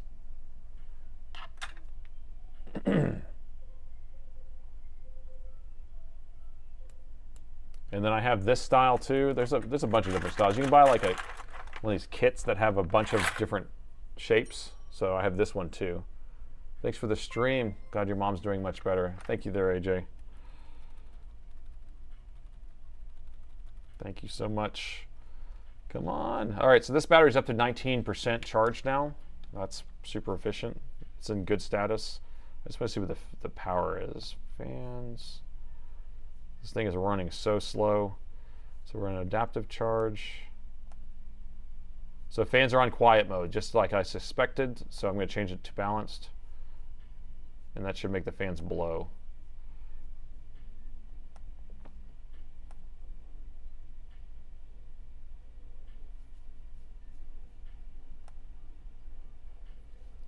And it probably should pull more current now. The white rabbit. Follow the white rabbit.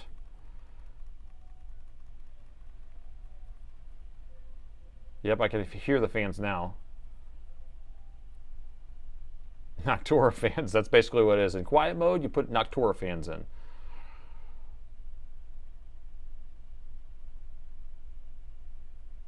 So should we swap back to their suspicious cable?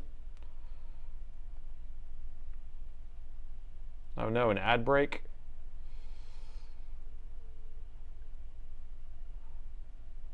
Okay.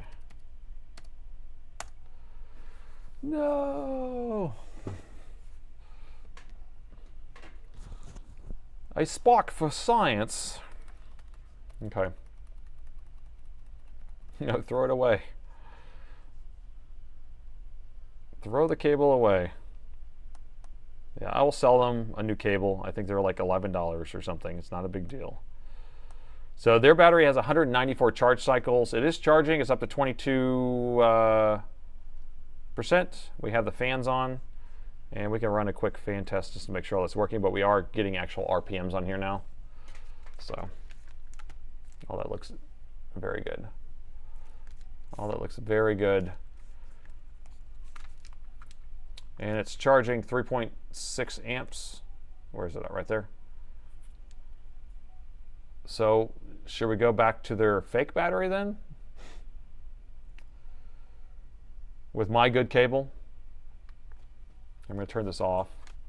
One last thing I want to check, because we're going to have to call it for the day anyway, because I'm already done basically. But one thing I want to do is I want to look at my battery cable. I'm going to leave it plugged in so we don't have to go through a CMOS reset. But I'll look at my battery cable, and this one actually is a OEM, and it does have a a QR code also.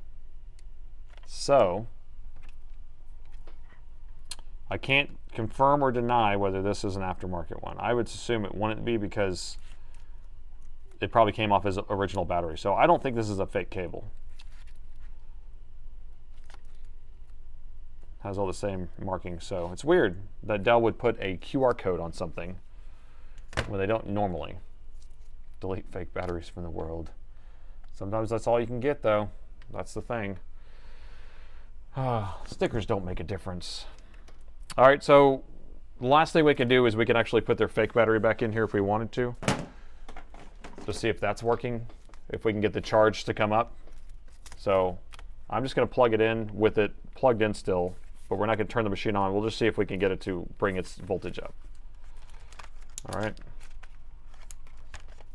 You can put anything on a sticker. All right. I'm just going to sit here and we'll wait and see. Oh, shitness. Fuck that. Sorry for that. I'm sorry. Did you see that? I don't normally, I don't use profanity, and I really apologize for that. Did you see that, though?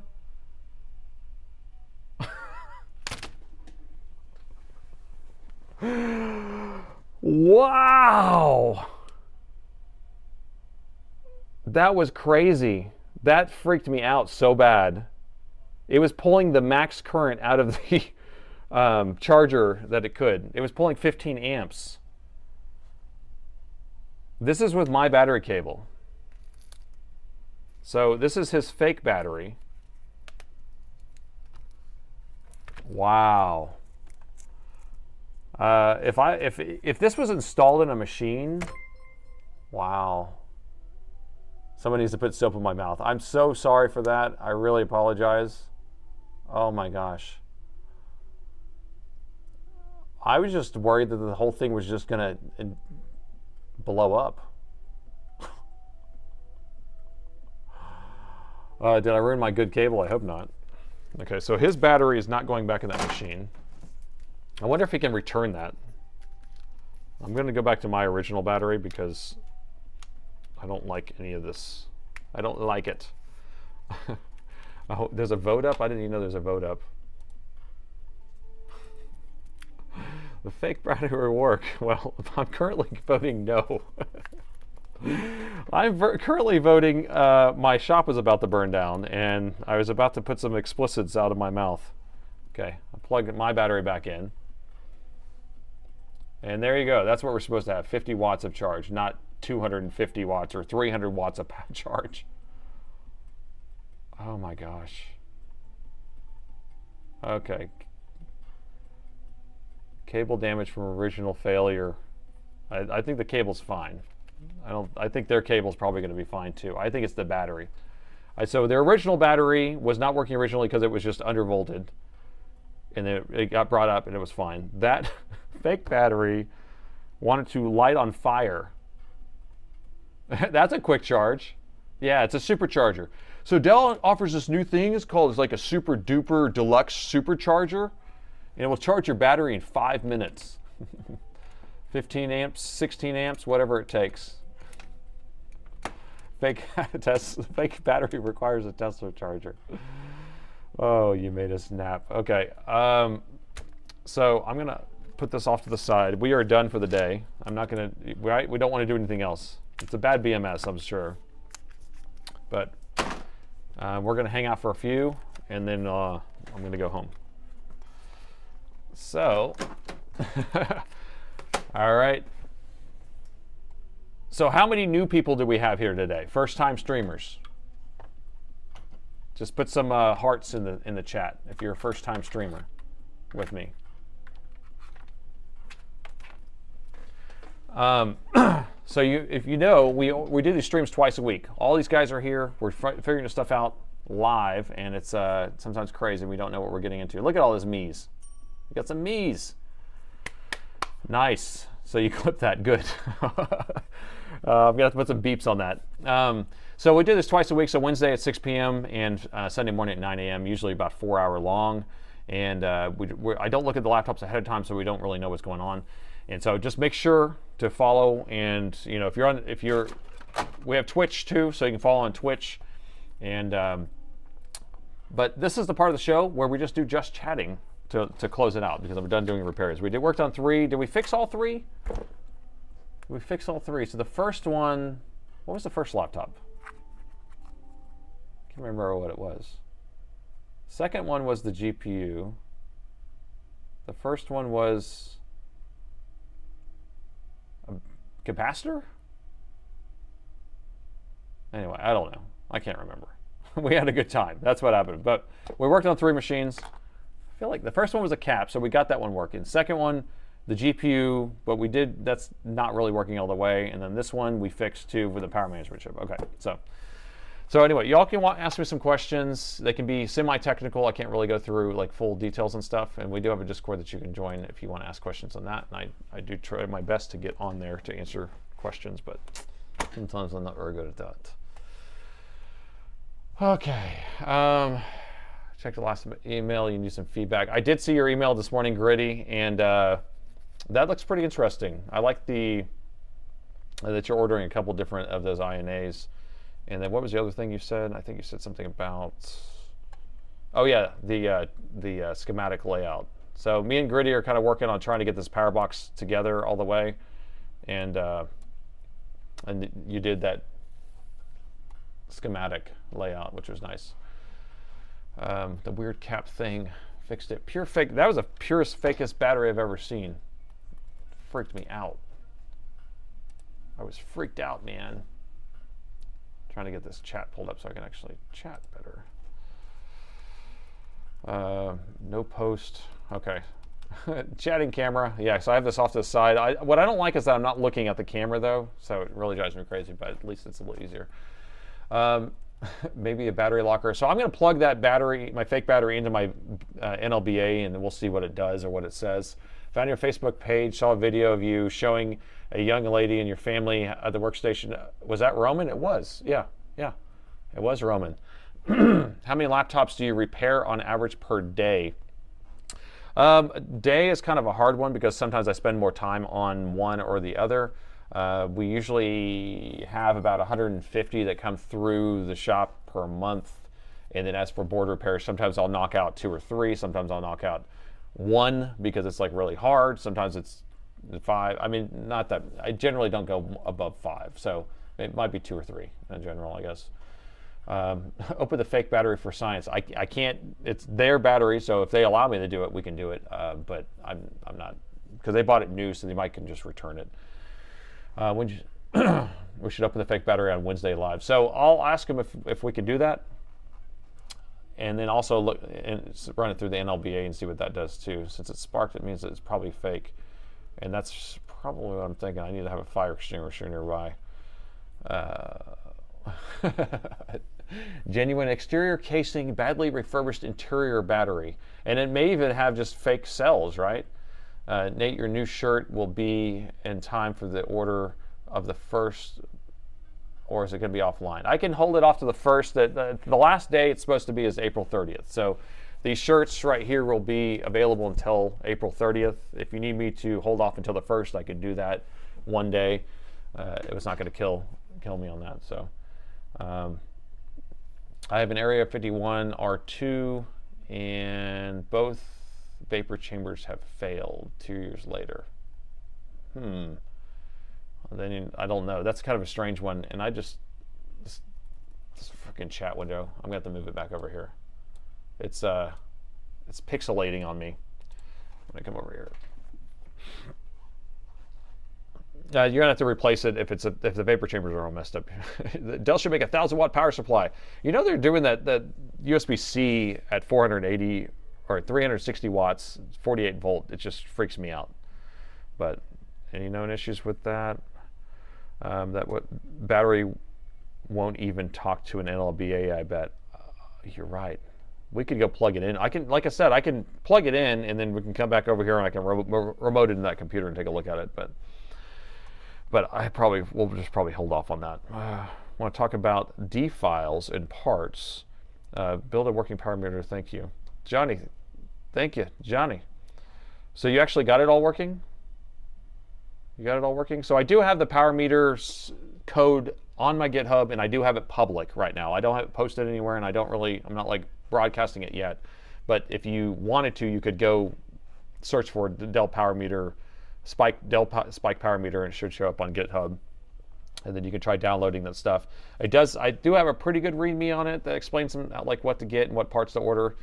But right now I'm still having issues with getting everything working properly. So you want the 3D printed parts. So that the original meter parts are all correct. The bottom part I need to upload onto Thingiverse to add the extra USB portion to it. What do you think about the issue with the burn MOSFET on the CPU? Usually you have to use voltage injection, but I haven't been able to measure resistance from the power rail to the enable pins. But you haven't measured resistance to the power rail to the enable pins. What do you think about the issue with the burnt MOSFET on the CPU? Which CPU we're talking about? We worked on the GPU earlier. We're talking about usually have voltage injection, but you don't. Because a lot of times I don't use voltage injections if I don't need it. You can just measure around and try to find where the short is based on if it's shorting to a main power rail. I'm not sure. Swindler, if you want to clarify what you mean by that, I'm not really sure. Never had this happen even with cheapies. AJ, you haven't had any cheapie issues? Well, you're lucky. You're lucky. That won't put out a lithium fire. I have a bucket, or I used to have a bucket here with sand, like an aluminum bucket. That way I can throw it in there, take the fake battery out for science. I'm going to destroy it for science. Is your business busy at the moment? You know, this last week, I feel like we slowed down a little bit. Let me see. I can always just look on the shelves. It's not too bad. I don't think we got like a huge pile of laptops this week, so it slowed down this week, but we're basically backed up for the most part. So every single laptop is a little bit behind schedule, even being looked at. So Dell should make a 1,000 watt charger, a 1111000 watt charger. Your videos helped me find a short on my Lenovo. Great channel. Thank you so much. I'm glad. Dell's holding stock of all the chargers. Dell 15X Chucky. Galaxies far, far away. I'm jumping around on my chat because it moves on me so fast. Sinan still has this Inspiron 6000, but it won't run Cyberpunk. Make a video if it does talk and ask the customer if it's a returnable or surgery. So I will have a conversation with them if I can open that up. Don't leave the battery unattended. Ooh, that's a good point. It's under voltage right now, but oh yeah, what am I going to do when I leave? Yeah, I guess I need to go put it in the bucket or something.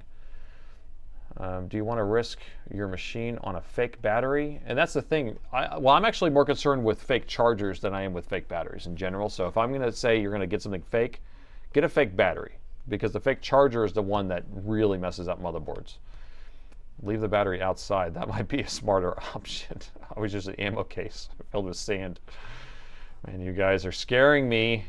I like to watch fire departments spraying water on lithium-ion batteries. Psh, it just turns to steam, right? That's all it does. Bucket of sand with some smooth ions. Feast or famine? Oh, that's generally how it is, right? Who wants an aftermarket charger that produces 1 milliwatt and frequency and voltage are unstable? And voltage sag is also the biggest thing I always see because they don't have big enough wires or whatever. What made you get into this line of work? So I started this business 24 years ago, but I actually worked at a computer store prior to this as a technician, and then I ran this person's eBay department, and so I learned how to sell stuff on eBay, and then he laid me off. I had $5,000 saved up. And so I bought some inventory from him even, and then I bought some inventory. There was a load of Dell stuff, and I started selling on eBay. And my first year I was selling on eBay, made $60,000. Then I put a website up, and then next year I made $275,000. And by the third year, I was at $900,000 in sales, and having tons of people buying from my website. And so that's basically my main business is selling parts, and only a small percentage, under 10%, is going to be doing repair.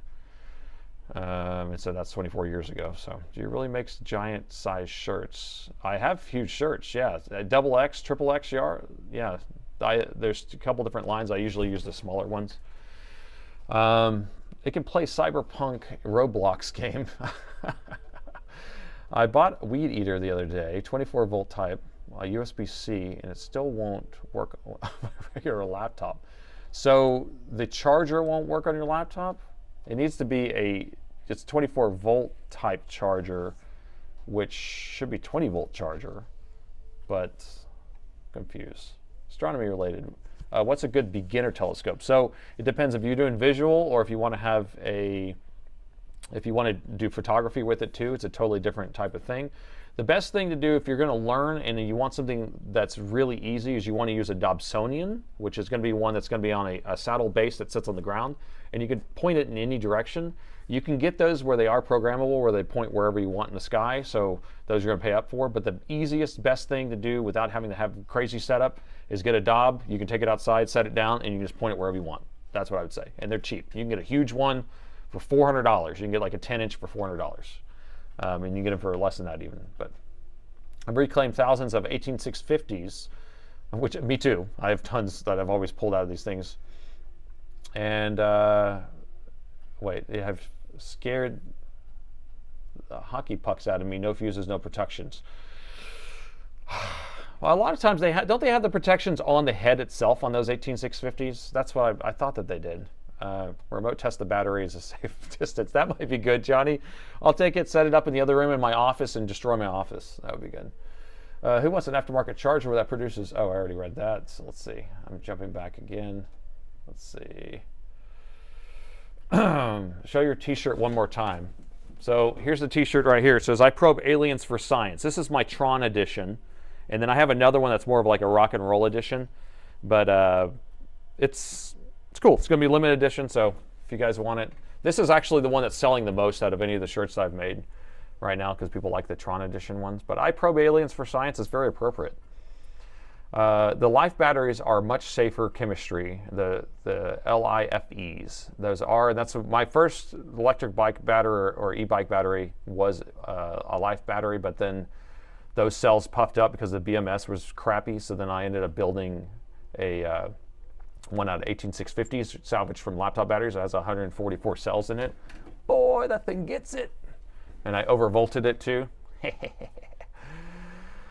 Okay, I know I'm behind on some of these answers here. I have a Celestron 4 SE. It's good for big endoscope, and those are ones that you can just kind of set down too, and they auto home. The newer ones, the Celestrons now are going to be, you're going to get the Evolution. It's going to be that same thing, but they have a 6SE, 8SE, but it's going to be actually called the Evolution line now for that. But that's if you want to have something that's very compact. The Dobbs are going to be more manual, so you're going to be learning the sky. My first telescope was in the military in Hawaii. I think it was a 24-inch lens type. 24-inch? 24-inch? Well, that's a reflector. It has to be, it wouldn't be glass. You wouldn't be a refractor. It would be a mirrored type if it was 24-inch. And that's huge. That is huge. Lenovo Star Charge laptop. I've never even heard of one of those.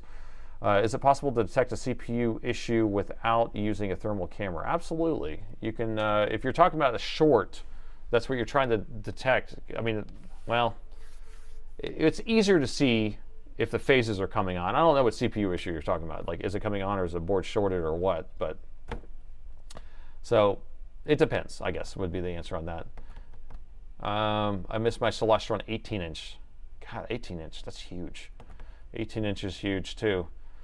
Strong Dob needed for spotting aliens. Cool shirt, man. Okay, I'm going to wrap it up here. Do we have anything else that we need to hit it right at the back? Any of the wallpaper, both versions are both. Okay, yeah, so anybody who's been liking that crash site wallpaper, the alien crash site, we posted it on the Discord. And I don't know what section they're posted in, but they are posted on there. So go grab it while you can. No thermal camera needed for most caps on a CPU. Is definitely shorted, both pins or legs. Okay, I'm calling it. Anyway, I want to thank everybody for coming out today. I do the streams twice a week. Join in Wednesday at 6 p.m., Sundays 9 a.m. I want to thank all my mods who come out, who keep the chat clean, keep everything going. Make sure to like the stream on your way out. That way more people can see it, more people can participate next time. We do have, JFix has a Discord. Say hi to JFix. He has his own YouTube channel. You should go check that out too. But that's his Discord that I send everybody to because I don't have time to run one of those. But you can ask technical questions, any issues on there, and there's plenty of smart people on there. And so I want to thank everybody for coming out today. And next Wednesday is going to be our next stream. And thanks for watching.